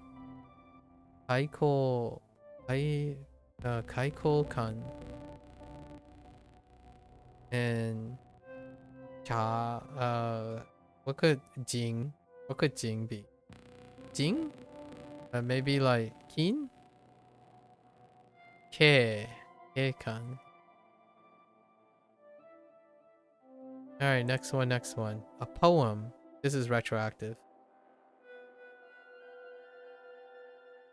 I'm pretty sure this is retroactive. The flowery paragraph. Oh no, wait, no, I don't, maybe not.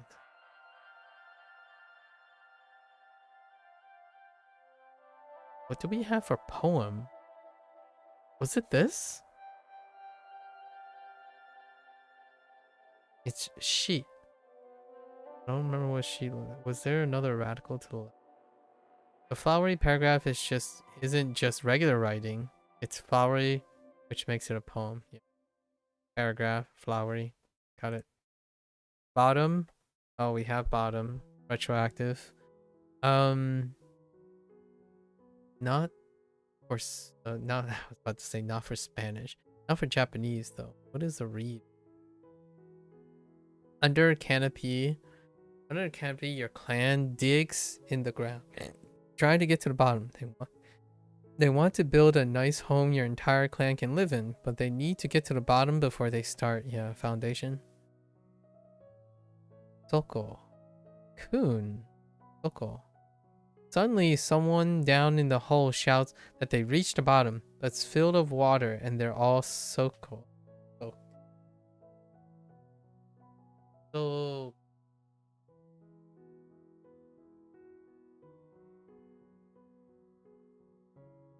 I guess. Are you definitely Soko? What do you have? Interesting. Soko. Is this the only read? Kawazoko. No, because these are hard is a little exception a lot of times, and this one's wish. Okay, requests the thing. One's wish. That's tunes. So maybe ne? So maybe like negoto? Oh my gosh, if it's negoto, that's kind of weird. You know that onegai, right? Onegai means a request. And shi or ji.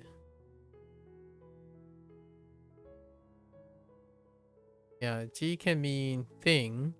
Well, a request for some specific thing is also a wish or a prayer, yeah. Do you have any? Okay, it's probably ne ne ne negoto. That would be interesting. 願い事 Negai ngoto. Oh my. Oh wait. Yeah, it is negai. Whoops. Onegai. Oh yeah. Negai. Whoops. I lost. I lost gai. Yeah. Negai goto. It's fine. I totally skipped over a syllable. Okay. Fruity, right? Or flowery. 昼ご飯 Hiru gohan. Eh? Uh-huh.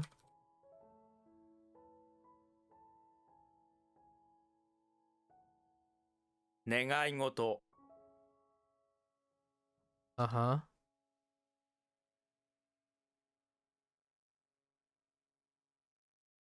Hmm? To cure.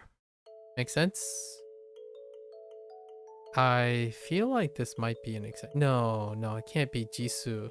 Jisoo sounds weird. Susu. Chisu.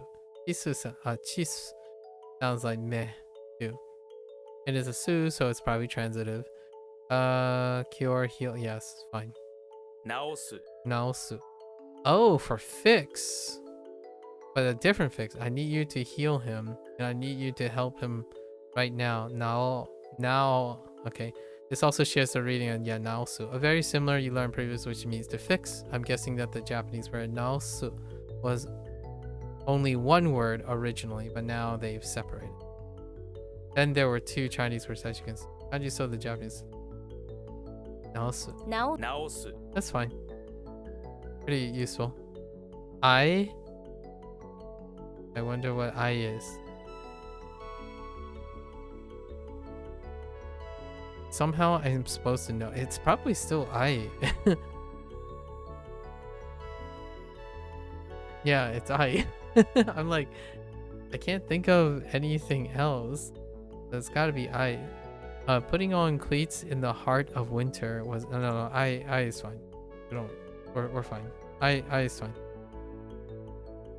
We just use I, right? Walking through the winter snow with your cleats on, you gotta keep your eye on the prize. It's really hard journey, but you keep your eye on the prize, which is your love. Putting on cleats in the heart of winter and braving the harsh and just to plant a kiss on your sweetheart's forehead. That's love. Oh, okay. That's pretty. Oh, that's not a negative. Nice. Like aishite. No. Oh yeah, aishite is. What are you? Renai. Oh, Renai. Wait, is Renai the same as the romance? Yeah, it is. Like for referring to romantic and romance, which also could be a genre. Aikoku. Aikokushin. Aikokushin. Yeah. Checks out. Love country with heart. Patriotism. Okay. A guard. Go on. This rackle is made up of horns and an older brother. But those aren't really horns. They're part of your older brother's new guard uniform. The guard now? Okay. Sure.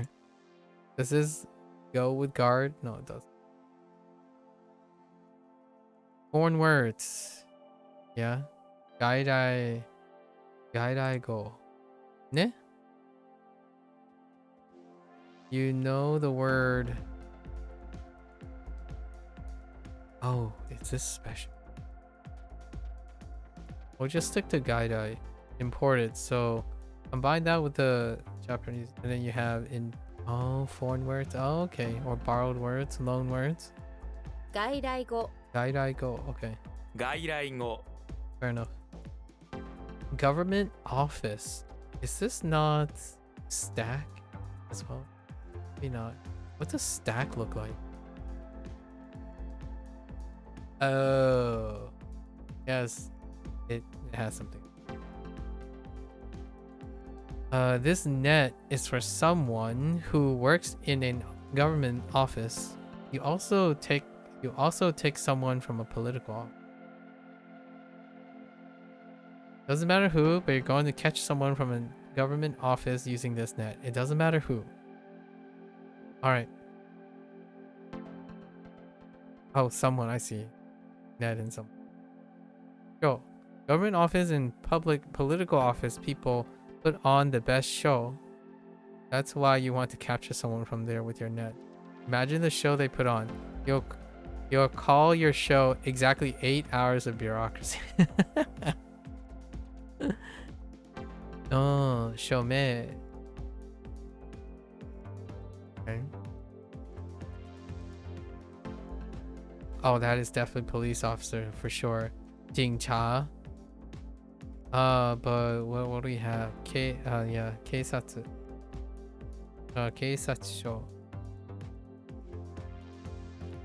All right.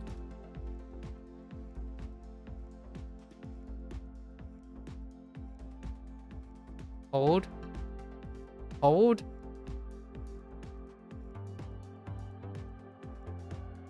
Ooh, sorry, I just yawned. I don't remember.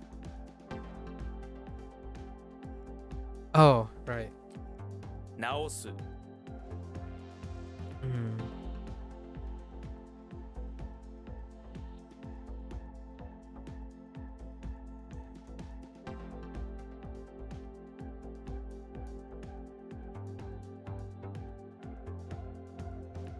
Anyone in the office? Oh.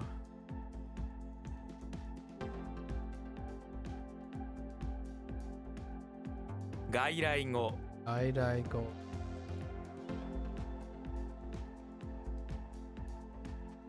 All right. Almost there. Two more batches, and then it's rolling over 4 hours.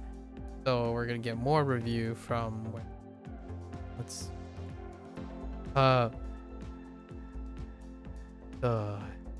The heck?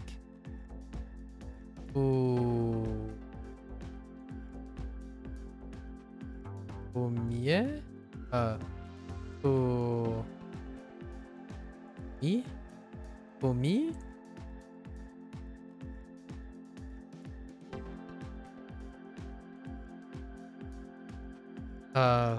Ui? Umi? You've seen Koichi. So Fuishi? Fuishi by this point, this is the opposite of that. Instead of B, you have instead of not so that does not have flavor, yeah. まずい Mazui. Are you serious? Are you okay? The reading doesn't follow any of the rules you run into. Of course it doesn't. It's mazui. Think that's how you that is how you say bad tasting. But I didn't expect it to look like this. Is it usually written in kana? Oh no, mazui. Think about how you're going through this really long maze. This is the second time this.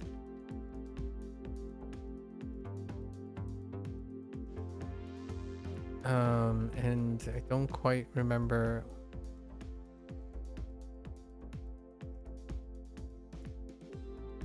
how the other one works. Think about how you're going through this long maze and how you promised a really tasty, wonderful treat at the end for getting through it. You're a lab rat or something. When you get to the end, there's your treat. What joy. You eat it and oh man, it is so bad tasting you can't even believe it. Be sure to imagine terrible taste and the terrible disappointment after going through that difficult maze only to get this terribly unappetizing cheese. まずい まずい Okay. Alright, it's fine. Mazui we know. Romance.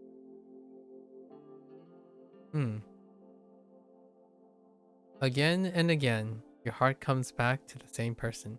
Is this romance or are you in love? Perhaps you have a person in mind that your heart comes. Okay. Then we had then. But remember that your romance isn't a rental. You want to reserve. You want to reserve. So then we have Renai. Hoi. Student. Heartbreak. Lose heart. Heartbreak. Festival. That's retroactive. To be changed. So not again. Or change. Oh, Wadu. Oh, interesting. Oh, we can't use the negation thing. You've seen how... Oh... Change. Oh yeah, this is intransitive. Oh, I see. Oh, what was that one?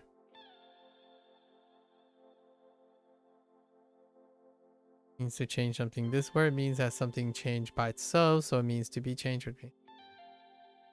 Refers to the act of changing into something different and involves alteration in nature. Right. For example, it can change. It describes changes in weather or the season, someone undergoing noticeable change in appearance. And this means becoming something different. You can also use...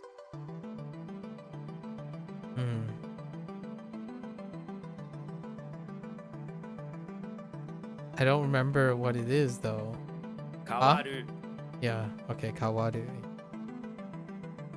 So since kawaru means becoming something different, you can also use kawatta and kawattairu, kawatteiru to describe someone or something that's different from what's normal. For example, you can say kawatterun or not ren, kawatta hito. Ne? Or is that supposed to be G? Kawatta hito no hito. Or kawatteru. 変わる Kawaru. 変わる変わる Alright, fair enough. Memorize. Not Anki though. Viking? Oh, there's a lot of Vikings going on. Although that Viking is a little different. It's grass on top of the Viking. I don't know how they determine which one's Viking and which one's grass on top of a forehead. Viking see, Viking memorize. That's how Vikings learn things. They see things and then they memorize. Quite simple, really. It also means awake. So remember that Vikings can't see if they aren't awake. Or they could... okay. There won't be anything to memorize if their eyes are still.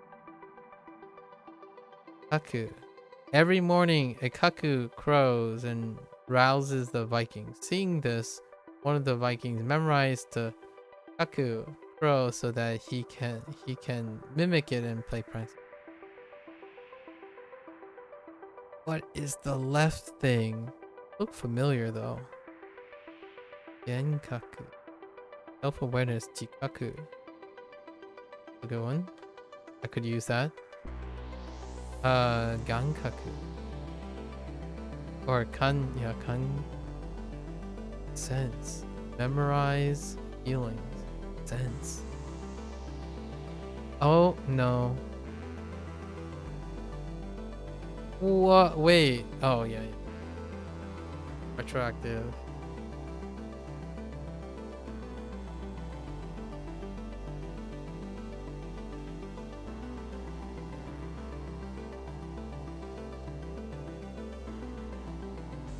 Mazui.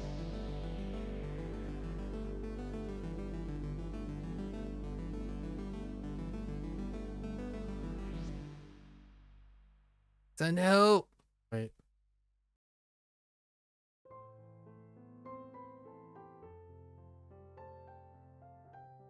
Work? How did this work?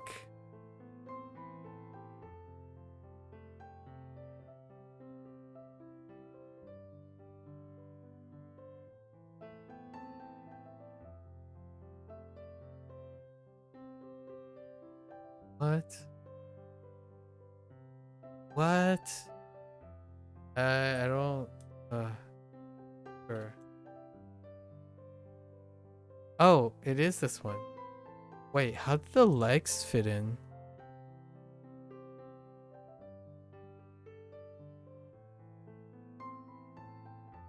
Oh, it's C. That's why I couldn't. It's C is what they decide for the radical.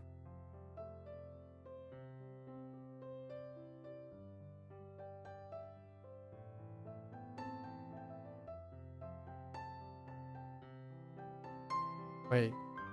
Oh. 変わる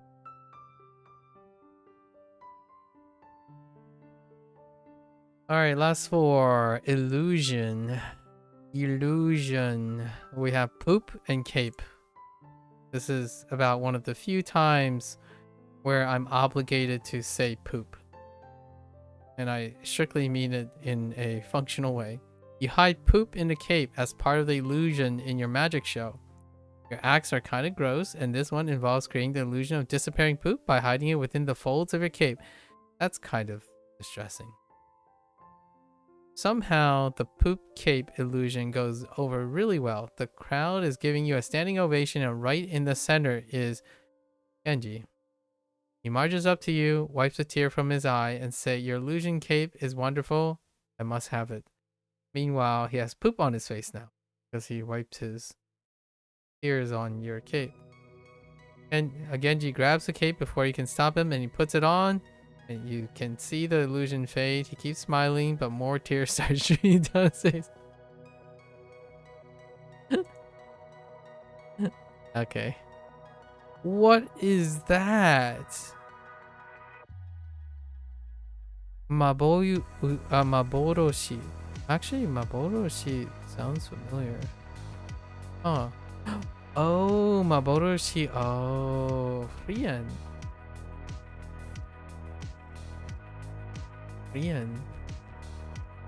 Genkaku. Wait, oh, this is combining illusion with memorize. Oh, that's interesting. A hallucination. And then Genso, fantasy. You think about an illusion, a fantasy. Or contemplate. I forgot what they ascribe to that. Or thought. Alright. As usual. What am I looking at? Soul. Oh no. What is the kun for this? Oh no, wait, but it could just be Solden Warazu. Solden Warazu, that doesn't sound, it looks like a kun time. As usual. A mutual change you make with other people will go smoothly, that it will seem like everything is working as usual. It'll be everything is the same. 相変わらず Oh yeah, that's right. This is the second time. Aikawarazu. 相変わらず Aikawarazu. 相変わらず As usual. 相変わらず Intriguing. Day before last. Yeah?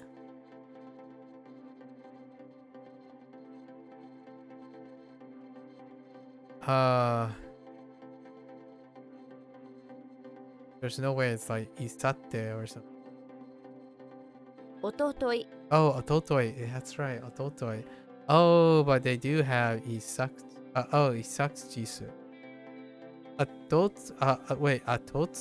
Atotsui. Well, okay, this reading exception lets you okay. The day before last, you bought in Ototoi. Ugh. It's a kid toy in the shape of a letter O that you put on your toe. You know it was the day before last because you heard it all yesterday and now today. If only you could go, imagine wearing a toe toy. If only you could go back to the day before yesterday to tell yourself not to buy that Ototoi Or at least not. Okay, okay, but you didn't explain the other things. 一昨日 Isakujisu. Interesting. おとつい What's... I haven't heard these. Ototoi I've heard. I just don't see it in written form. Detailed. Say sheep. The say sheep are detailed creatures. I mean, I never thought sheep were very detailed, but that's what they say. Okay. Sure. The reason these sheep are so detailed is that they're trying to impress the shogun. If they're fancy enough, perhaps the shogun won't kill them for their meat and make their wool into clothing. Oh, that got dark. How do you say it? Washi.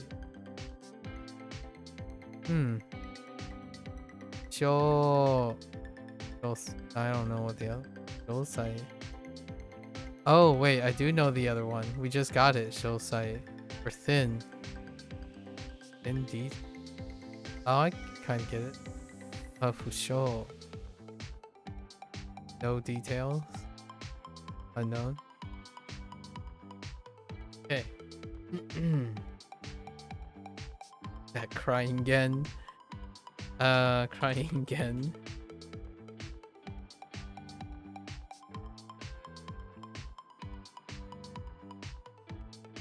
Aikawarazu. Aikawarazu.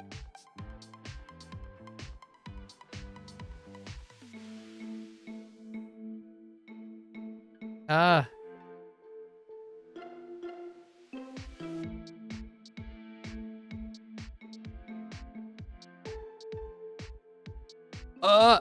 Wait.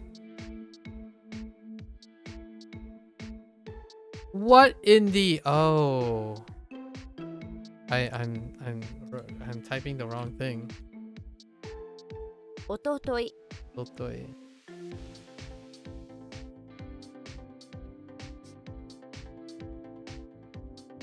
1 a.m. Okay, so I have some... Oh, I still have some breathing. Okay, so I really need to go to the bathroom, so I'll be right back. Very, very quickly.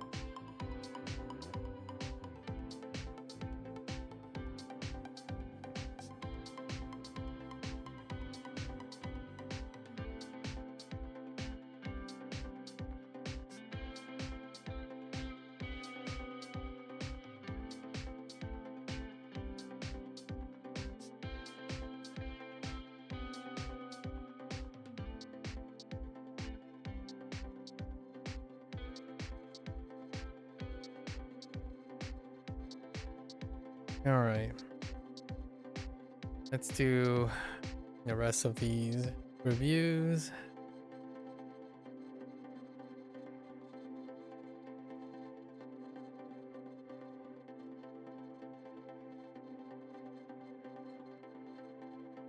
All right.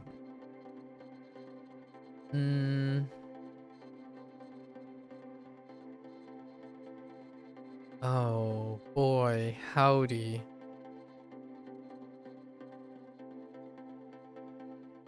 Got some new ones from today because we've eclipsed 4 hours.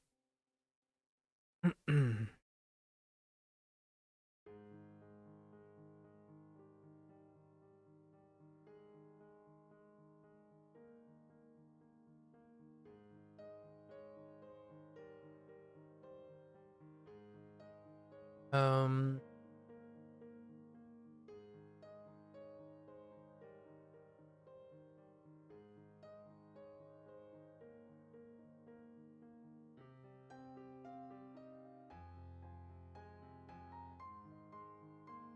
Hearing.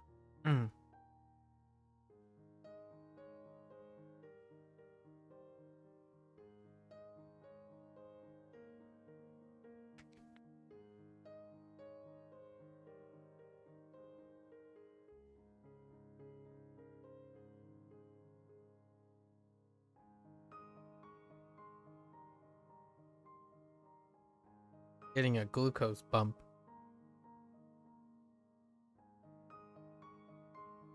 A little brain food. You suck.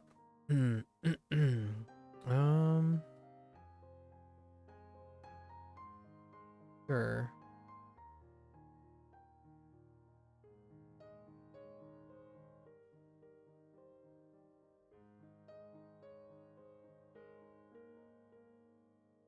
Oh no, wait. This isn't cure. Bathe. 浴びる Abil.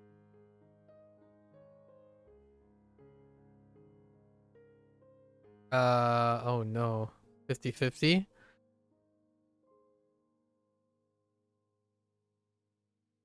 What?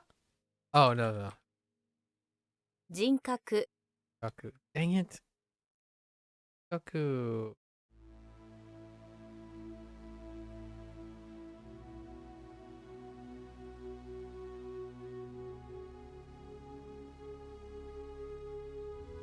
What?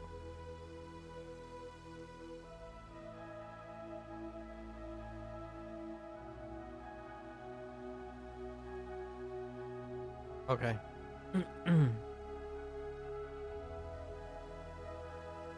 動物園動物。執念執念。執念。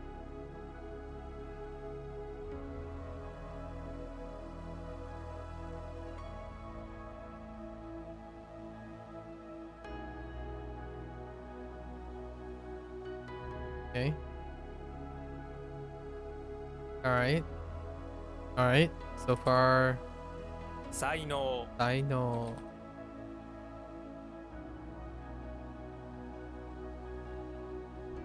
Oh, no. Oh, no. Oh, wait. What? Oh. What? Oh. Ah! 束 Haba.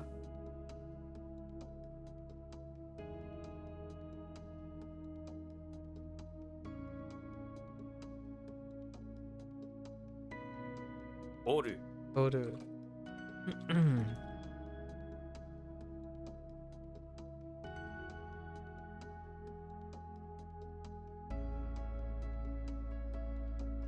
What? Oh.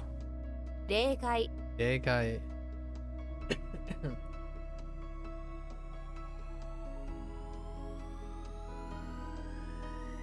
希望 Evolve.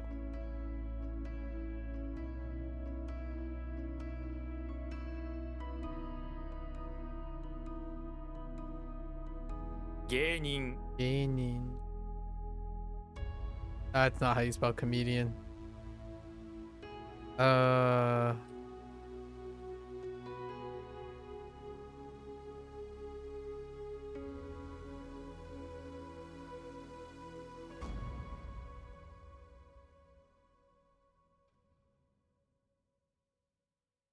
No, no, wait.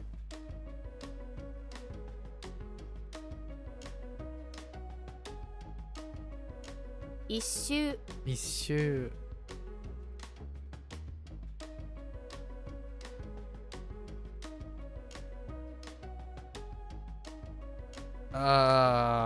Yee. Yee.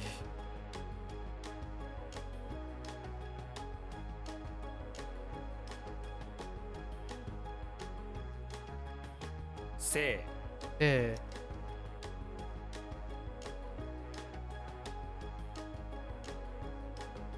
That was a gut feeling. A gut feeling here.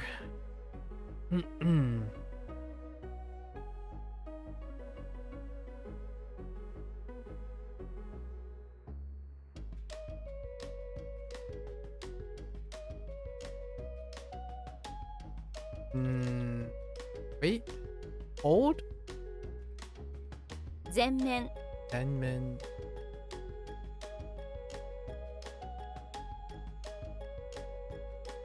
What? Oh. Just kidding. Ooh, 男性。 Anse.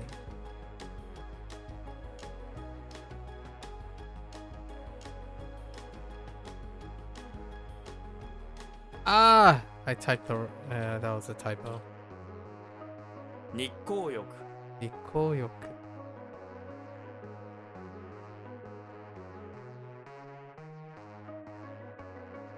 画面 Gamen.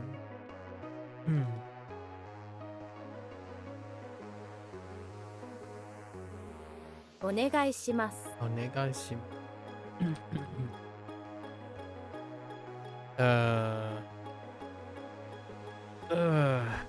Okay. What happened?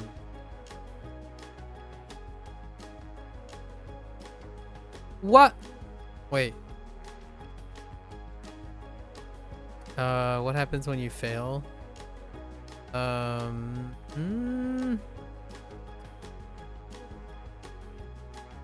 Boots.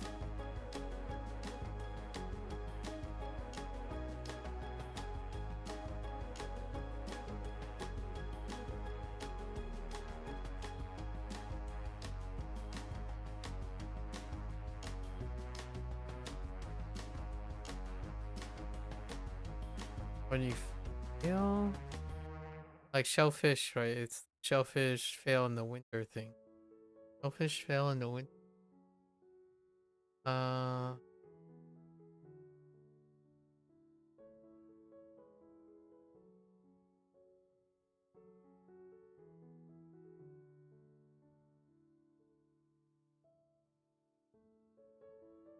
You're preventing the, or you're having yourself a haiku.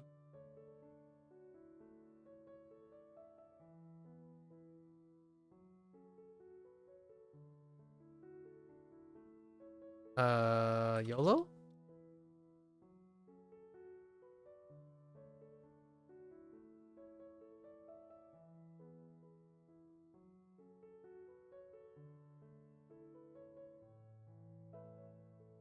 YOLO? What? Fruits. Fruits. Oh, fruits. That's good enough.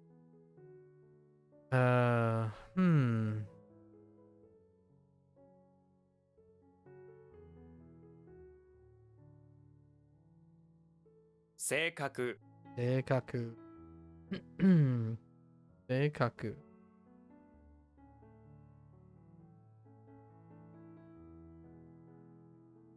Oh.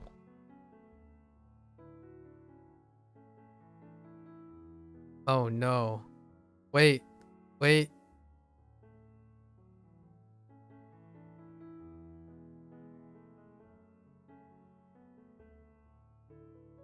Oh, this one is like arakaji. Arakajime. This is like arakajime, I feel. Or something like that. Right? Oh, de. Or is it? No. Oh, Oeba? Not that shorter. So not like the Yawase.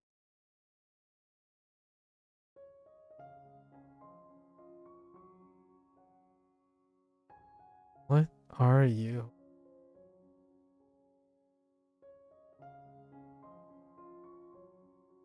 Okay, I don't remember.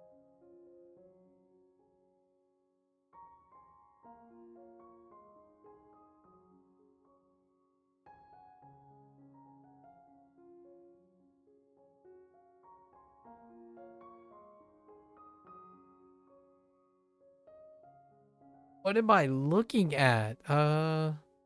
Something makes me want to type. Okay. Okay, just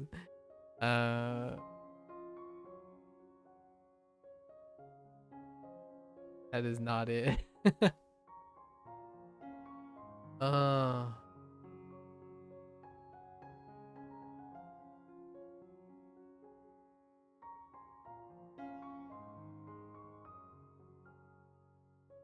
like hope?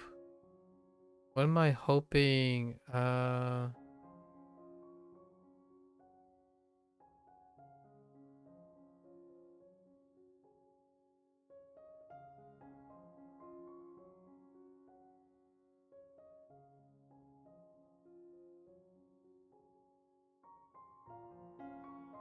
Somehow I kind of want to say I don't know.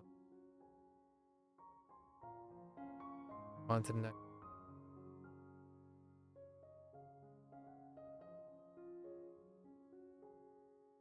What?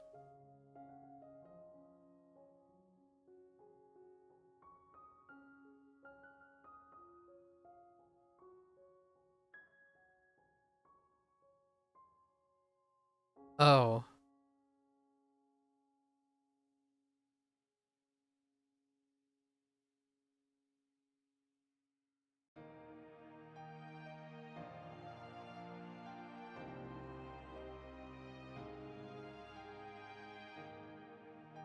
Oh no, Hanzuhiro. What is oh? Hmm. 骨格 Gaku. Oh, kidding.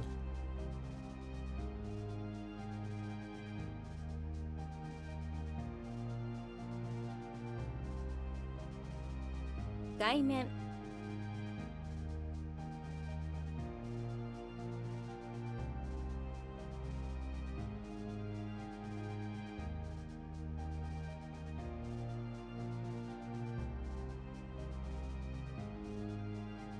What?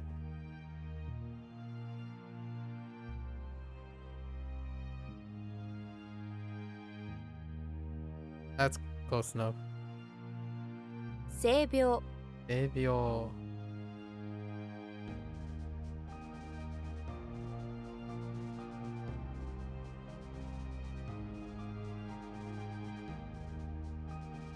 遠足 Ensoku.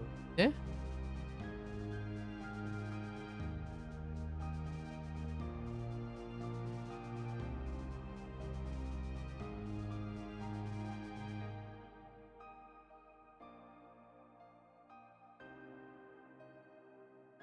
顔面 Anme. Ne? Uh,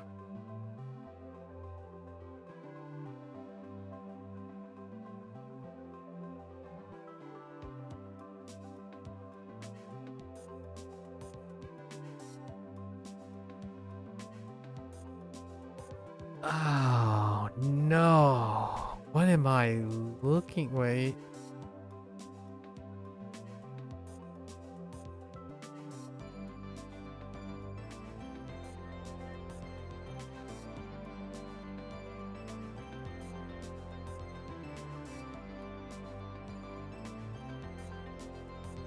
What's the right thing?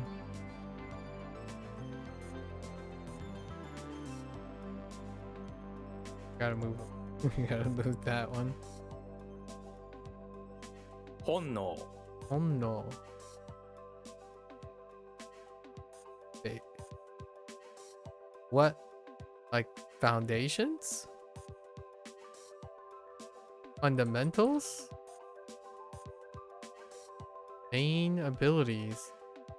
Principles? Basics?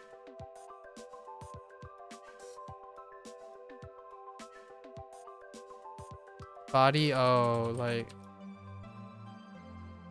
ability? What? Main ability? Honno teki ni. Eh? Yabai.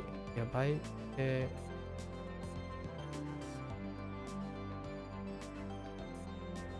Oh, wait, no.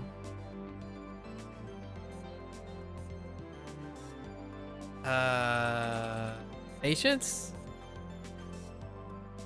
Ay, what in the actual tarnation is this? Main ability. What?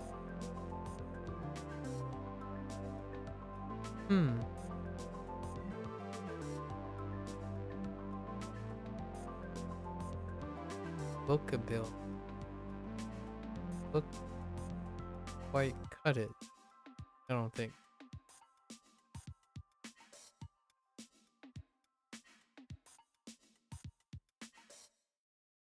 I have no idea.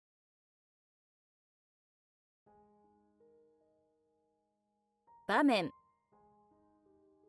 Eh.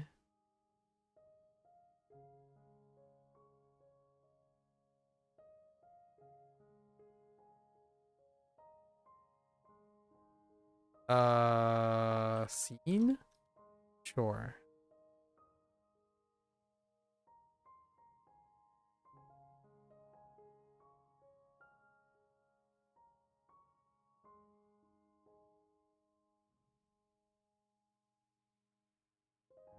理性 Ise.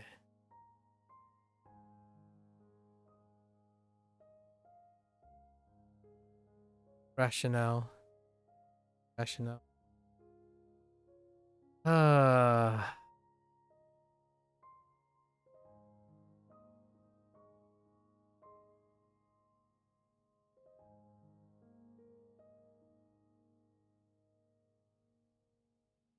Ups. In. In.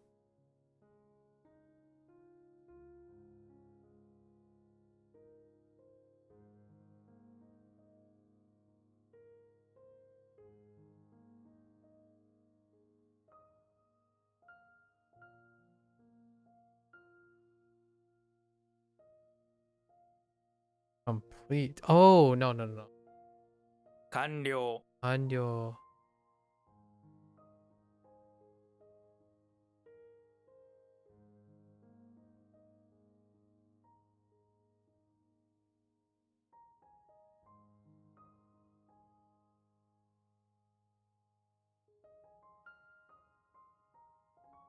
全 Or holy. They're complete. They're reasonably.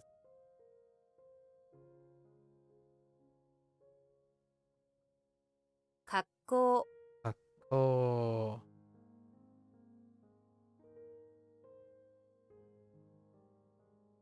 Uh.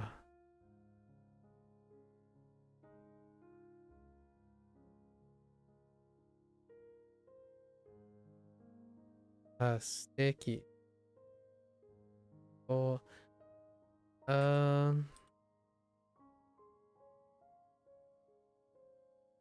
Form. Oh, I keep misspelling it.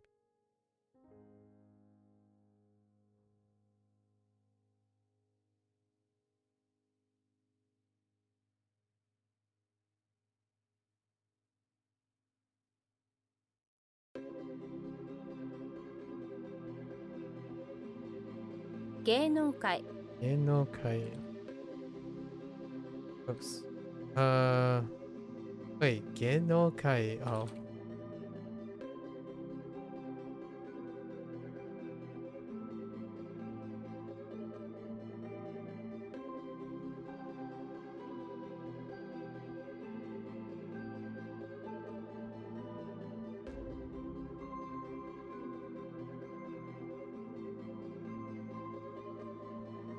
Kamen. Amen.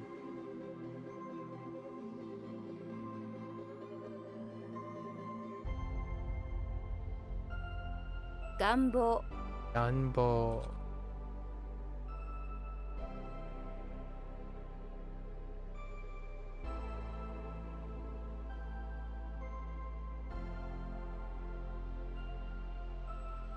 What? Wait. Wait.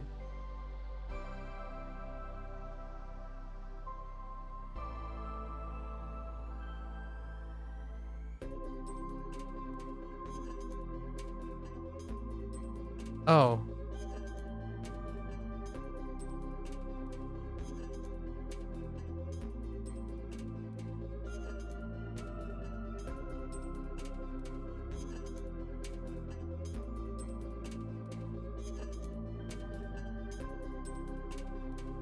I keep typing the wrong. Oh my god, dude.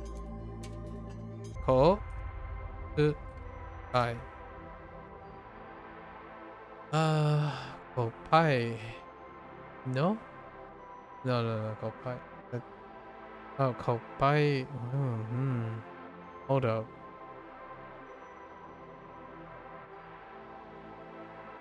Old. Oh. That's not even right. Oh, Kosetsu. kosetsu. Kosetsu. Ah. Oh, 妥協。妥協。基本。基本。地面。地面。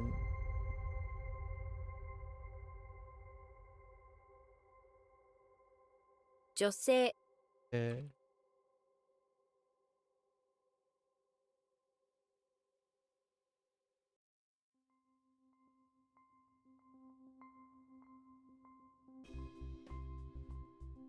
YOLO.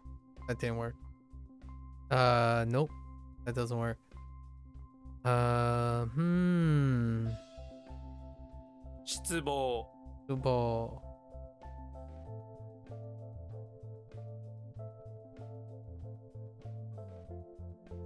面白い。白い。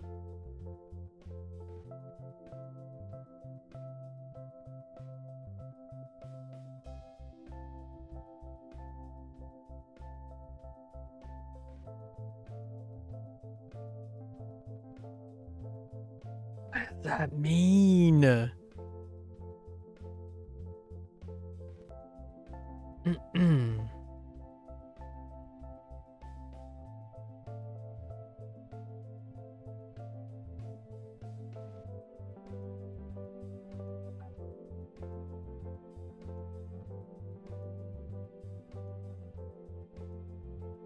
Aired? No.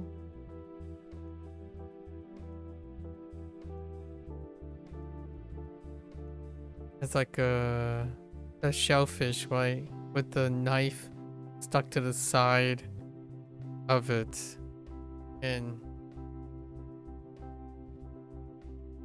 trying to say something and it turns out Gawa turns into Gawa.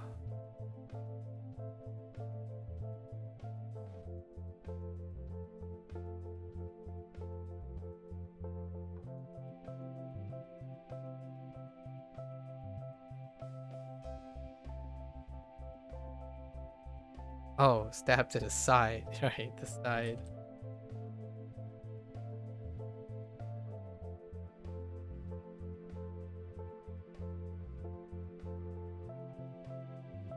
Oh, no. This is hone. 骨 周期 Yuki.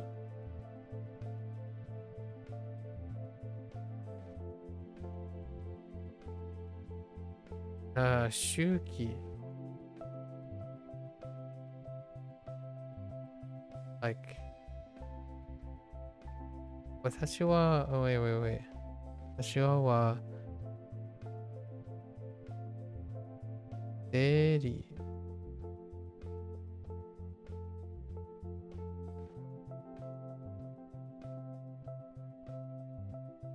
Like,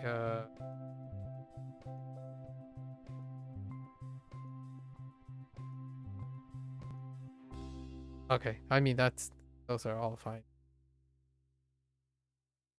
人参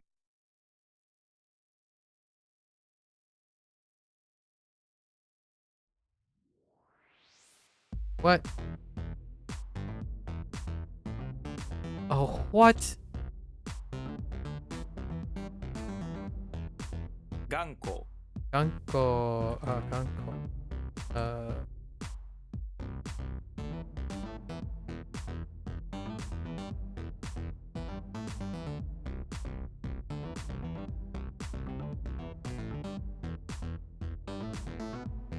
「せっかく」 Sekkaku. 「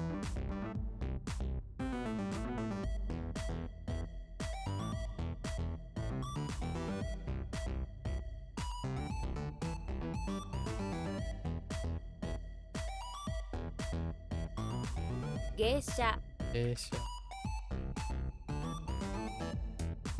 「マイル」マイル。 「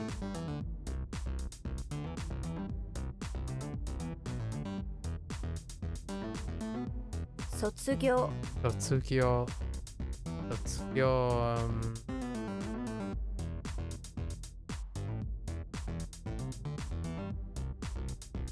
公園」公園。ああ。ああ。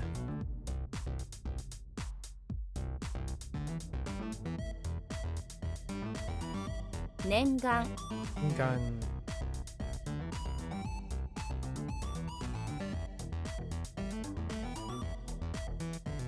遠い」遠い。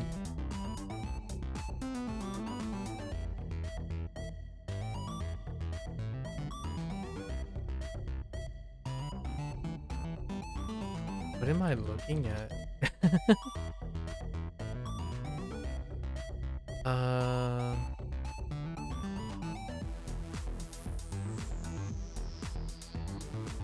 Oh, 周り 周り。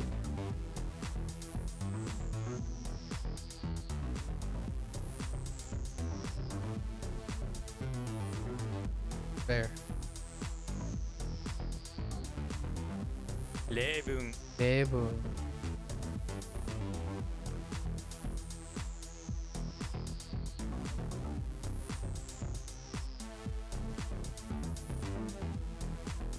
Oh. 政府 F.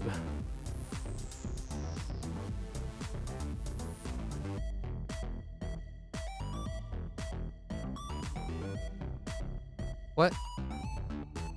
Oh. What? 能力能力。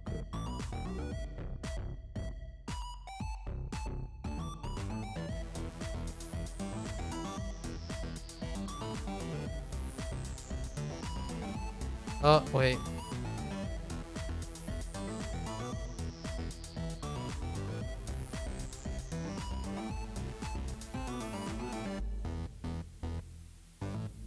式」式。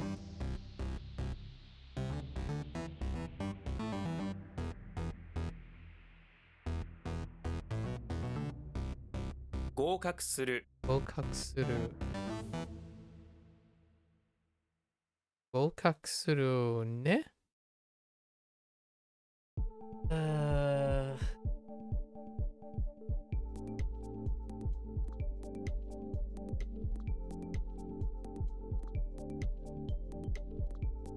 一例 Yeah.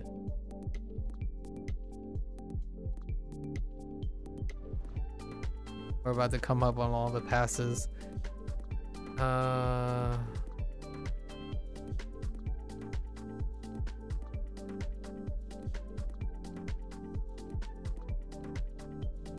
Oh.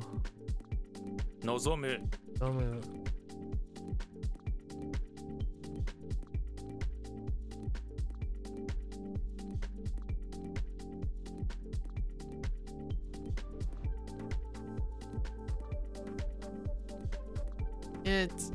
What is it about? Like a thin line with a oh yes.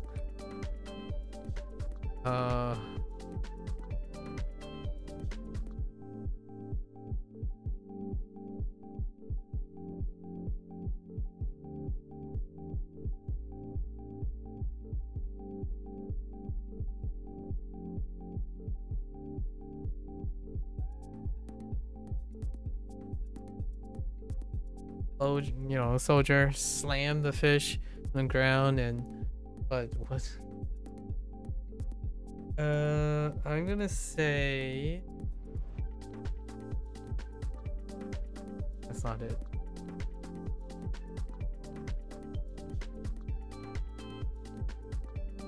Ashiki.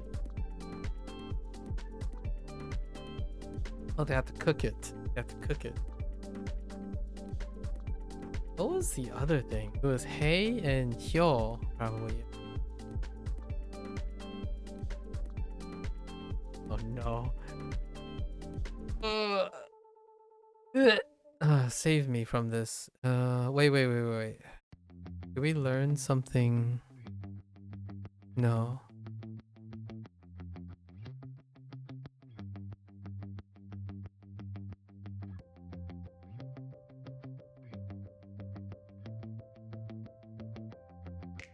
Day, but it's not day. Gotta be our coon. What is our coon?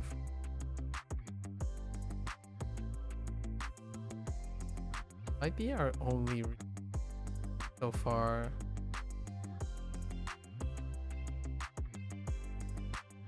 Okay, what? Oh no.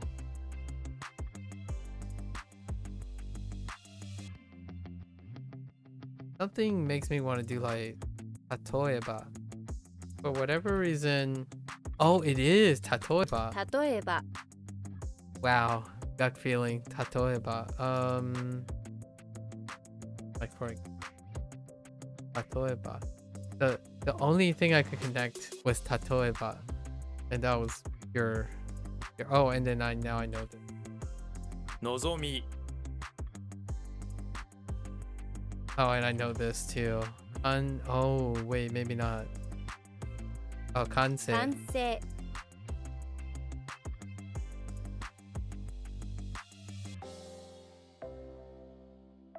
And then what happened here?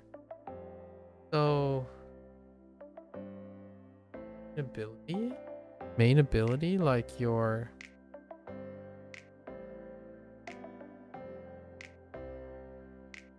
Main ability? I'm just habitually stuck on... Maybe like... No, I'm thinking of... Wait, I'm stretching way too far. Go back. Go back. Look, think...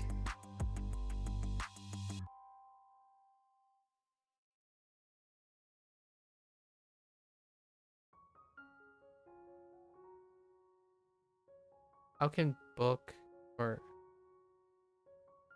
subject ability, body, function? Oh, what do we have? Yeah, that doesn't help. Yeah, those things don't help. Kanji time da yo ne? No. Yabo, yeah. Yabaiって漢字単だよね。だよね。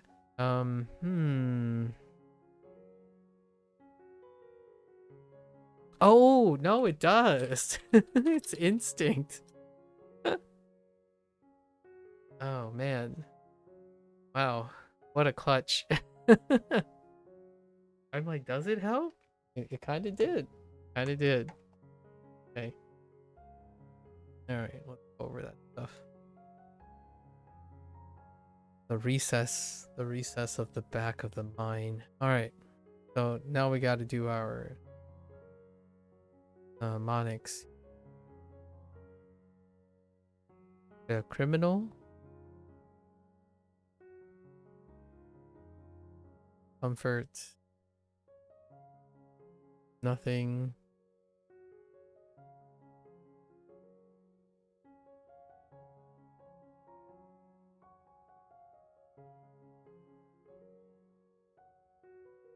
Good luck. Tiger. Poem.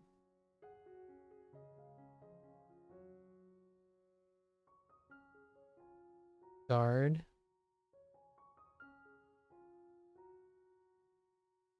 Festival. Okay. And now we're looking for the mnemonic key. E. Genji.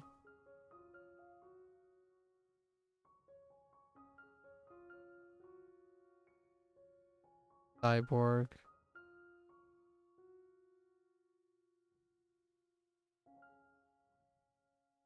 Anna.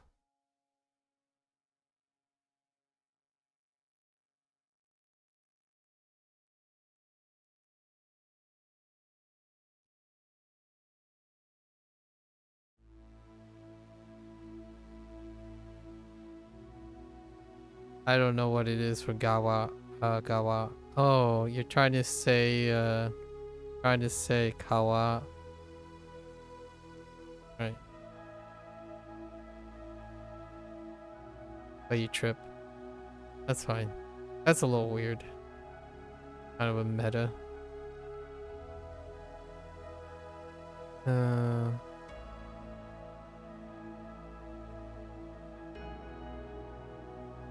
A. And Hyo. We'll worry about secondary readings a little bit down the line. Donut.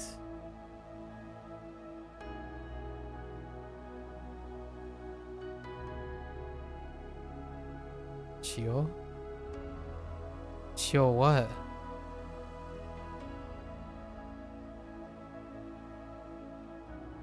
Is it like Shio? I have no idea what near rhyme they use for that.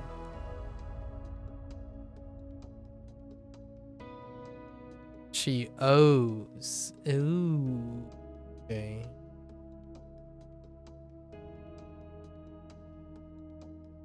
Oh, interesting.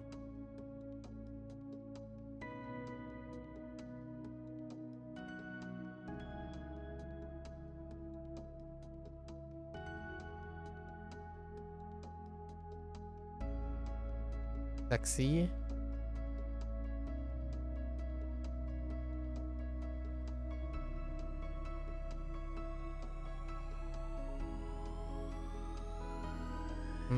This one's for producing a consistent problem.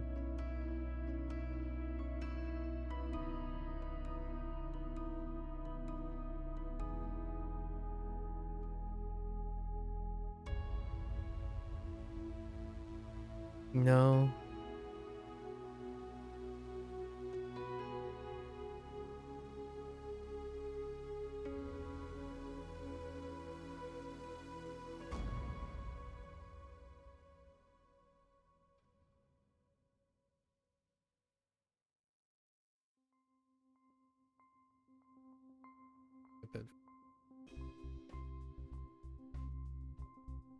R.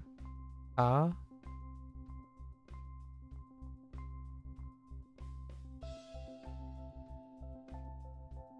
Ume. Umezume.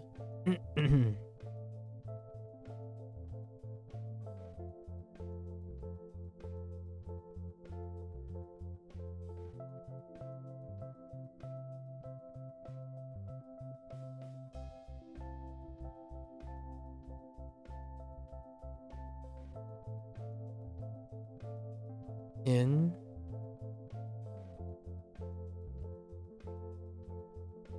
yo.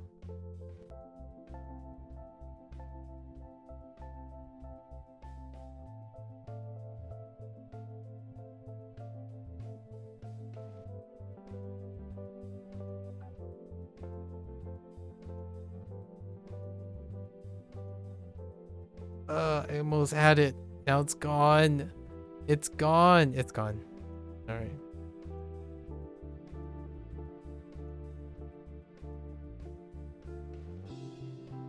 On.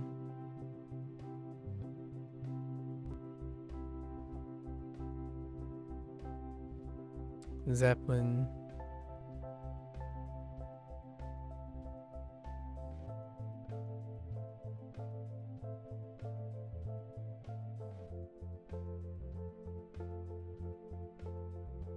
How did they do this one?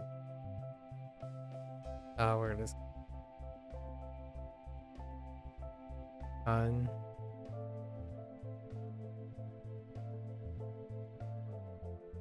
Soaked. I.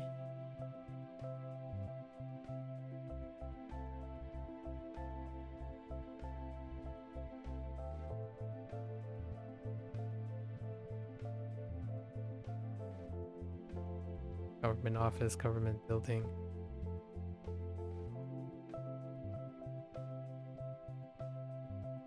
And yeah, we're skipping that one.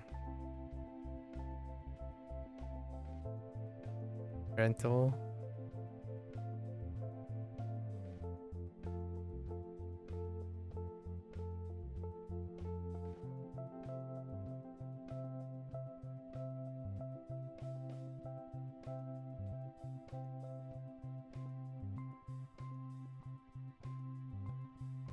NG. Shogun.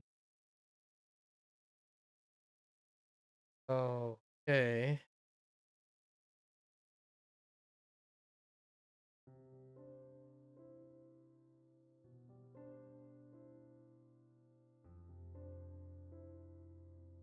Vikings.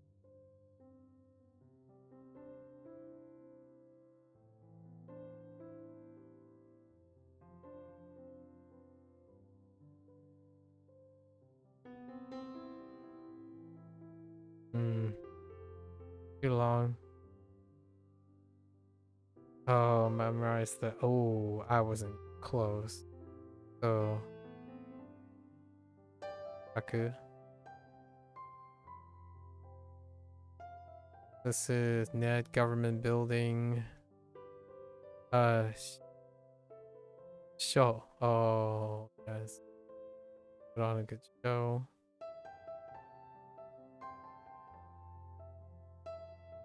Now, I have no idea. Oh, it's the Ford thing. Oh, it's Ford. Oh, walked. Ford, which means Shogun. This one is tough. I lost this sound, drunkard, word. Blur your words. Oh, shiki. Speak.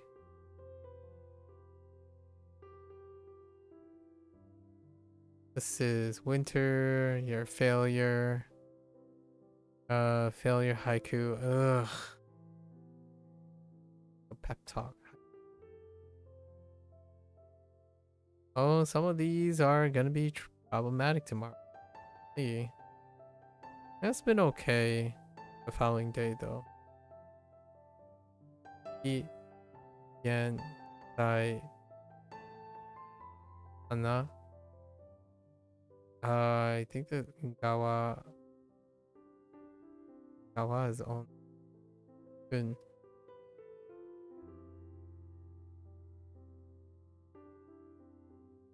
Yeah, Kawa is in soba. Okay. Do.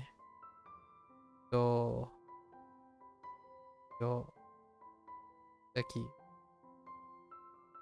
I think Seki's on despite staying alone.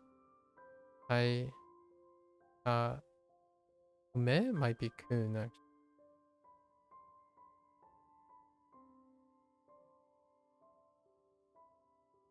In yo shi an